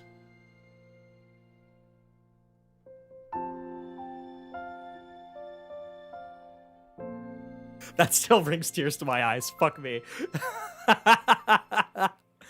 Oh, man. I loved that event so much. That event meant so much to me. Anyway, that's not the album we're listening to right now. As the East Wind Rises, very fun cutscene. It's peak. Right, we are in the Sumeru Archon quest. This is the first cutscene where Nahida gets beamed up, which is why it has a Yupeng Chen credit, and you'll hear why very, very soon. Unstained Jnanaconda. I'm gonna look that word up again.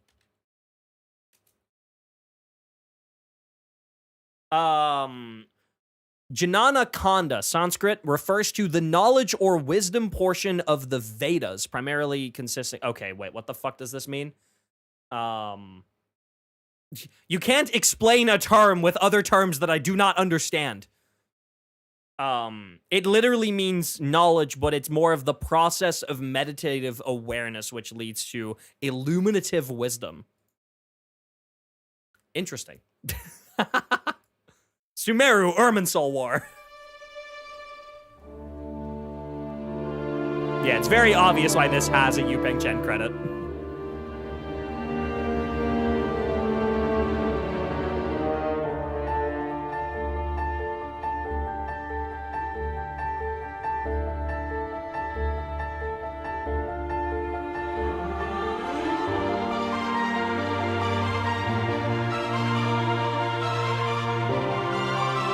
This entire Archon quest was fucking bonkers.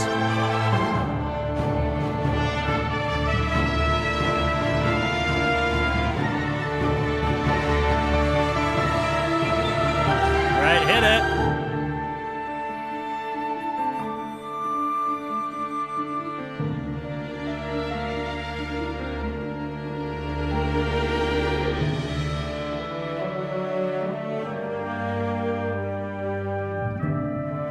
The fact that you can feel it building up towards it.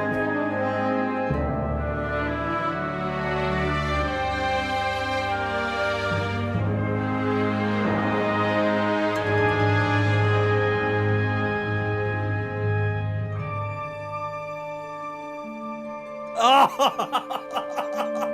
Such a good fucking build-up. I was kicking my feet when I heard this. Whirling of leaves and petals, my beloved.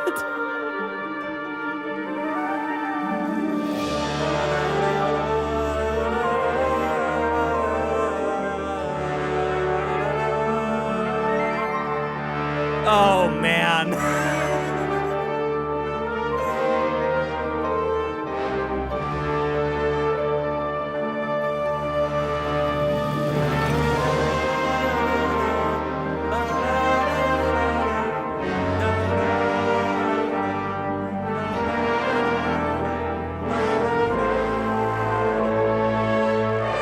They don't quite go all the way in, because the cutscene is over.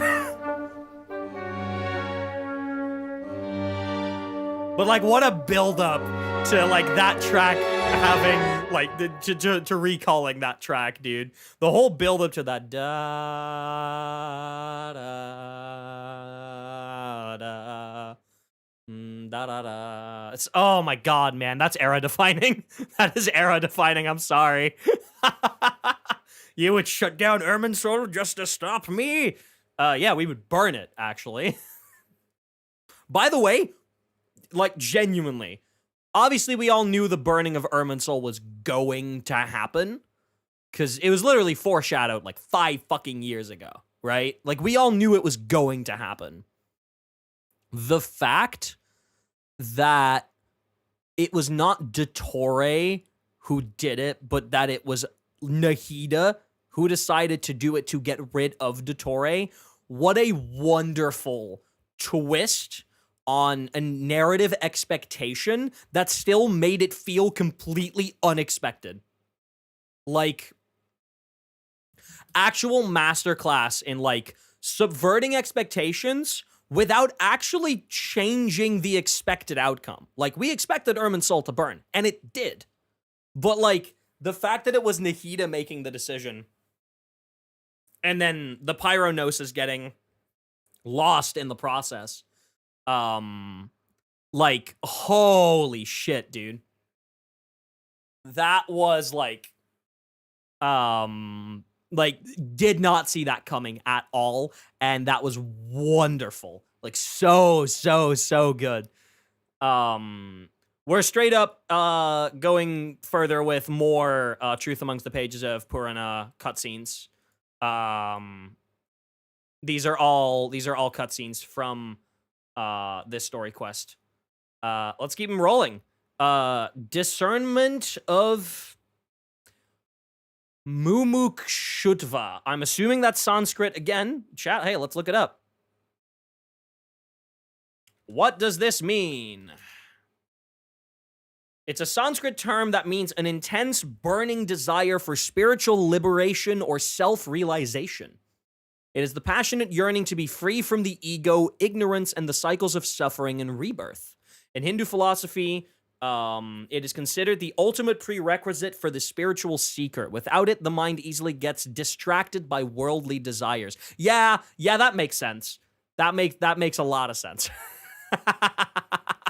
That makes sense for this track. All right, that's a good title.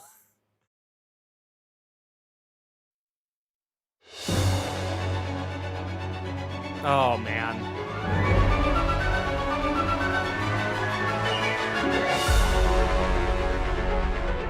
The Torre fight cutscene 1 for this quest.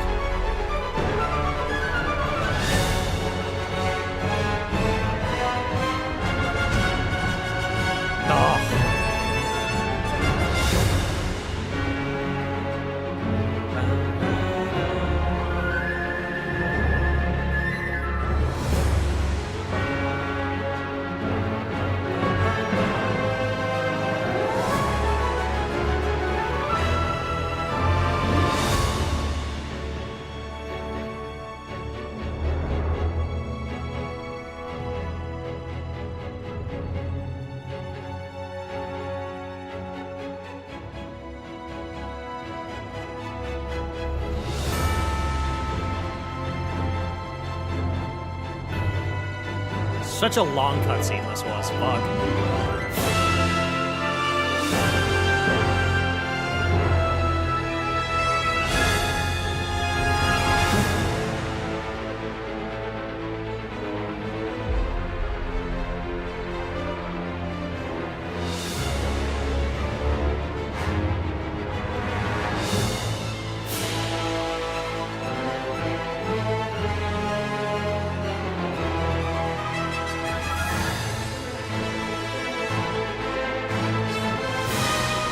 Correct me if I'm wrong, this plays in between phase 1 and 2 of the fight, right?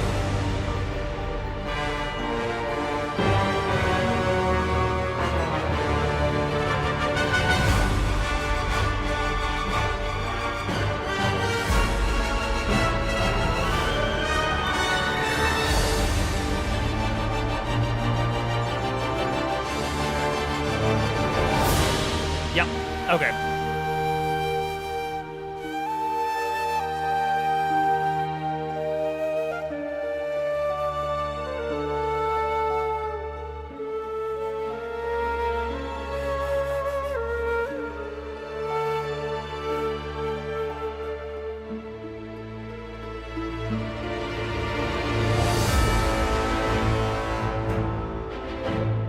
One of the longer, like, phase transition cutscenes we've ever had.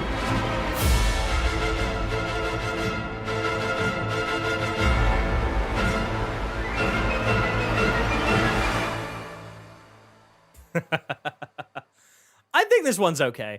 I'm not like I like how it references the melodies from like the phase 1 fight. I would still put it in peak, but it's like low end of peak, I think. Right, the next one. Oh my god, I'm gonna throw this one in like a fucking translator, dude. Because this is Sanskrit, right? Mind, intellect, ego, self-6 actions. Is what it means, apparently.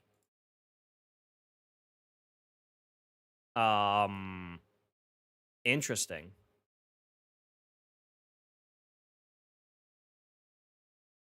It's a famous 6-verse hymn.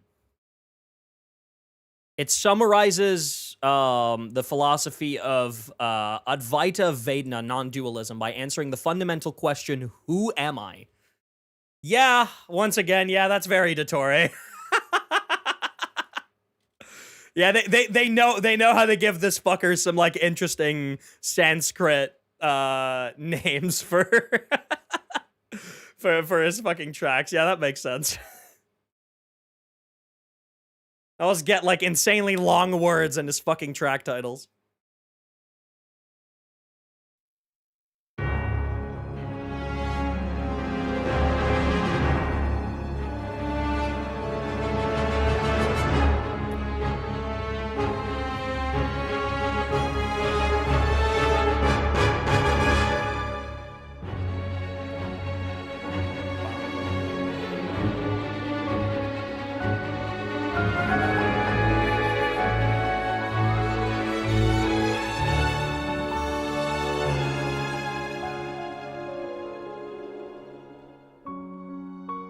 Oh.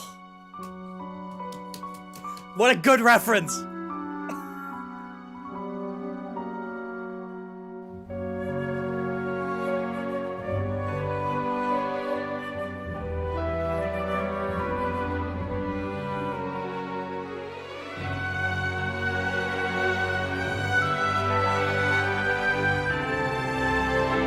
Man. That's why the Yupeng Chen credit is in here, by the way. Oh, like that, the moment that Nahida makes the decision to, like, burn Irminsul. Oh, man. Yeah, this is when Nahida falls and makes the decision to use the Pyronosis to burn Irminsul. Then she gets teleported to Irminsul, and the Shades interrogate her. Era-defining moment. Absolutely era-defining moment. And then, next track, Fire Realm Contemplation, plays afterwards, which is Dottore getting dragged down by his copies.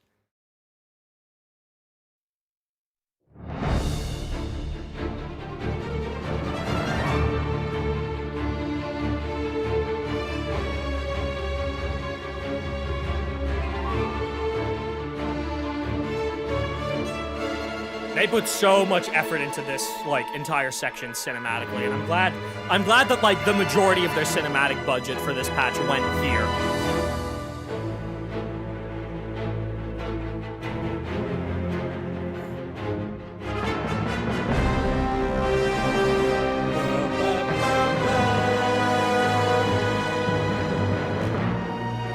Go to hell, Dottore.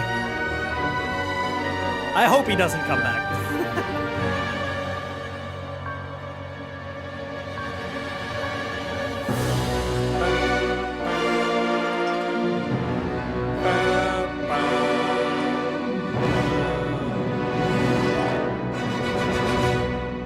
Good little Fatui reference. And then that piano note, which we're gonna go straight into the next track because we need to. This goes. Oh, what? That's not the next track. What the fuck? Sandrone? Bro, the playlist got put on shuffle and Sandrone interjected right after Dottore got fucked.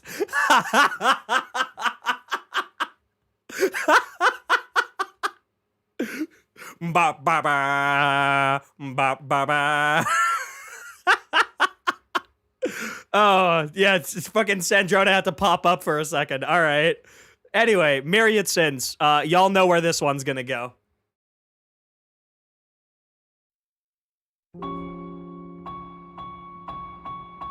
I mean, what a way to bring this motif home, man.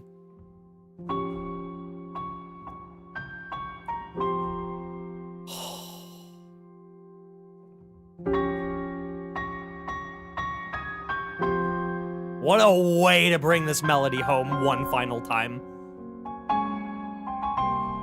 So good.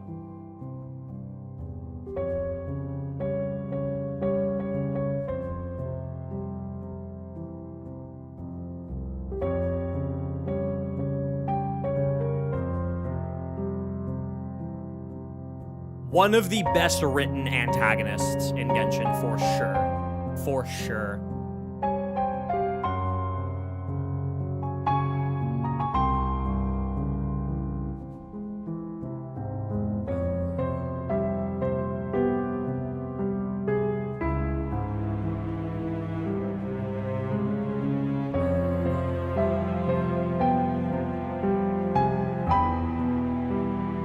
Join the stream and hear Dottore's theme. We're reaching towards the end of the album. We can go for 4.5 hours. Fuck me. We still got quite a bit to go too.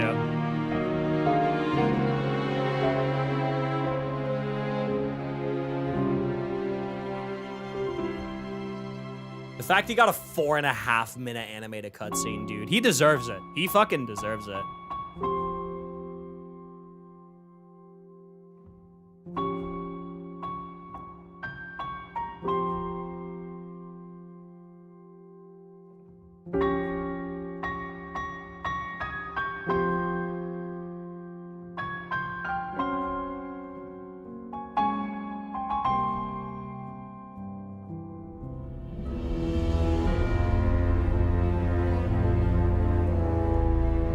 What, like, a catchy melody, too.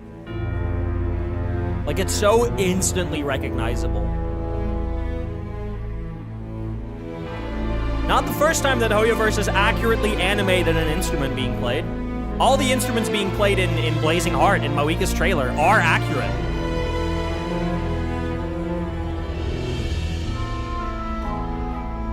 Not the first time they've done it. Mix it between Threefold Falsehood and Four Unspeakables. No, it is a new arrangement, but, like, yes, it uses those melodies.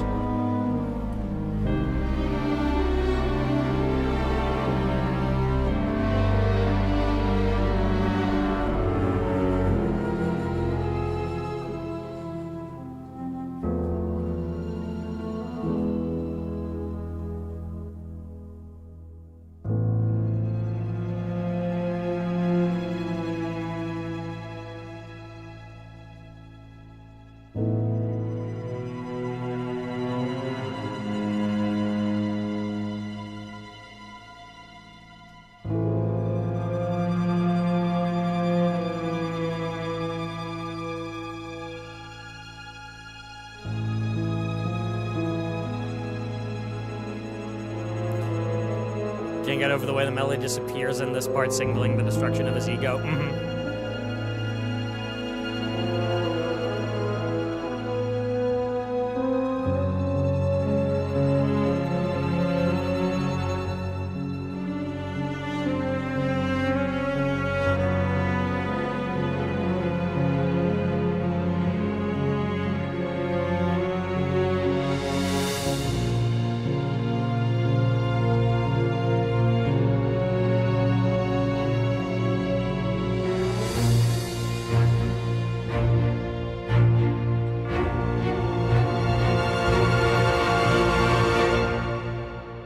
What an incredible ending to one of Genshin's best antagonists to date. Oh my god.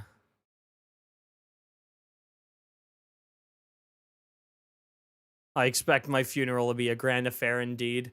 I wonder if we're gonna get much, like, Dottore epilogue in Snezhnaya. I'm sure that we'll get some. This goes pretty high up in era defining. It kind of has to be.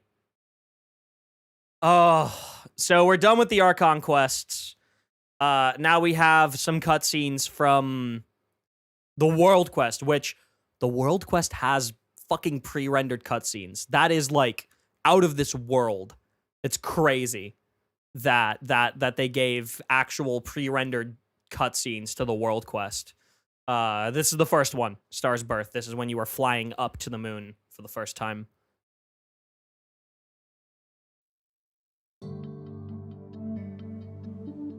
Oh my god.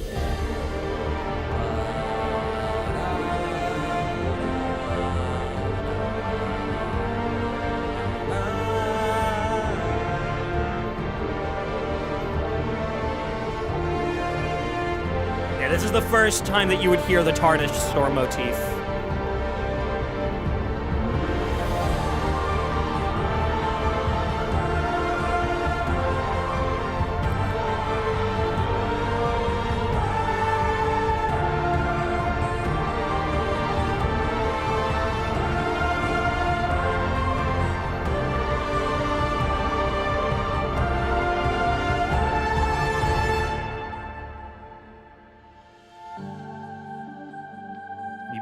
To space.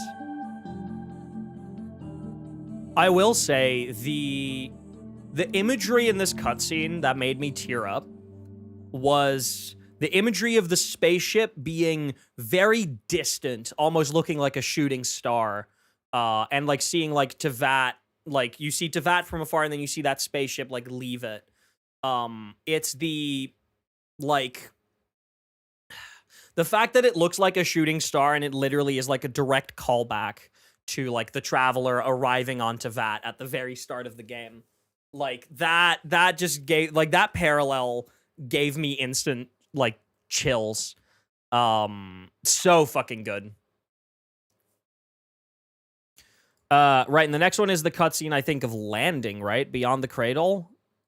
Or what cutscene is this? Oh, also, yeah, era defining next to Tarnished Storm. For sure. This is also a cutscene. Oh my god, right.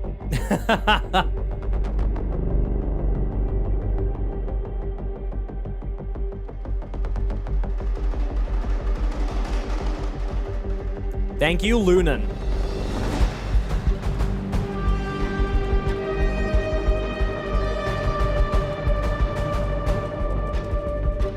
That fucking synth arpeggio?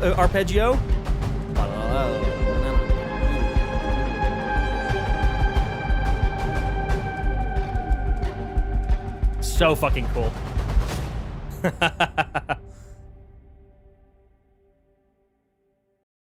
I'm just gonna put that one in peak. I don't want to put that in era defining just yet. Right. There's like 3 tracks here that I have not heard, because these are all from the event that I have not yet played. I'm planning on playing it like tomorrow or the day after. I have not heard these 3 tracks. This is an Arcangelo track. Very interested in hearing this. I've not heard this one or the next 2. Oh.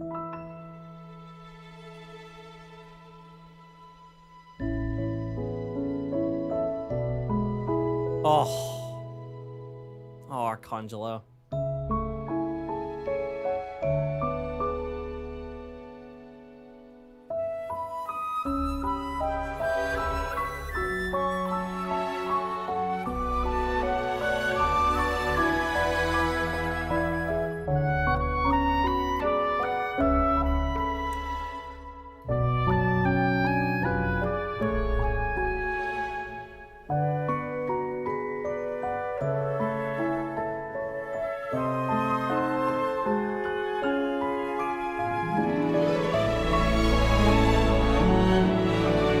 Oh, man.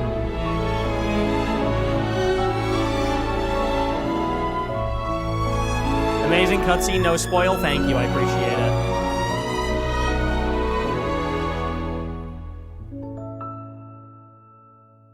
That's just pretty. That's just really pretty. Ah, no. I can't say much about it because I've not played the quest. Okay.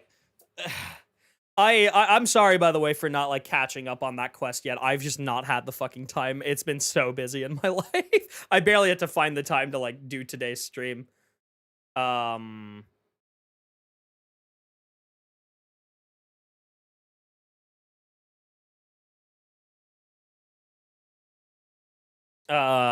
been, like, it's been so fucking busy.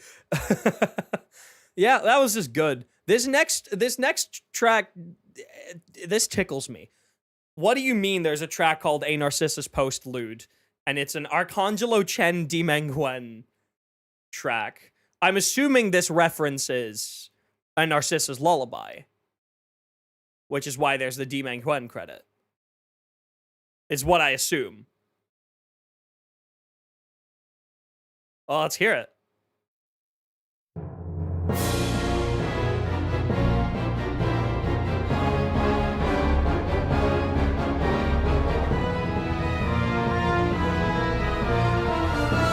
Interesting.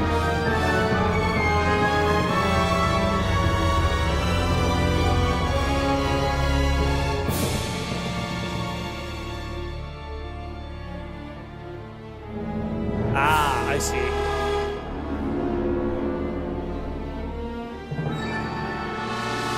Ooh!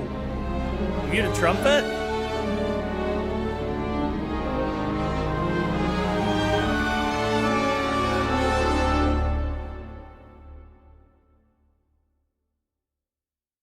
Silence?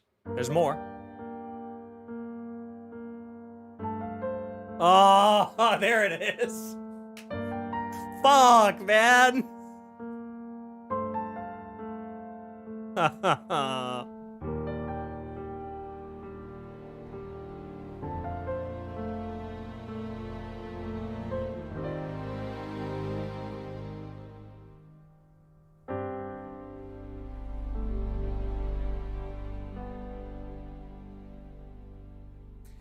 Oh, 07 Arcangelo Chen. Thank you so much for all of your hard work on this franchise over the years. I can't wait to see what you do next. Like, just like with Yupeng Chen and any other composer that is no longer a part of the team, we will be following your journey closely.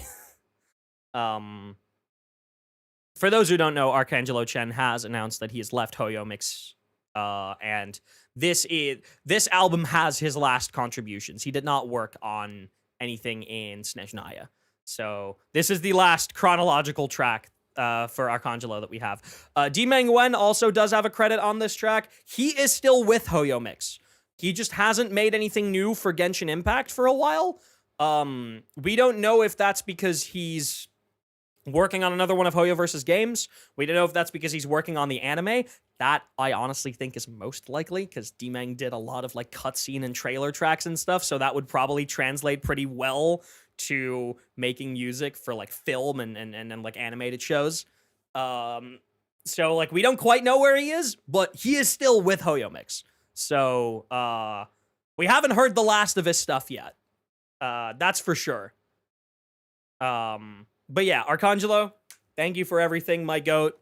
this is gonna go up in era defining because it does define the era of Arcangelo. I've heard a lot of things about this next track. I don't know what it's for. I know it's for the event, but I've heard a lot about it. Apparently, it's like the Sandbina track, which, I mean, hey, if She's Dreaming About You is a hell of a fucking name for that. So yeah, fucking hit me. This better have, like, I don't know, this better have, like, Columbina's theme in it, or, like, a little bit of, like, Columbina and Sandrone. Hit me. I've not heard this yet.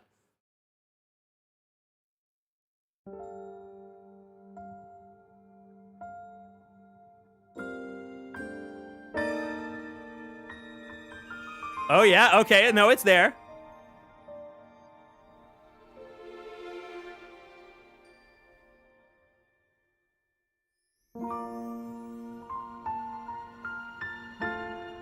Ooh.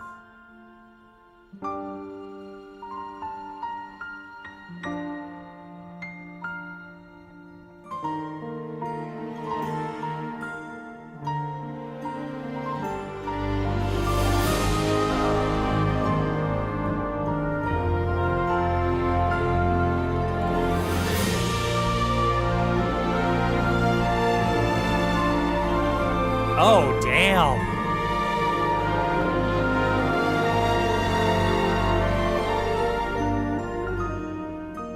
Ooh, good minor fourth.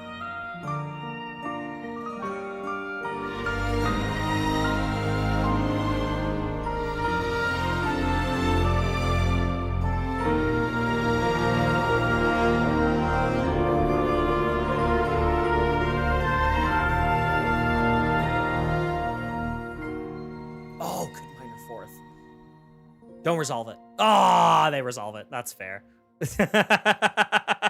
I was like, no, don't resolve that one. That's good. Yeah, so I've heard this is the Sandbina theme. I'm going to leave this up to y'all. Would y'all consider this era defining? Because obviously I have not played the quest. I'll be playing it like tomorrow or Tuesday. Would y'all consider this era defining? I'm going to leave this up to you guys. History said they were the best of friends. Not nod. Absolutely.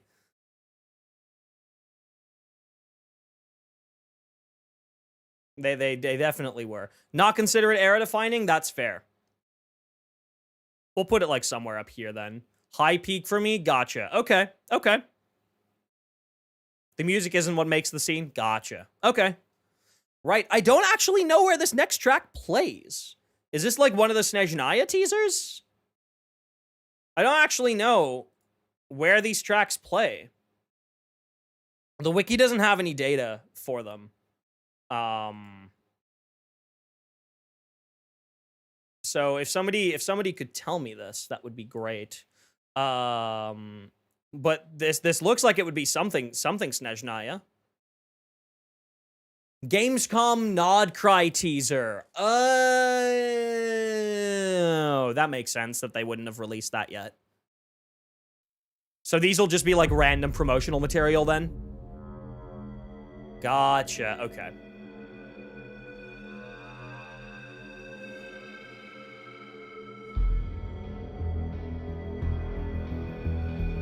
I do remember this.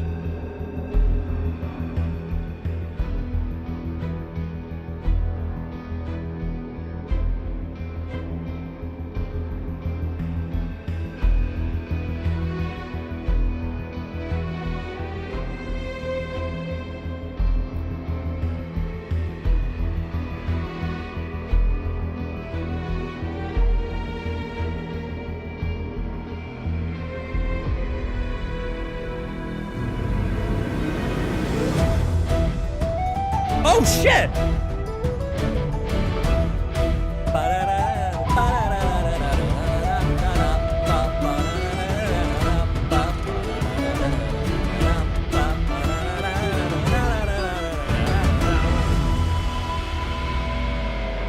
Dude, I didn't know that this variation of that track existed.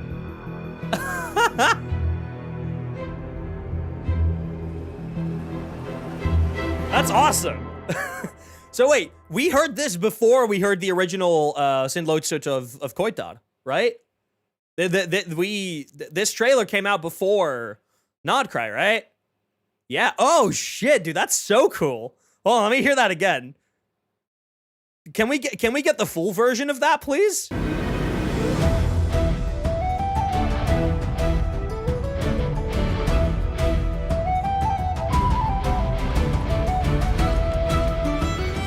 Oh. Probably my favorite battle theme in base Krai, by the way. For me. That's awesome. I didn't even know that. That's really cool. All right, in peak it goes. Till the Night Comes. All right, which teaser is this from? Because the wiki also doesn't have any data on this, but I'm assuming it's from another, like, teaser, trailer thing somewhere. It's only 37 seconds. Pulcinella reveal. Oh my god. Ah, yes.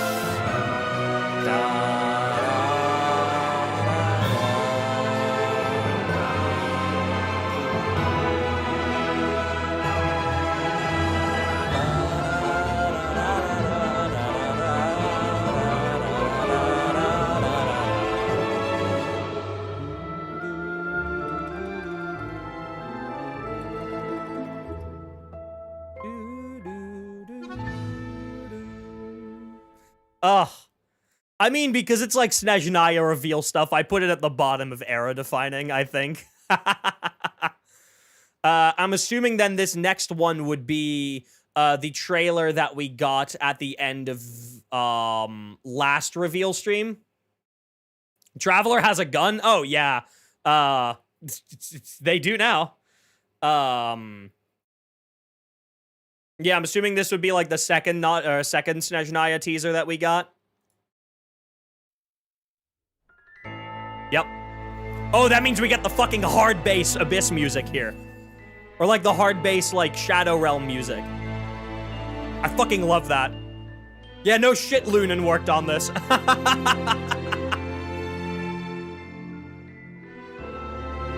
I am not shocked.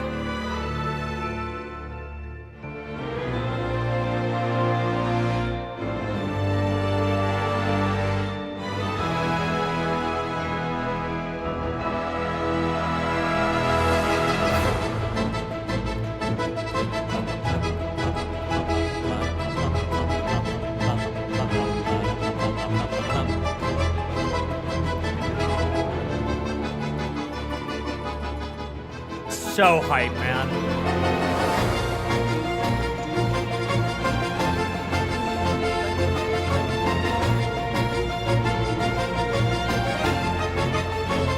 All right. Hit the hard bass. You know you want to.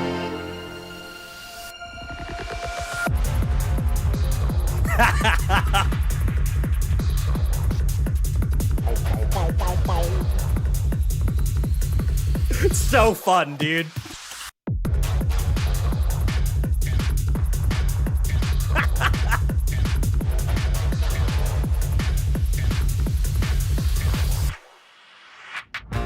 What a good first impression of Snezhnaya. There's a little bit more.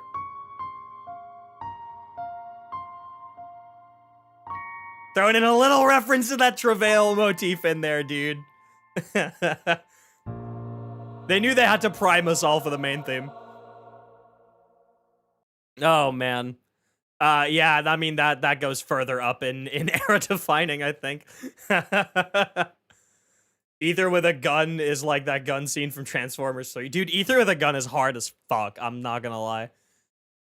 Love that the Traveler's Own line has got to get back to Paimon. It's like Paimon has gone, they instantly went for a genre change. Yeah, Paimon has gone and they picked up the fucking gun, dude. I mean, hey, looking at the 7.0 trailer and we see Renova aiming straight at Paimon, yeah, I too would pick up the fucking gun. All right, we have our Snezhnaya Moonlit Ballad of the Night, aka the Transcendence trailer. Requiem of Snezhnaya, which I think stands for Requiem of Snezhnaya in Russian.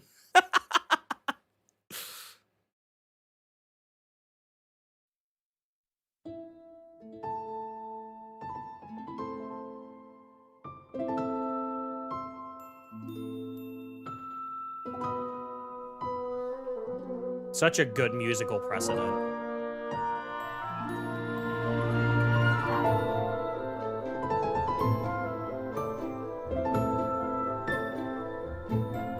Best cast reveal music? I'm not sure. I'd have to listen to it more. I can't say that for a little bit, but right now I wouldn't say so.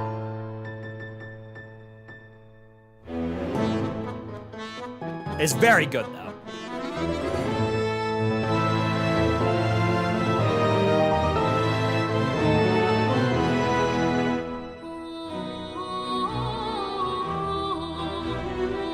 Who's the vocalist in this? Soprano is Crystal. Interesting. Don't know who that is.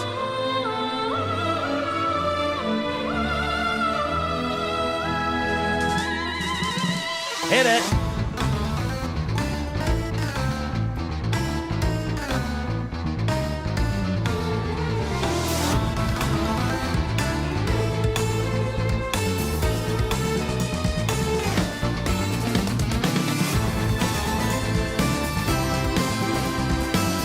Yeah, Triumph on the Ice is all over this.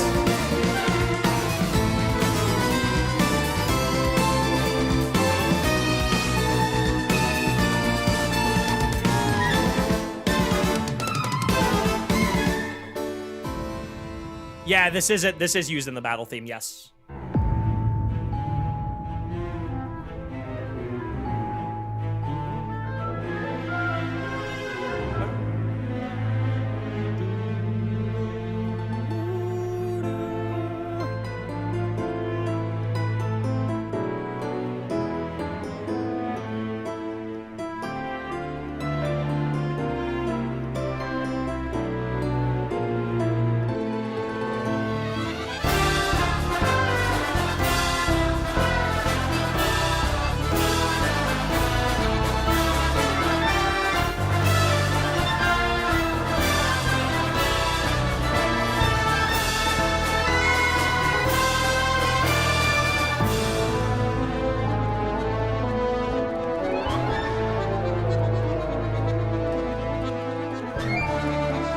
I always forget how long these trailers are. It's awesome.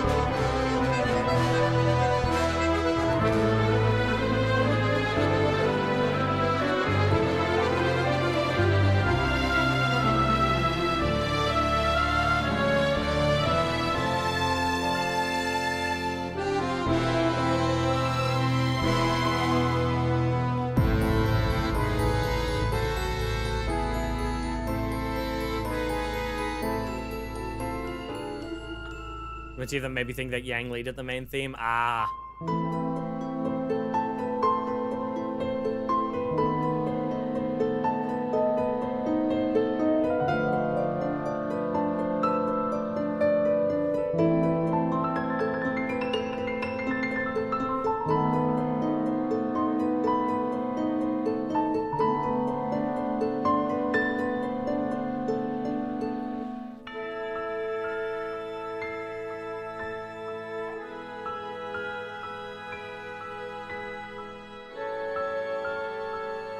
Oh man, what a chord progression.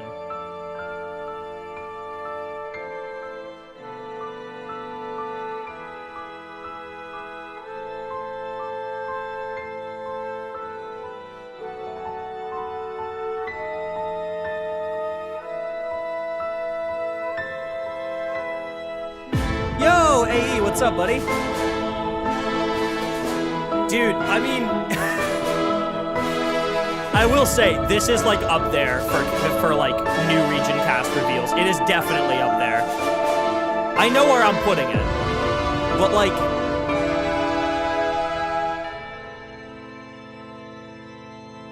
Oh. Sorry, it's almost over, and then I'll give my thoughts, because Jesus fucking Christ.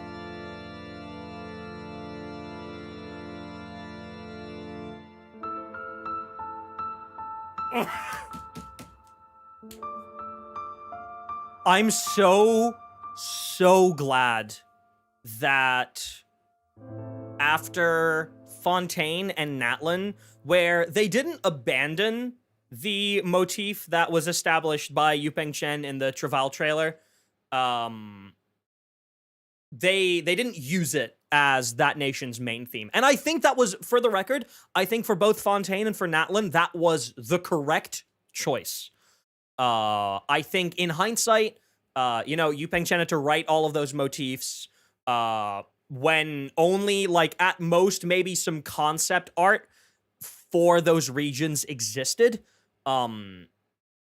It makes sense that maybe in hindsight they were not the best fit for a main theme that encapsulates that whole nation. I appreciate that the music team still ended up using all of them in some capacity in areas where I thought they were wonderfully used. Fontaine's one being used kind of as Arlecchino's theme ended up working out really well. And obviously, Natlan's one being used as like the main motif for the Collective of Plenty worked incredibly well. The wait for Natlan's had me scared for being scrapped. Me too. I vividly remember DMing tragically the day that the 5.5 beta went up, going like, "Holy shit, did you hear?"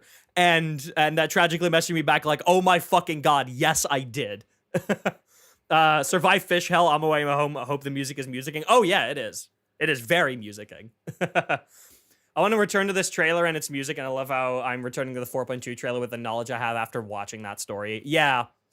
I think, like, obviously, I think this goes pretty high up in era defining. I mean, it's the cast of Snezhnaya. Like, it's the first look that we get at all of the Snezhnaya characters. It's the first real look we get at the Tsaritsa, which I thought was going to be fucking doomsday in the Genshin community. And it somehow ended up not being it because everyone just kind of agreed that the Tsaritsa's design was good, which is crazy.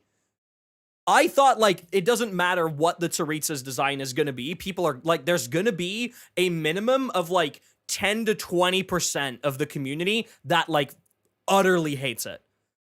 That ended up completely not being the case. Everyone kind of just agreed, like, yeah, that's the Tsaritsa. That's pretty good. But, like, oh my god. The fact that they chose to stick with the,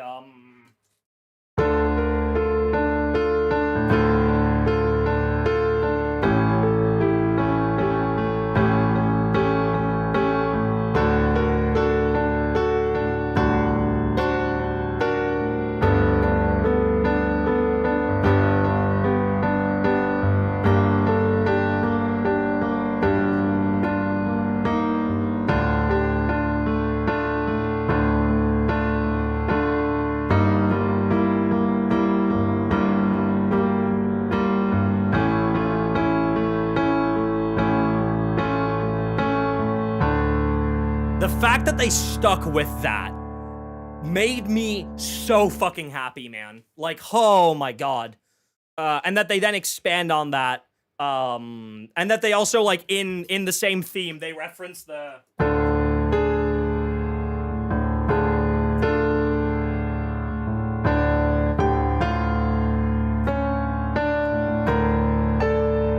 The fact that they reference that, too, is like, oh my god, man.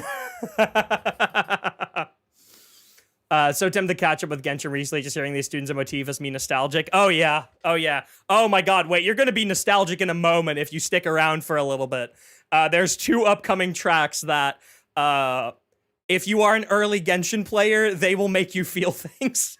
I think everybody who's listened to this album knows what I'm talking about. But first, we have a variation of the Ironcast Torrent, which I believe plays during the section where you're, like, defending the Fatui facility, right? You're like, it plays during the section where you're blocking the Wild Hunt's assault, right? I'm not quite sure. I think it plays somewhere there. Uh-oh, loading track. Oh, there we go. Okay. You're my background noise for my journey home. Yippee! Yippee! Yeah, it plays during the shoot 'em up segment. Yeah. Yeah, it just adds a couple of extra layers to this track, right? Like heavier percussion layer. A little bit more synths in the back.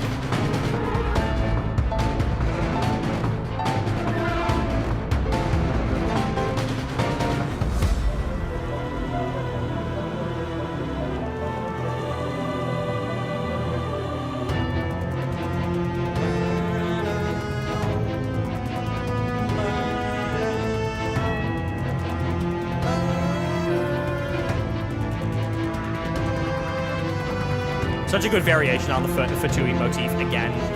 I feel like the Fatui motif has so many variations and they're all good. Love that extra synth layer.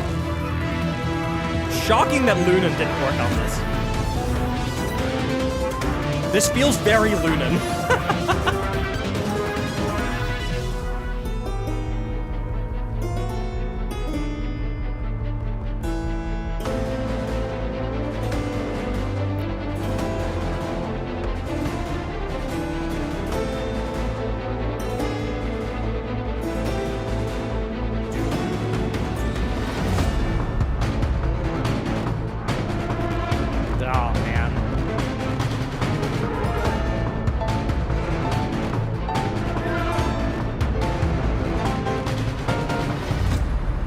Very nice variation on that battle theme. Not too complicated. Just like they just made it a little bit heavier. And I think that fucks. I'm putting it in peak. Oh my god, these next few tracks. Okay, I'm gonna need to like zoom this out one more time. Otherwise, we are not gonna have enough room to fit this shit on screen. I have to make this a little bit smaller. There we go. And then, yeah, okay, we're good. We're good. Everything fits on screen. All right. The variation of Symphony of Boreal Wind. I did not know that this existed. I knew some of my friends were aware that it existed from the beta. I did not. I didn't even know that this was here. I was just exploring the world with Varka because I remembered there being a little, like, interactable that seemed to indicate that, like, it only worked if you interacted with it while, like, while Varka was in your party. I know I remembered that from exploring. So, like, after I got Varka, because I didn't want to do the story quest yet, I was like, oh, I'll go to that area and I'll see what it triggers. Little did I fucking know that it would lead to an entire, like, boss fight dedicated to him, where it played a variation of the Symphony of Boreal Wind, which, for those who don't know, I would not be playing Genshin if it was not for Symphony of Boreal Wind. I heard this track. This was one of the tracks that they released on, like, a small EP before the game came out. I heard this track, and that made me pre-register. If I had not heard this track, I would not have pre-registered for Genshin. I would have at least not been a day one player, but I potentially would not have played it at all. It was this track that did it. So, oh my god. I'm just gonna take it in.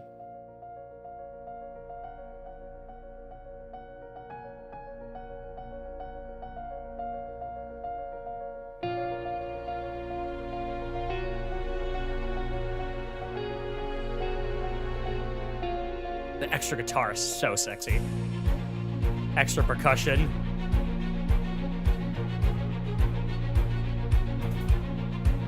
I need to cover this one in a piano short.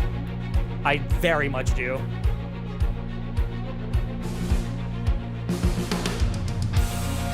Oh my god.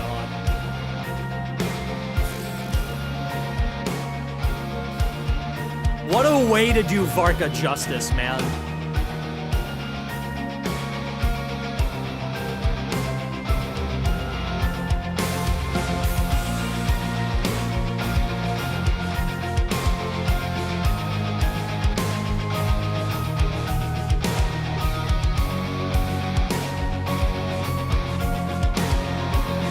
Lin Yaofeng, thank you for this gift, dude. Love the extra mellow guitar riffs in this section.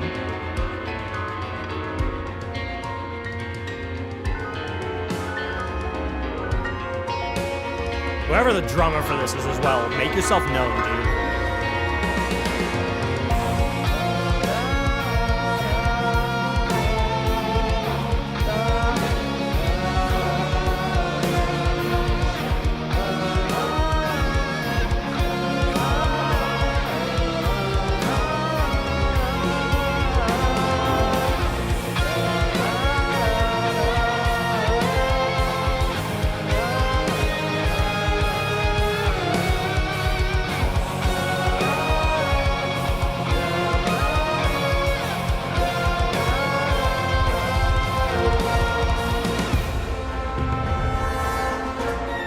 I love the piano here.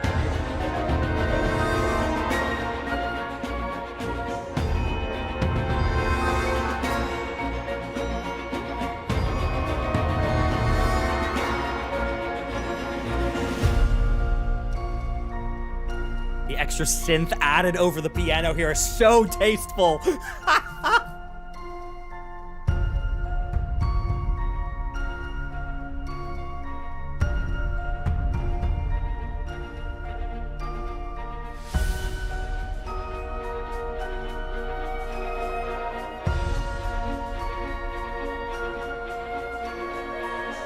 Why is Yupeng Chen here? Because he wrote the original piece, so obviously he gets credited for it. Lin Yaofeng made the, like, variation arrangement, but this is still Yupeng Chen's piece, so he still gets credit. Yupeng Chen still composed this track, so he gets lead credit. And Lin Yaofeng is the one who, I guess, remixed it.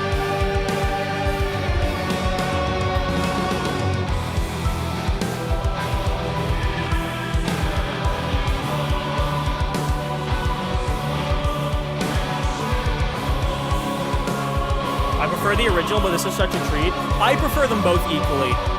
I'm not gonna pick a favorite.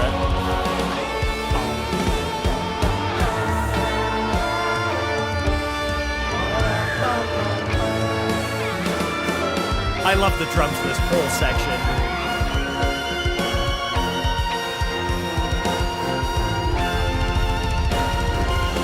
The fucking double bass there is nasty.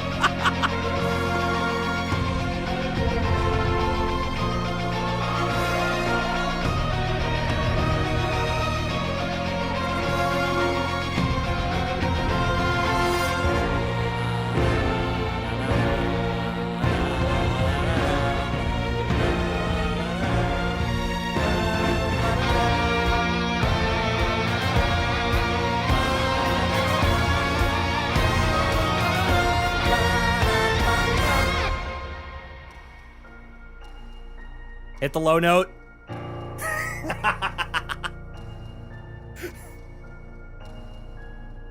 Oh, man.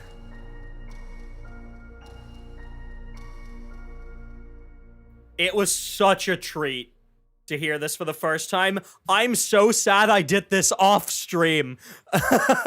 Y'all should have fucking seen my reaction, dude. I was going nuts. I did all Varka stuff off stream, and I regret it so badly, because I would have loved to capture my reaction of that, and now it's just lost. My reaction of this is lost media, y'all. This goes very high on era defining. The next one goes higher.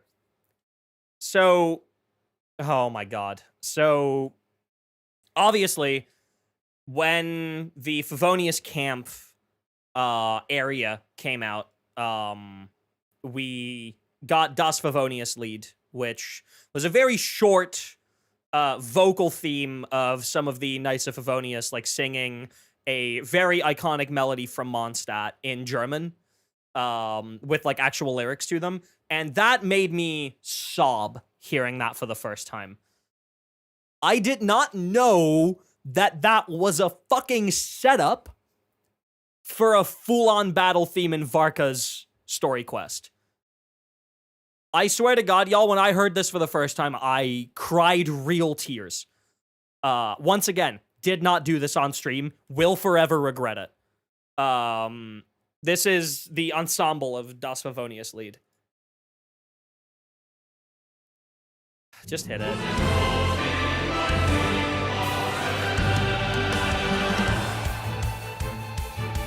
It's listed as co-composer Yupeng Chen. Yes, because Yupeng Chen wrote the original melody that this is based on.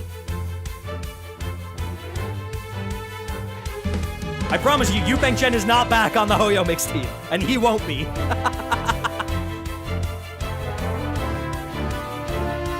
This is how composer credits work.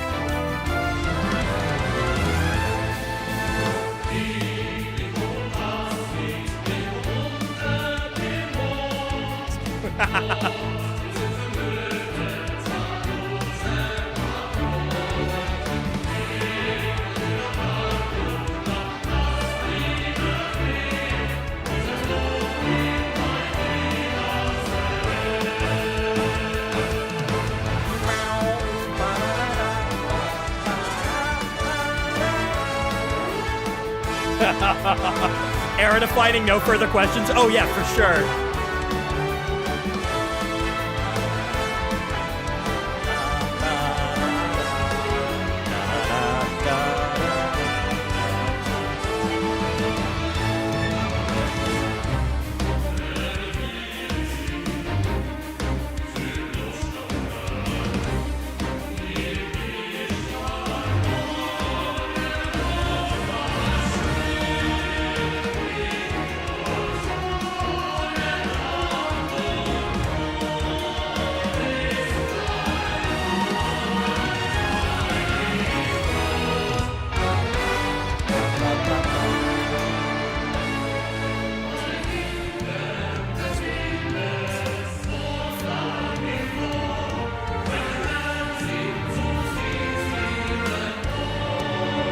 I love the drums here.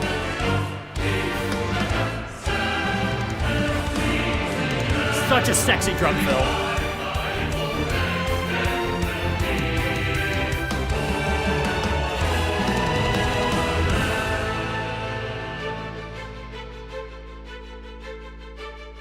And then they just give it one little extra thing to bring us home.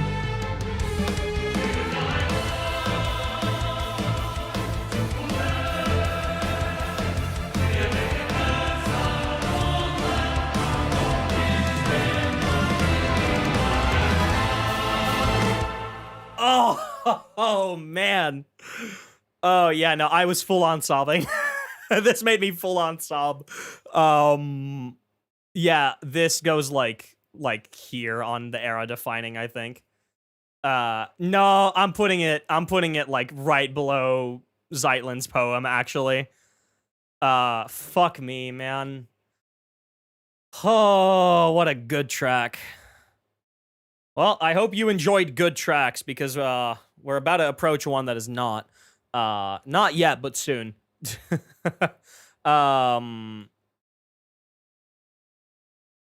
Right, we have 4 tracks left.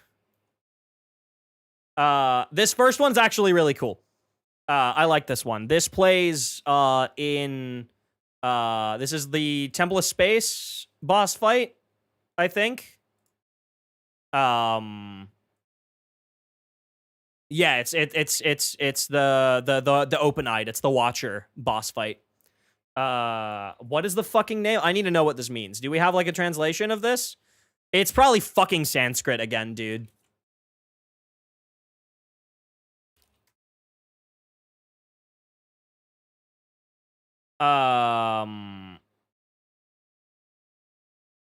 The first word, pseudepigrapha, is derived from the Greek meaning false writings or falsely attributed.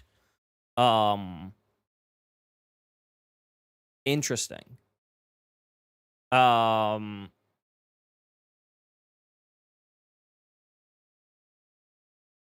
Zorar Xenoblade? I don't think that's what that means.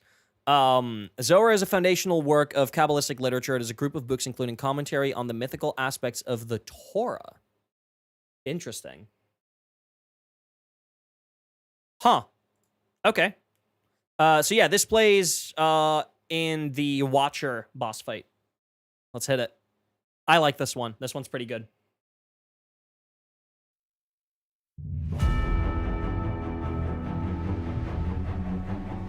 I love the fucking guitar in this. It's so sexy.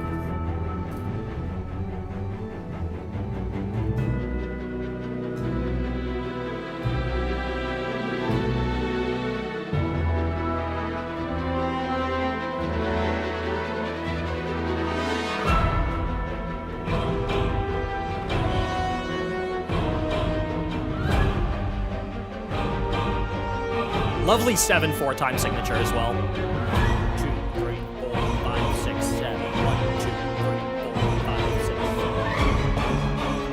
And actually, it's more 7/8.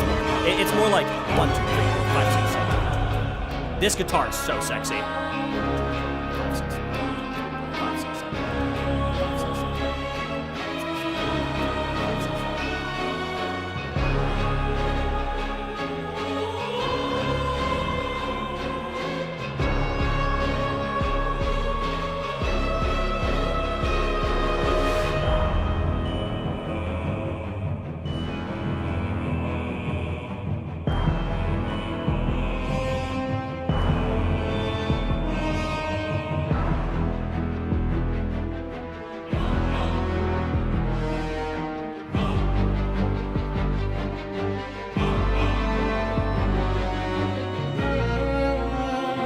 this cello so much.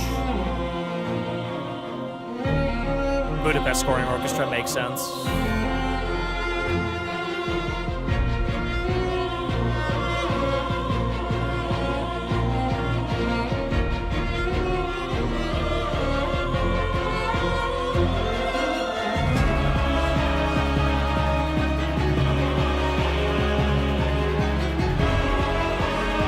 Heartbeat like bass, yeah.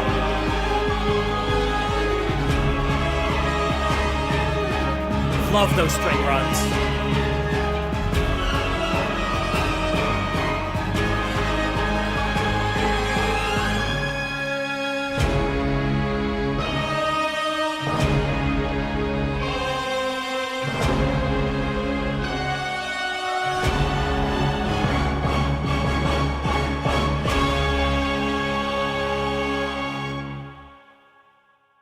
Oh, that one's just a really good track. That one's just, would I put that in era-defining? I don't think it's quite an era-defining battle theme, personally. I don't think so. It's really good. I don't think it's quite an era-defining battle theme. Right. Oh, boy. Okay, I actually like this next one quite a bit. People know my opinions on this fight. I think this fight is mid as fuck.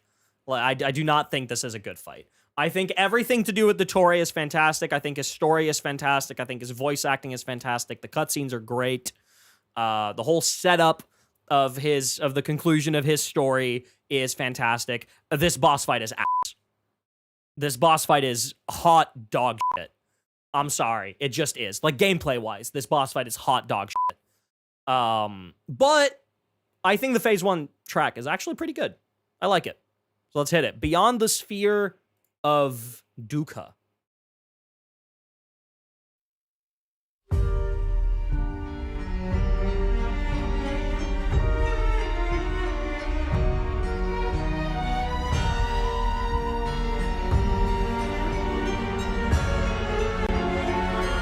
Compared to the first, it's kind of disappointing. That's an understatement.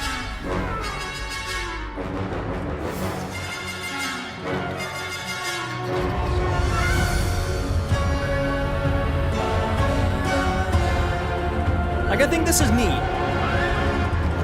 I think this would have fit better as a cutscene than a battle theme, personally. But I think this track is good.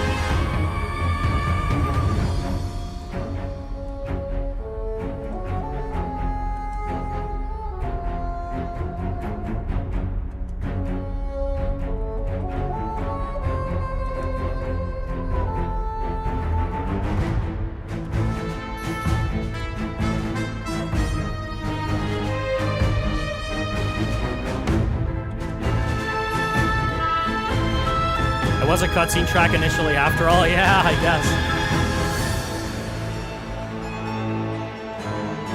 To be fair, I never make it this far because this bro falls over in 20 seconds. Not even. Heretic of the False Moon mocks Data de Torre. Oh yeah.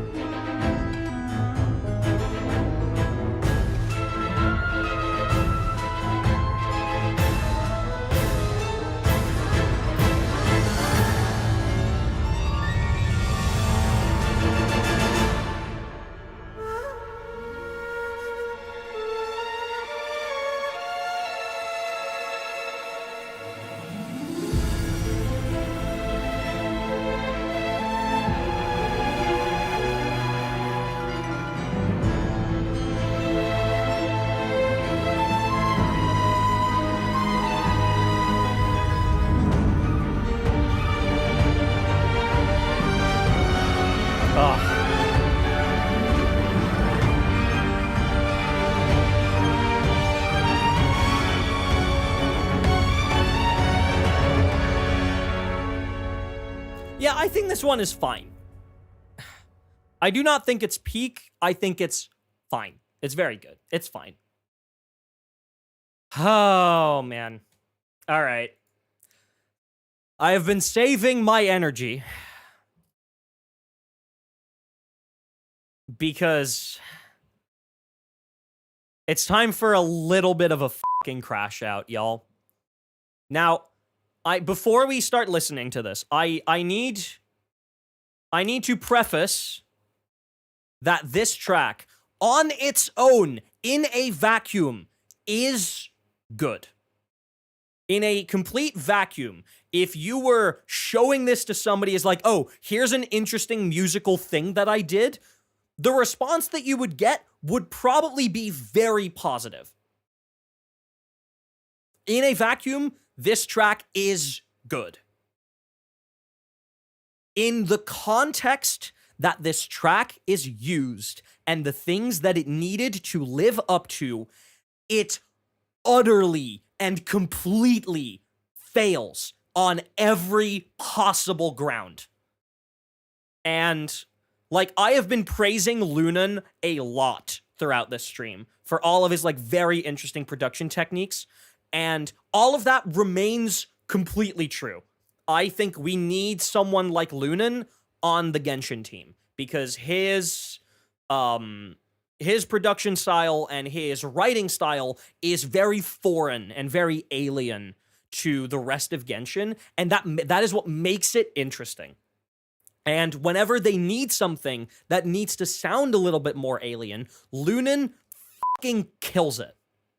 Every single time, Lunan kills it. So this is not a criticism of Lunan as a composer. I do not think Lunan is a bad composer or a bad arranger. I think he's great. This was not it.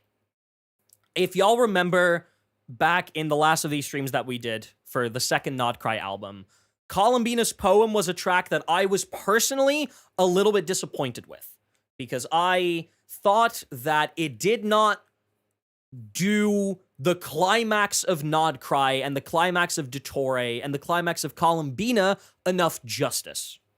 And I stand by that fact. I don't think Columbina's Poem did the climax of Krai's story enough justice. I think it was missing just enough that it did not hit the same as something like Ode of Resurrection Recapitulation did in Natlin. I just don't think it quite hit the same. But at the time I said, we obviously know Dottore isn't finished, he's going to have some sort of a return, and I would not be shocked if the climax was deliberately left a little bit unsatisfying so that they could have a better one later down the line. The release of this track made me bump Columbina's Poem down a tier. I would have bumped it up if that was the idea. If that's what they were going for, if, like, they deliberately left Columbina's Poem to be a little bit unsatisfying in its climax, and then they completely, like, broke everything open with this track, I would have bumped Columbina's Poem up. This track made me bump it down. Anyway, I've crashed out for, like, at least 5 minutes before we even started to fucking listen to it. So let's go and listen to it.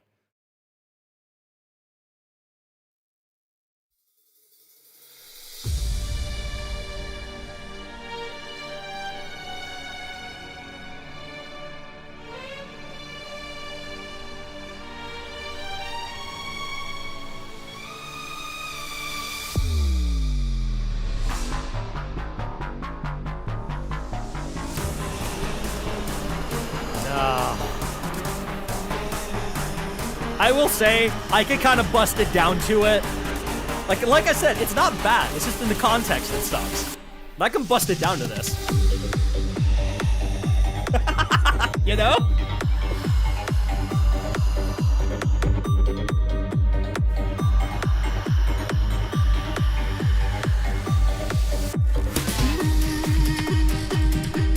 Low-key, kind of like the rendition of 3 Falsehoods and 4 Unspeakables here.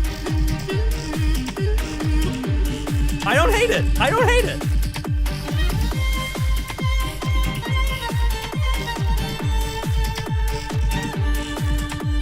Like, it's an okay rendition, but, like, this is where you completely lose me, right here. This is where you completely lose me. Somebody shot all over the doll.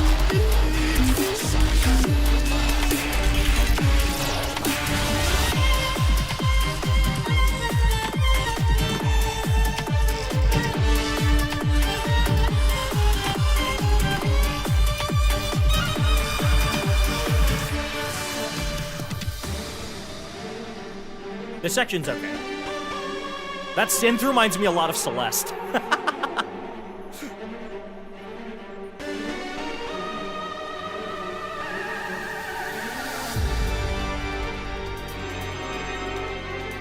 Yeah, this section's fine.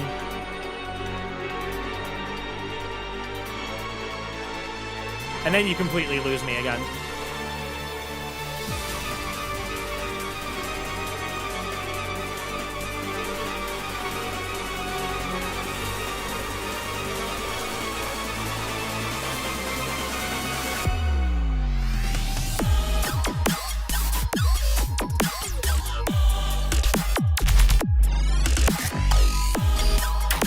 I've left.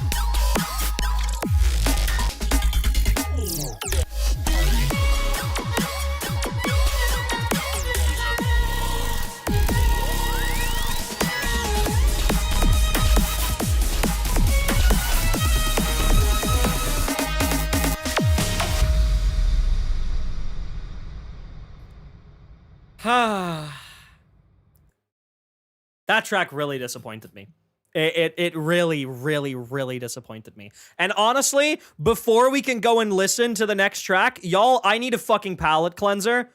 We're gonna listen to an actual good boss fight theme really quick. Cause, oh boy, I need a palate cleanser. Hold on. Let me pull out actual Peak for a second. Oh, thank God.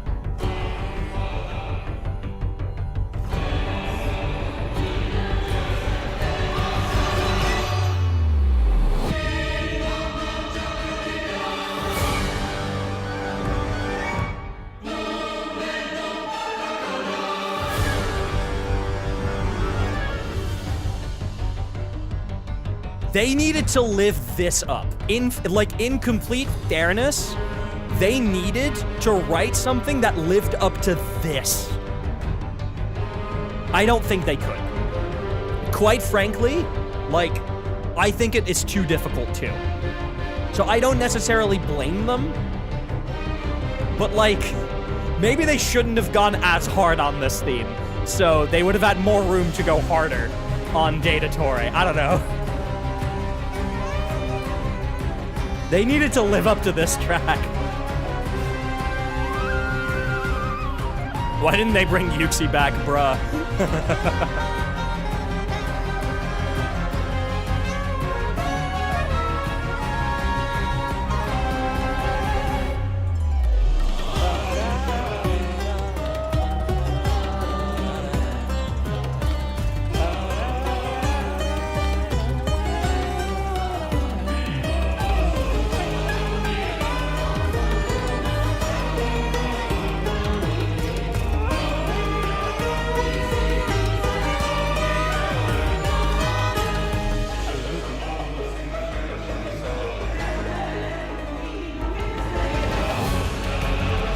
This will always be Dottoro's boss theme to me.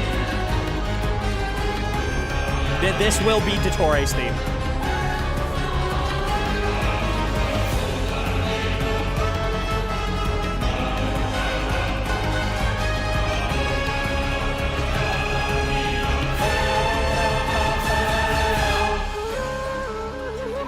I love this section so much. Also, why does this deadass sound more Sumeru?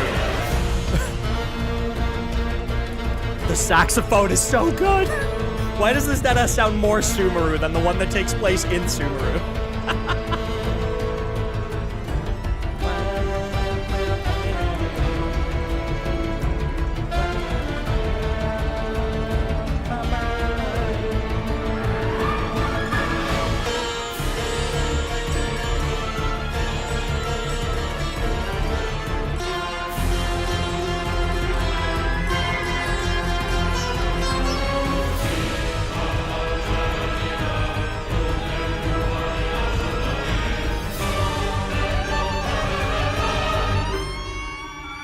I love this section.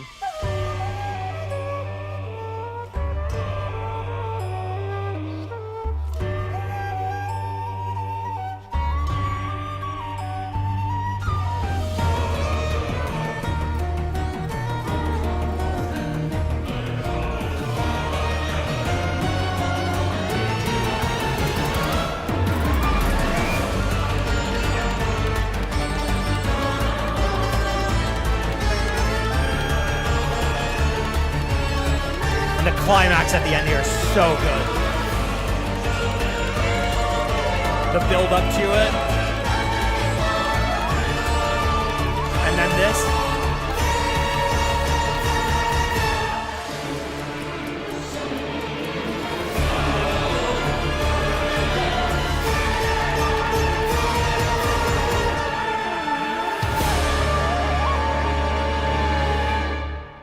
You can't beat that. I'm sorry.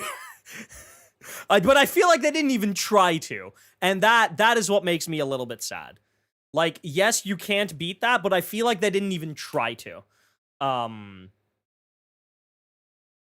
Anyway, yes, this is the only track on the album that goes in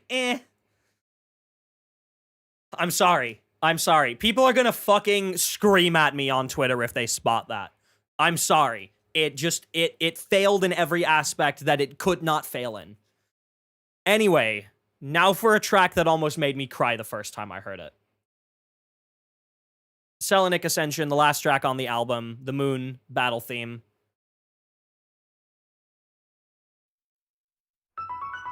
Oh.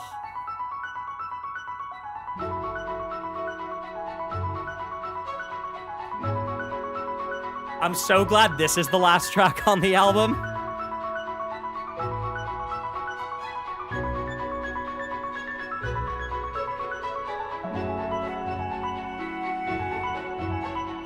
So good.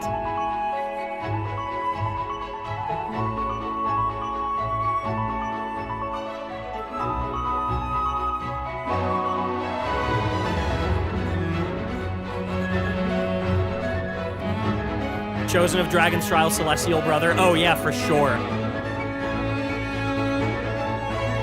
It's so low-key, and that's what I love about it. Also, there's a melody here upcoming that is straight up just the first few notes of the Tears of the Kingdom main theme. Have a good night, Mamoru. It's these notes right here. Ba-da-da-da, ba-da-da-da-da-da-da.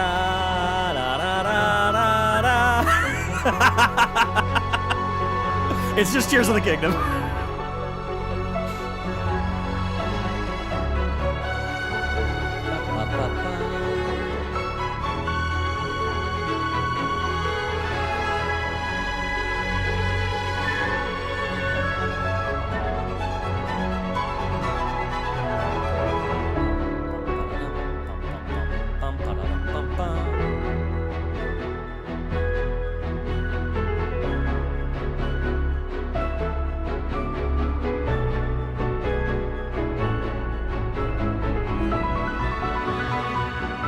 Piano is so sexy.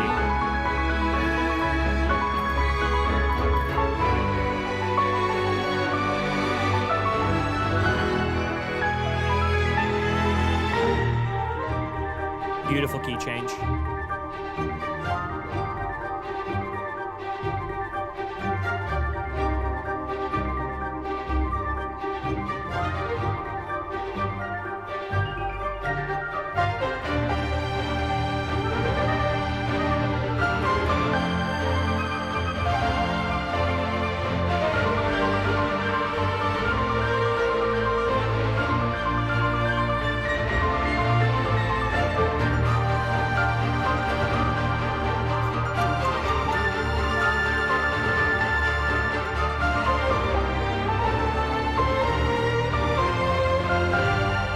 Beautiful ending.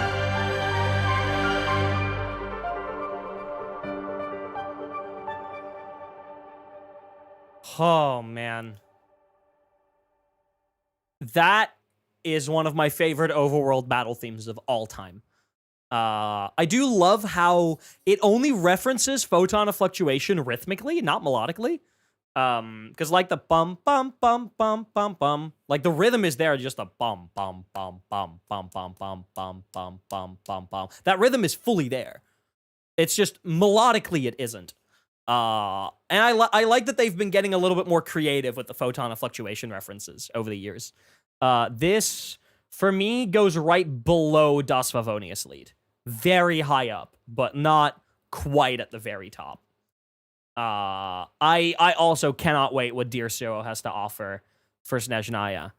And chat, with that, we have our tier list. Holy shit. Almost 6 hours later for a 3-hour album. But chat, if you thought the stream was done, you gotta be out of your fucking mind. I'm gonna be playing some piano. Hello? Of course I'm not leaving. Boom. I ain't leaving yet. We're doing a music stream. Of course I'm gonna be playing some piano. I'll make sure to treat y'all. Volume 2 time? Dude, hey. If they release more music, I'll happily listen to it. All right, for those who are new here, my model may freak out. My piano is to my left, so it loses face tracking on my model. But who cares? I'm just here to play some piano. You can see the piano being played. That's all that matters, right?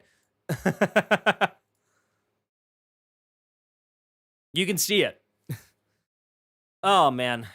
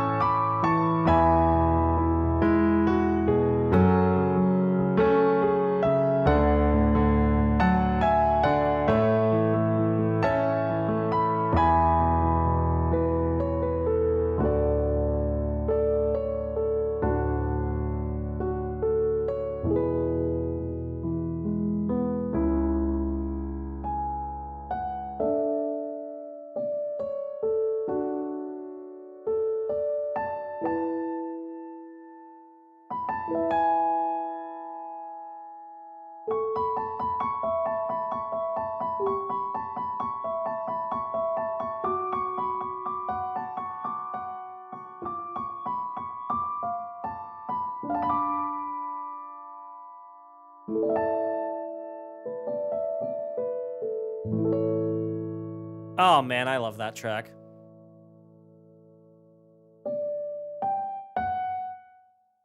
Let's see, what else can we do from this album?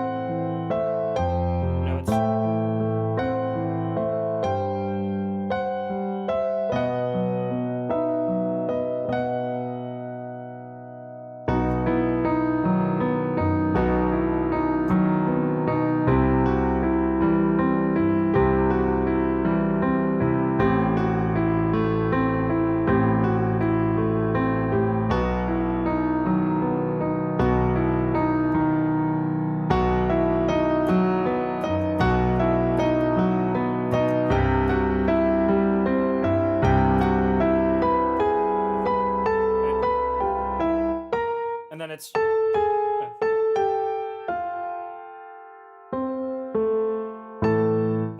dude, what are the chords? The chords of that are so interesting.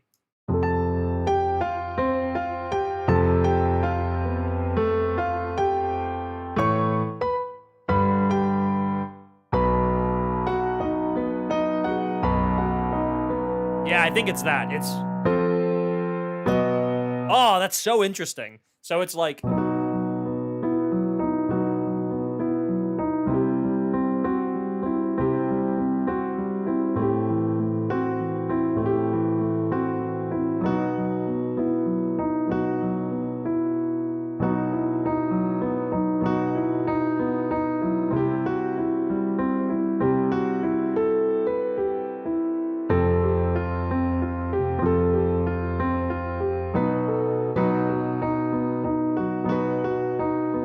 That's so interesting.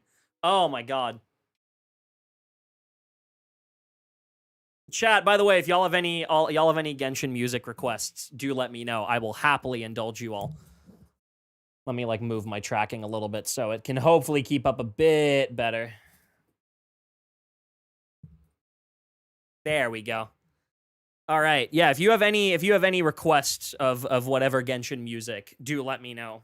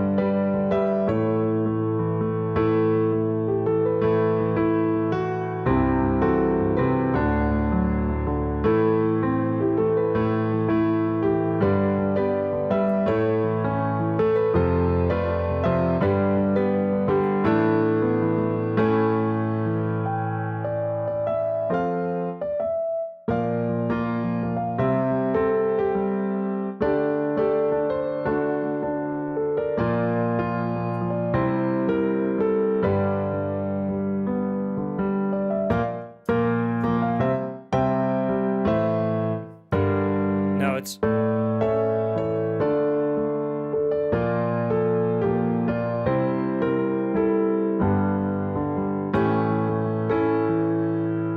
I know Farina, all the world's a stage. Oh, her trailer theme? Oh god.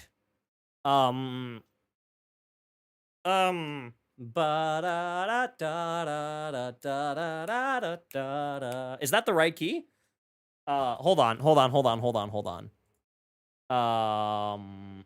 Albums. Sword by Newest.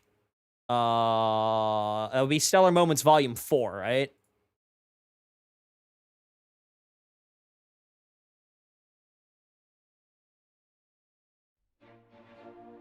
I don't read sheet music, Robo. I do everything by ear. Or Robzo, I do everything by ear. I don't read sheet music.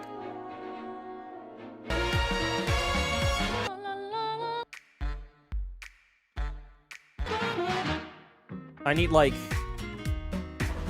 Ba-da-da-ba-da-da-da-da-da.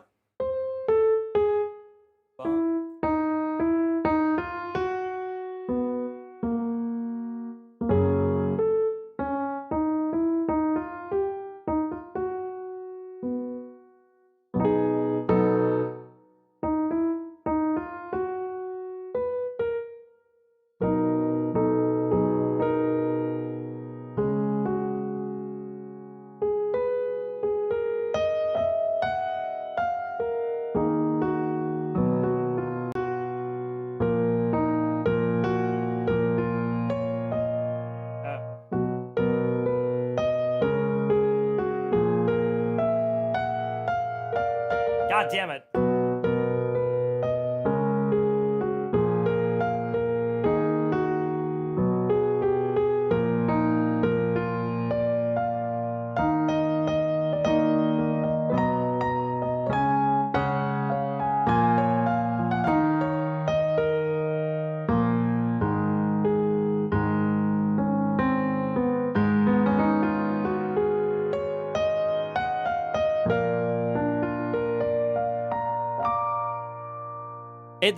That's like the main melody of it, right?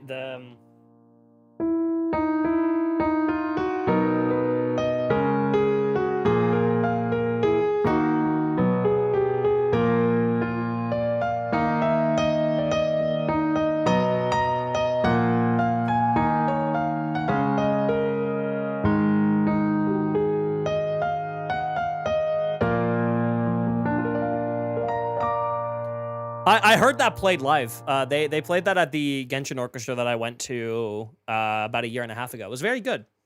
I liked it a lot.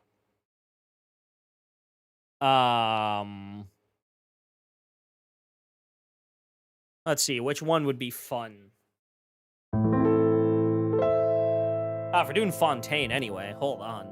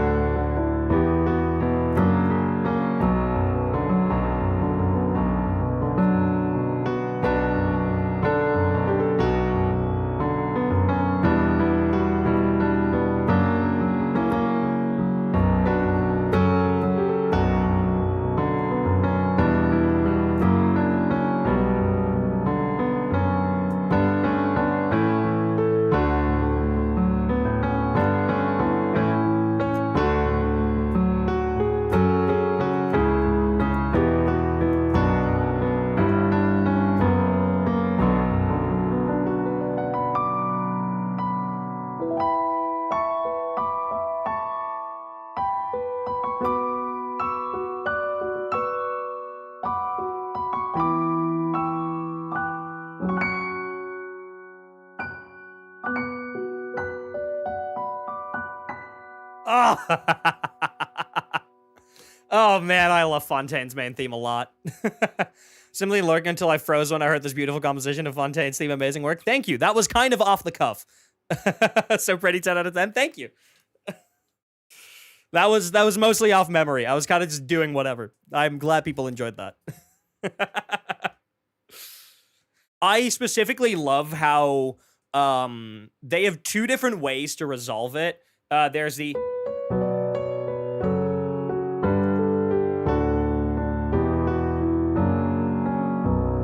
right? And that's the resolution that is like the least tension building, I guess. It's the one that makes the most sense, you know.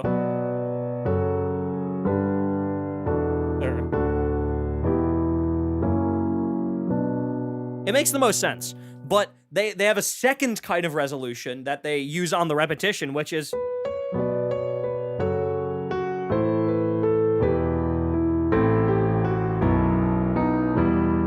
and that one is like so much more like unsettling, and I love that. I love that they have two different ways to resolve that track.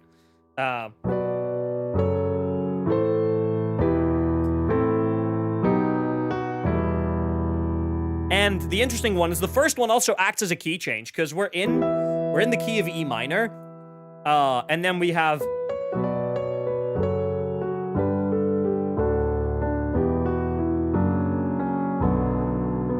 And suddenly we've modulated to B minor. We've modulated to the fifth.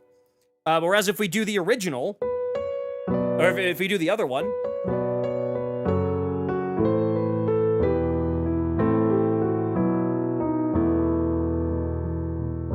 we stay in E minor. We don't modulate. So the one of them actually acts as a key change too, and the other one doesn't, which is really interesting. Oh god, now I want to play more main themes. I mean, I kind of got to do this one, right?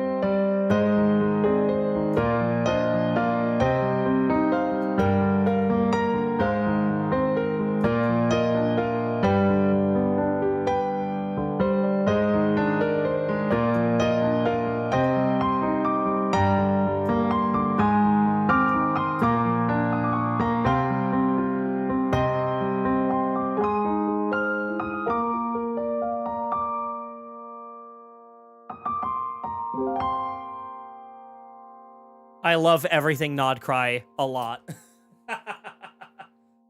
Oh, man. What a time in it. uh...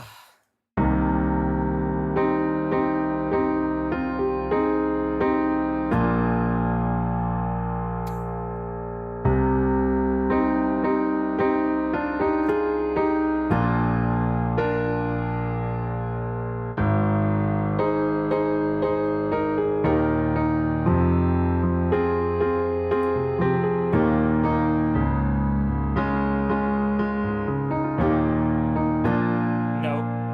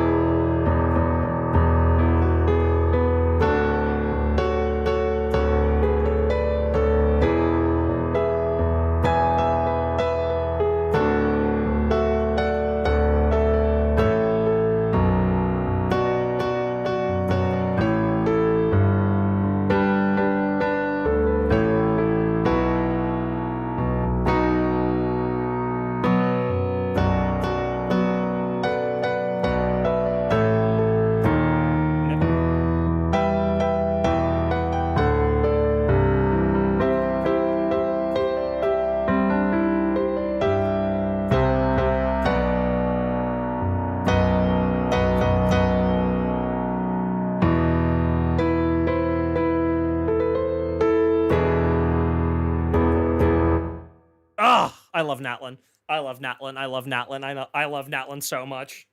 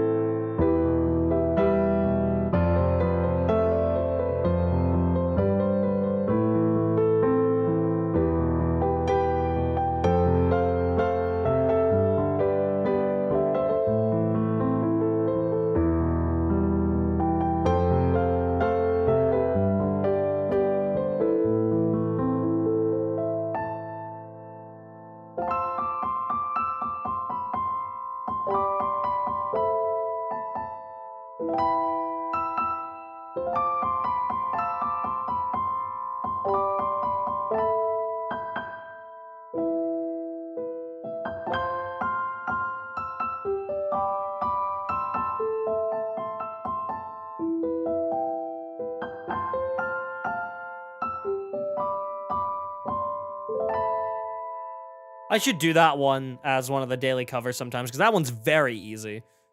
But it's very catchy. It's very fun.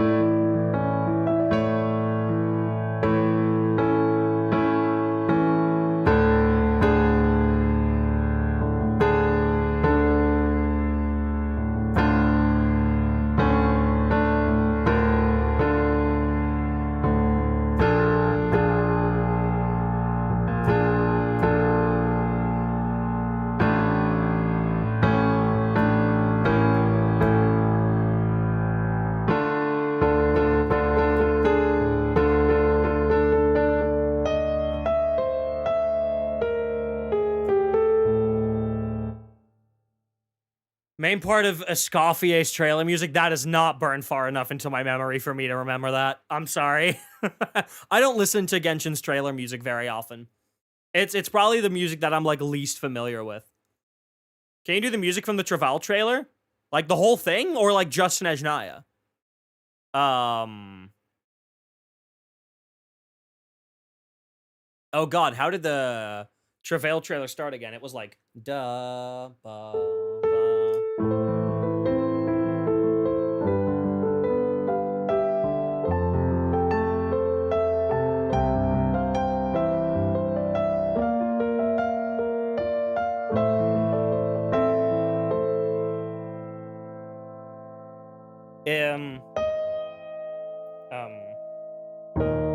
No, hold on.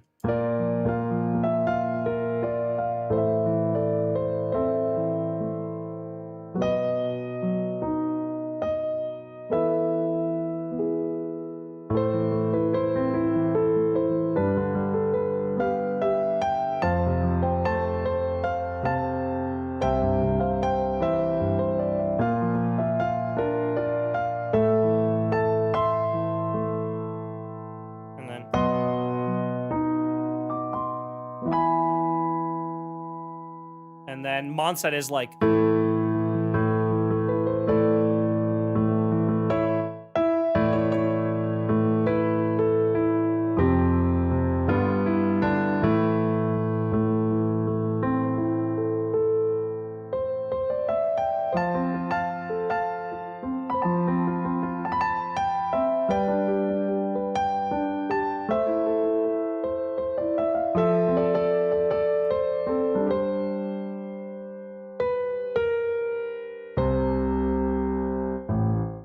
Yeah.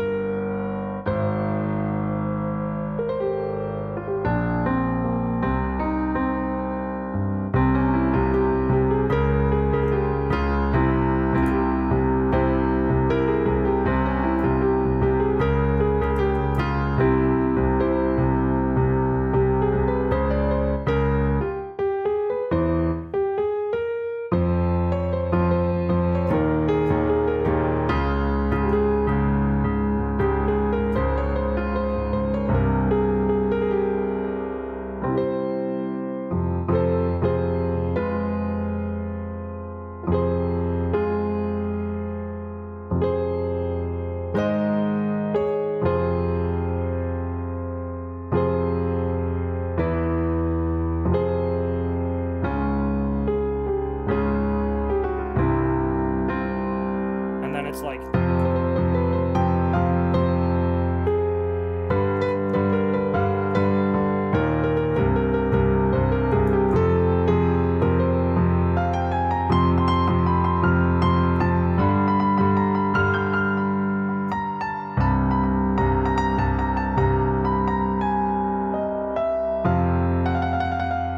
And then it's...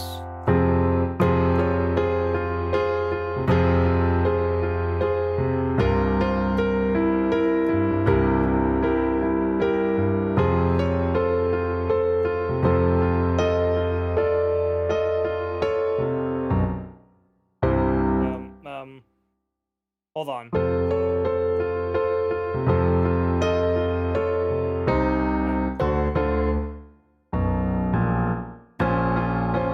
Yeah.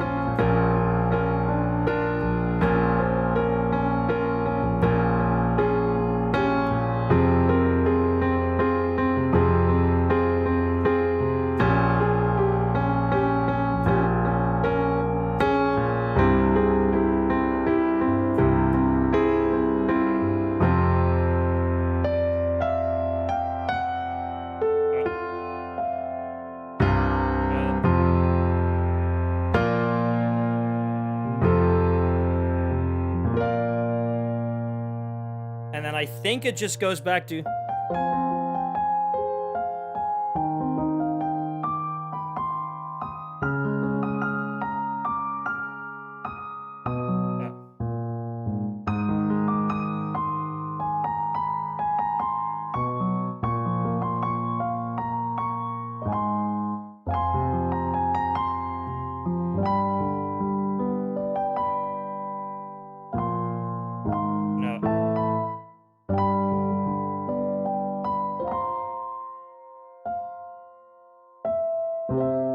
Yeah, something like that. I don't know. It's been so long since I've, like, listened to the whole Travail trailer. That was, like, all off memory. In the corner of the world where the god's gaze does not fall, there are those who dream of oh, God, dude. Amazing. Thank you. I try my best. I mean, I guess it's like, I'm familiar with all of the melodies that are in the Travail trailer, so I can, like, string them together. Like, you don't have to ask me twice to fucking play.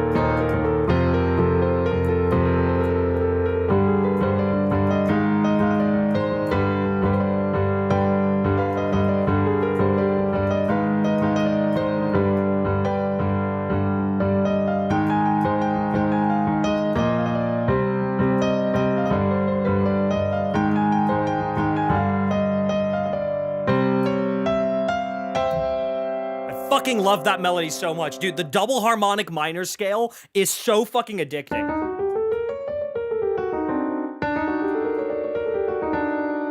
Like that, it's such an addicting fucking scale to play in.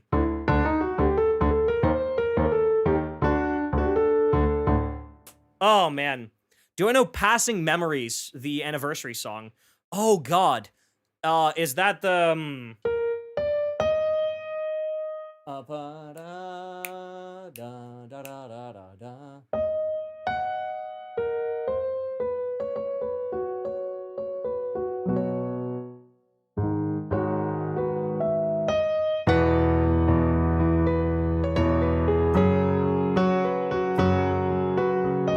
Is that this one?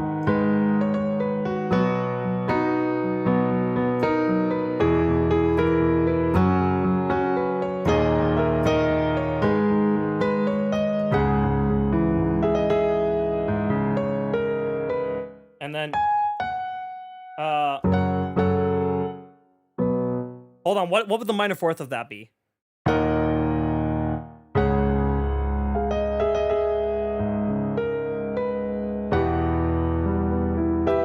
Yeah.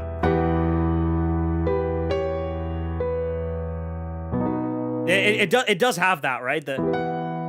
Oh, that's such a sexy chord. What is that? That's the ninth. So that's a minor 4 add 9. And then minor 4 add 6. That's sexy. Ooh.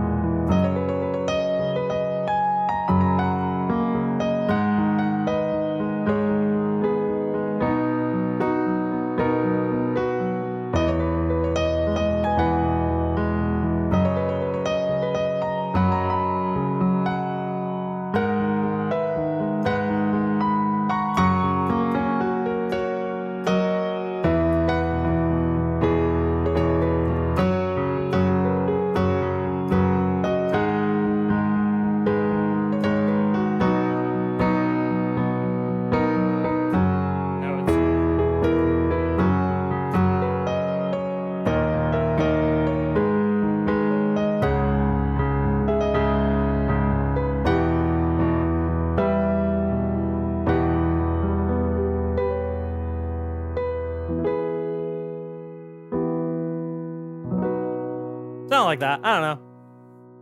I just go home and I might actually reinstall Genshin. AE, I won't stop you, but also I would say be careful.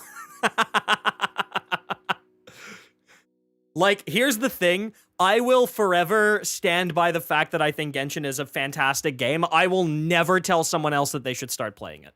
Like, ever. I will never tell somebody else they should start playing it. That's where I draw the line. Like, I'm in too deep. I'm not getting out. I will enjoy it with all the other people who are enjoying it, and I will say, like, I will talk with those people about how good it is. I will never tell someone who isn't playing it or who stopped playing it that they should start again. What's your favorite piece that's come out of Genshin Impact? Oh my god. See, it changes. It flip-flops, for sure. I would say, like, right now, it's... Oh god. Yeah, that's really tough. I don't know if I'd even be able to answer what it is right now. It's like, it's been a constant battle between God-Devouring Mania, Chasing Starlight with You, Whirling Out and Over,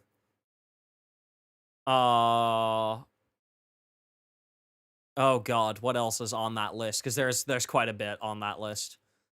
I really like all the pretty courses. I really like Natlan's main theme. I really like, oh my god. Narcissus' Lullaby, I really love.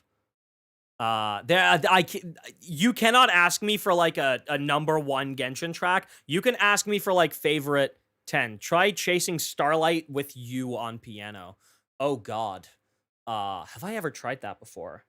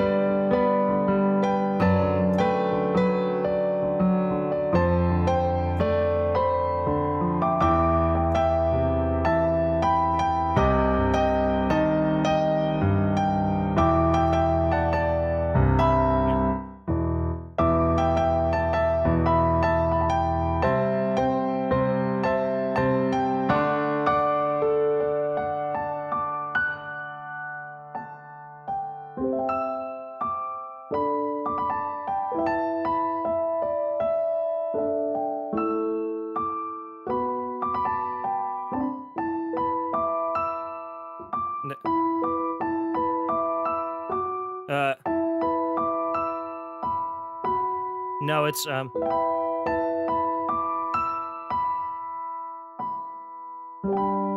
god.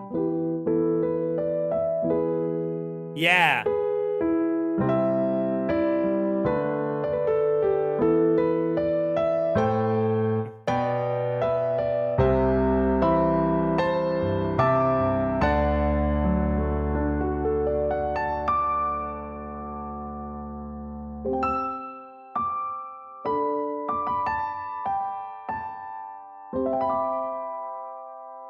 Interesting chords. Oh yeah, it is. It is. It's very Super Mario Galaxy. Like, that whole piece it wears its inspiration on its sleeve. It's very inspired by Gusty Garden Galaxy. The chord progression is primarily a descending one. It's like,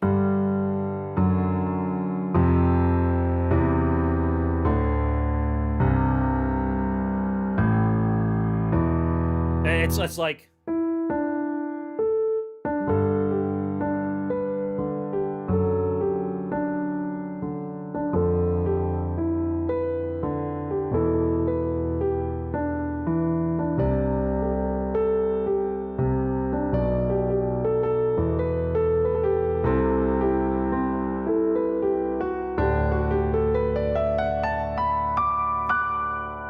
it's like interesting. And then Yoimiya's theme is just like,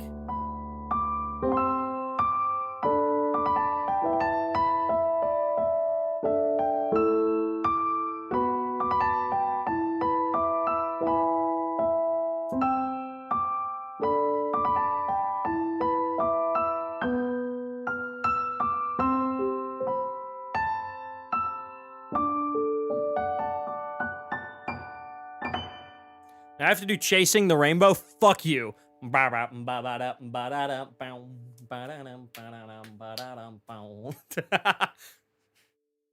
not do Chasing the Rainbow. My fingers are not fast enough for that. Oh, man. But yeah, that piece means a lot to me. I also heard that one played live by the Genshin Orchestra. Dude, they played both God Devouring Mania and Chasing Starlight with you, like, back to back. I was on the floor. I was genuinely, like, I was in the very back row, and I'm glad that I was, because it meant I could sob in peace. Because I was sobbing. What about Gilded Runner?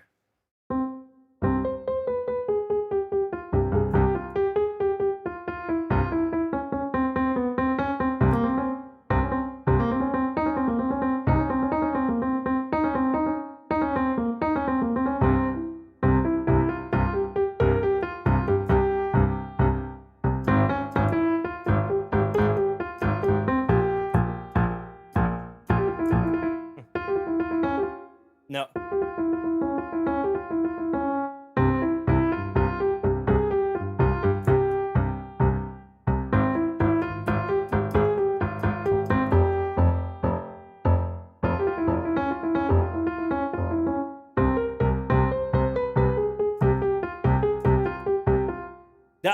The time signature is not a problem for me, by the way, if that's what you're trying to trick me with. The time signature is not the problem. It's just a very complicated melody.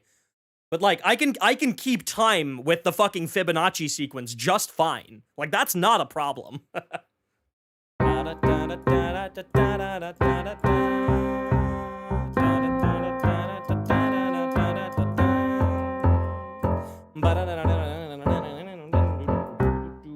Do I dabble in HSR? Yes, I do. I'm not fully caught up. I haven't done, like, the last 2 updates worth of story, but, like, ask me anything, like, up until the end of Amphorius, and I probably got you. In fact, I literally, together with some friends, I literally wrote a song for Multiverse Vistas about Firefly and Stell, and you should go listen to it. It's really good. It's called Parallel Stars. It's out on streaming everywhere. It's a very good song. You should listen to it.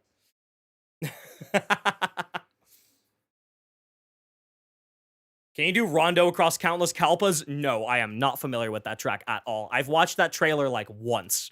That is not on the back of my mind right now at all. So no, I cannot.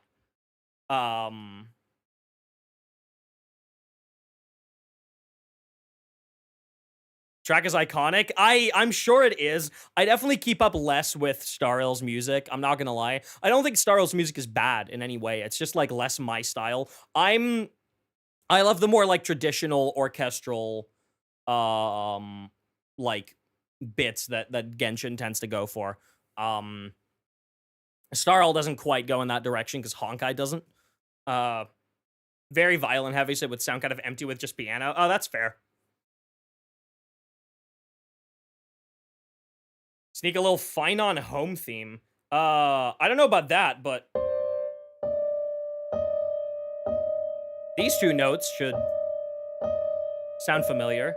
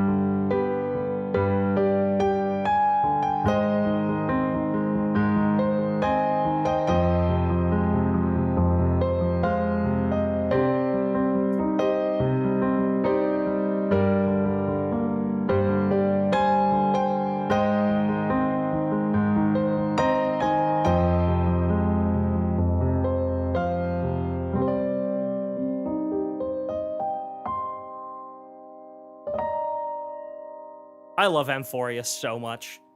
Amphorius, and this might be a hot take, I prefer Genshin's overarching story massively over Star Rail's overarching story. Don't get me wrong. I think Genshin's world building is way better. I think Genshin's overarching story is way better. But if we look at like the individual like regions as like standalone stories, and then we do the same for Star Rail, I think Amphorius is probably my favorite standalone story that Hoyoverse has ever written. And honestly, it's not very close. I think Amphorius is my favorite standalone story. I think overarching Star Rail leaves way too much to be desired for me, because when I finished Amphorius, and I'm still kind of in this mood, my thoughts was like, okay, I finished the game. I no longer need to be invested in this. And honestly, Plan Arcadia has completely lost me. I played 3 patches of Plan Arcadia, and it was so all over the place, I could not get into it. I've heard that the last 2 patches of Plan Arcadia were a lot better, but like I've given it 20 hours of my time, and I just could not get into it. And like from watching the trailers and whatnot, the entirety of the rest of Plan Arcadia feels like, and I'm gonna not use this term lightly, Himiko death slop. As somebody who played Honkai Impact 3rd, and like as somebody who like had a big emotional response to Himiko's death in Chapter 9 in Honkai Impact 3rd, the entirety of Plan Arcadia to me kind of feels like, whoa, we're going to Himiko's home planet, what if we killed her again? I don't actually even know if they do. Like, I have no fucking clue. I'm unspoiled. I don't know if they do. But like, it feels like Himiko death slop in the sense that it constantly tries to remind the player that they killed Himiko once. And like that is supposed to elicit some sort of emotional response out of me when the Star Rail Himiko, up until the point in the story that I am, has quite frankly done jack shit. And she has done nothing for me to get invested into her as a character. Like, Dan Heng and March have both gone through myriad moments of character development over the course of the previous planets. Himiko went through none. We barely knew anything about her up until that point. And then I'm supposed to be invested in, like, Himiko's home planet. Like, I'm just not. I'm sorry. Like, they should have done that work of fleshing out Himiko earlier. Welt I can forgive, because it's literally Honkai Impact 3rd's Welt. He's already gone through an entire game's worth of character arcs. I can forgive them not fleshing him out as much. Himiko, I disagree. Like, I'm just not into it. I'm sorry. I'm gonna catch up, but I'm probably gonna do it off stream because I've been very negative about Plan Arcadia's story, and I don't like being negative on stream. I don't like playing games that I know I'm gonna be very critical about. Can I play True? Oh my fucking god. Can I? Oh my god, how does it fucking go again? It's been so long since I've heard it. Holy shit, wait, why can I not remember it? What the fuck? Why can I not remember how that song goes? Wait, give me a second.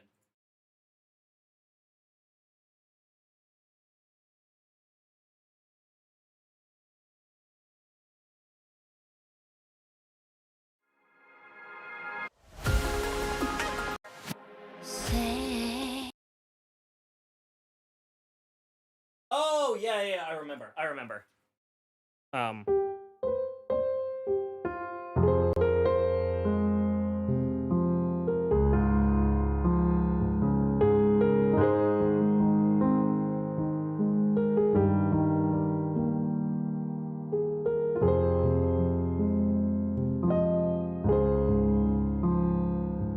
don't actually remember what the rest of the verse melody is, but I do know what the chorus is.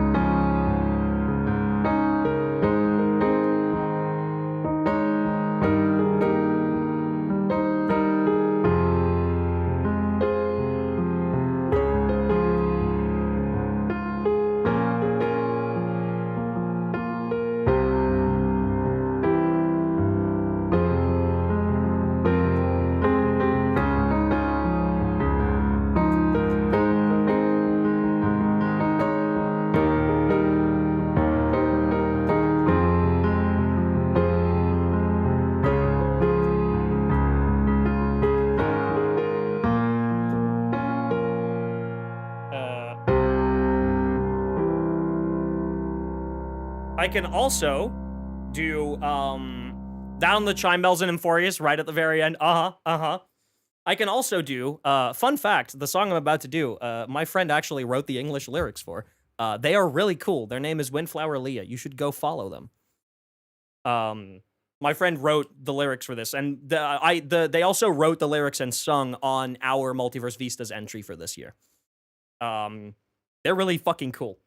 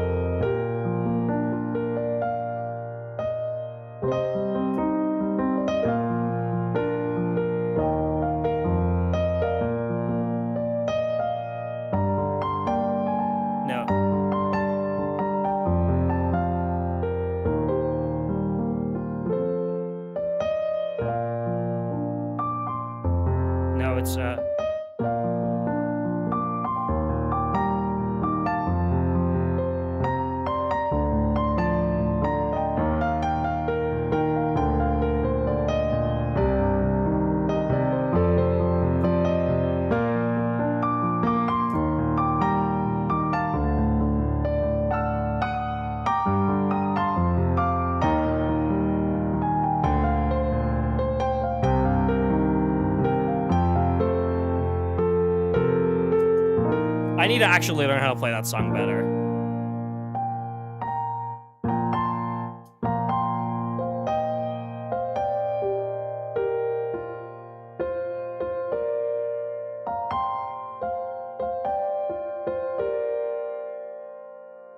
I need to actually learn how to play that song better. I love that song a lot. I like that song a lot.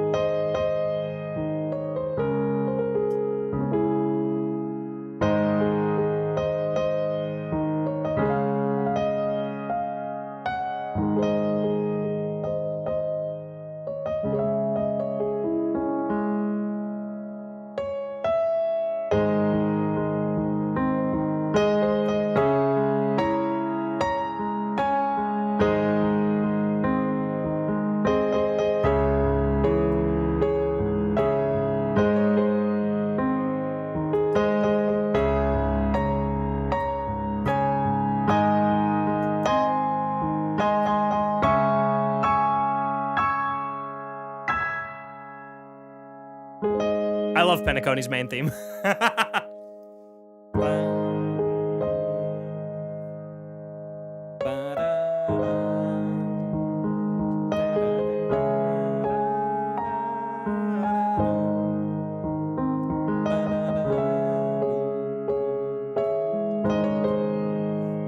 It's just, it's literally just a 1 minor 4, 1 minor 4, 1, but it's like, it's so effective.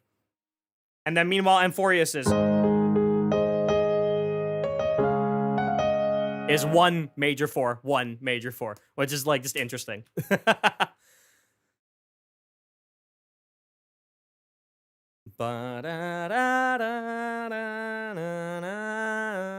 that Planar Arcadia?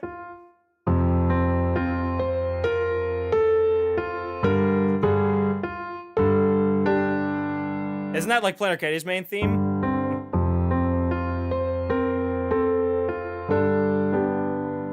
That's like the main motif of Planar Arcadia, right? Yeah. I'm so like tuned out of Planar Arcadia. I'm not gonna lie. I'm sorry.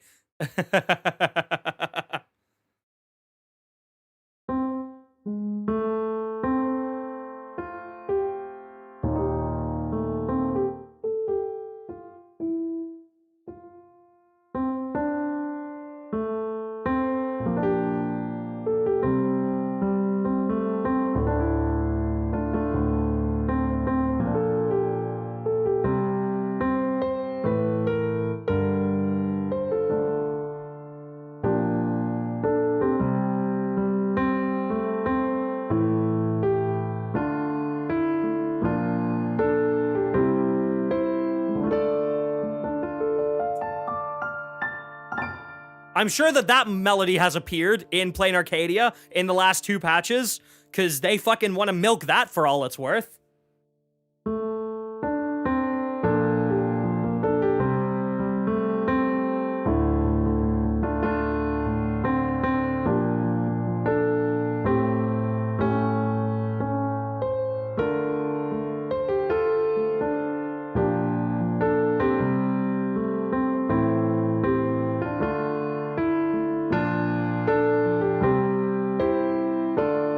I'm sure they've milked that. Unfortunately, I prefer...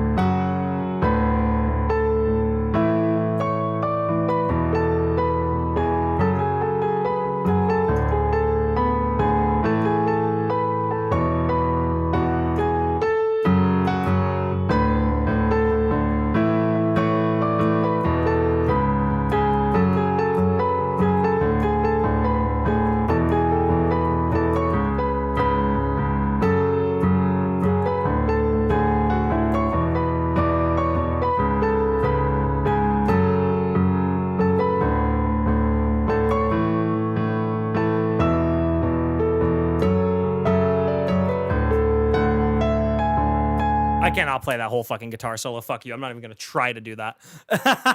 I'm stopping right there, actually, before I get myself into a pickle. Blazing Heart is very good. This is true. I like Blazing Heart. I like Blazing Heart a lot. That song is, like, synonymous with, like, New Year's Eve 2025 for me, is Blazing Heart. That song is, like, synonymous with it. It's really fun. Oh, man. All right, chat. Here's the dealio. Let me move my mic back. There we go. Freedom. All right, here's the dealio, chat. Oh, I need to recalibrate. Hold on. There we go. All right, chat. Here's the dealio. I am tired. It is 2 in the morning. I have been streaming for almost 7 hours. I also have stuff to do before I go to bed. So y'all be easy. All right. I will be back either tomorrow or Tuesday to do the Sandrone event. I will try and find some time to do it. I've heard it's not the longest story quest of all time. We are going to find somebody to raid, at least over on the Twitch side of things. I'm pretty sure that at least 1 or 2 of my friends are live. So, let's see which one I like more.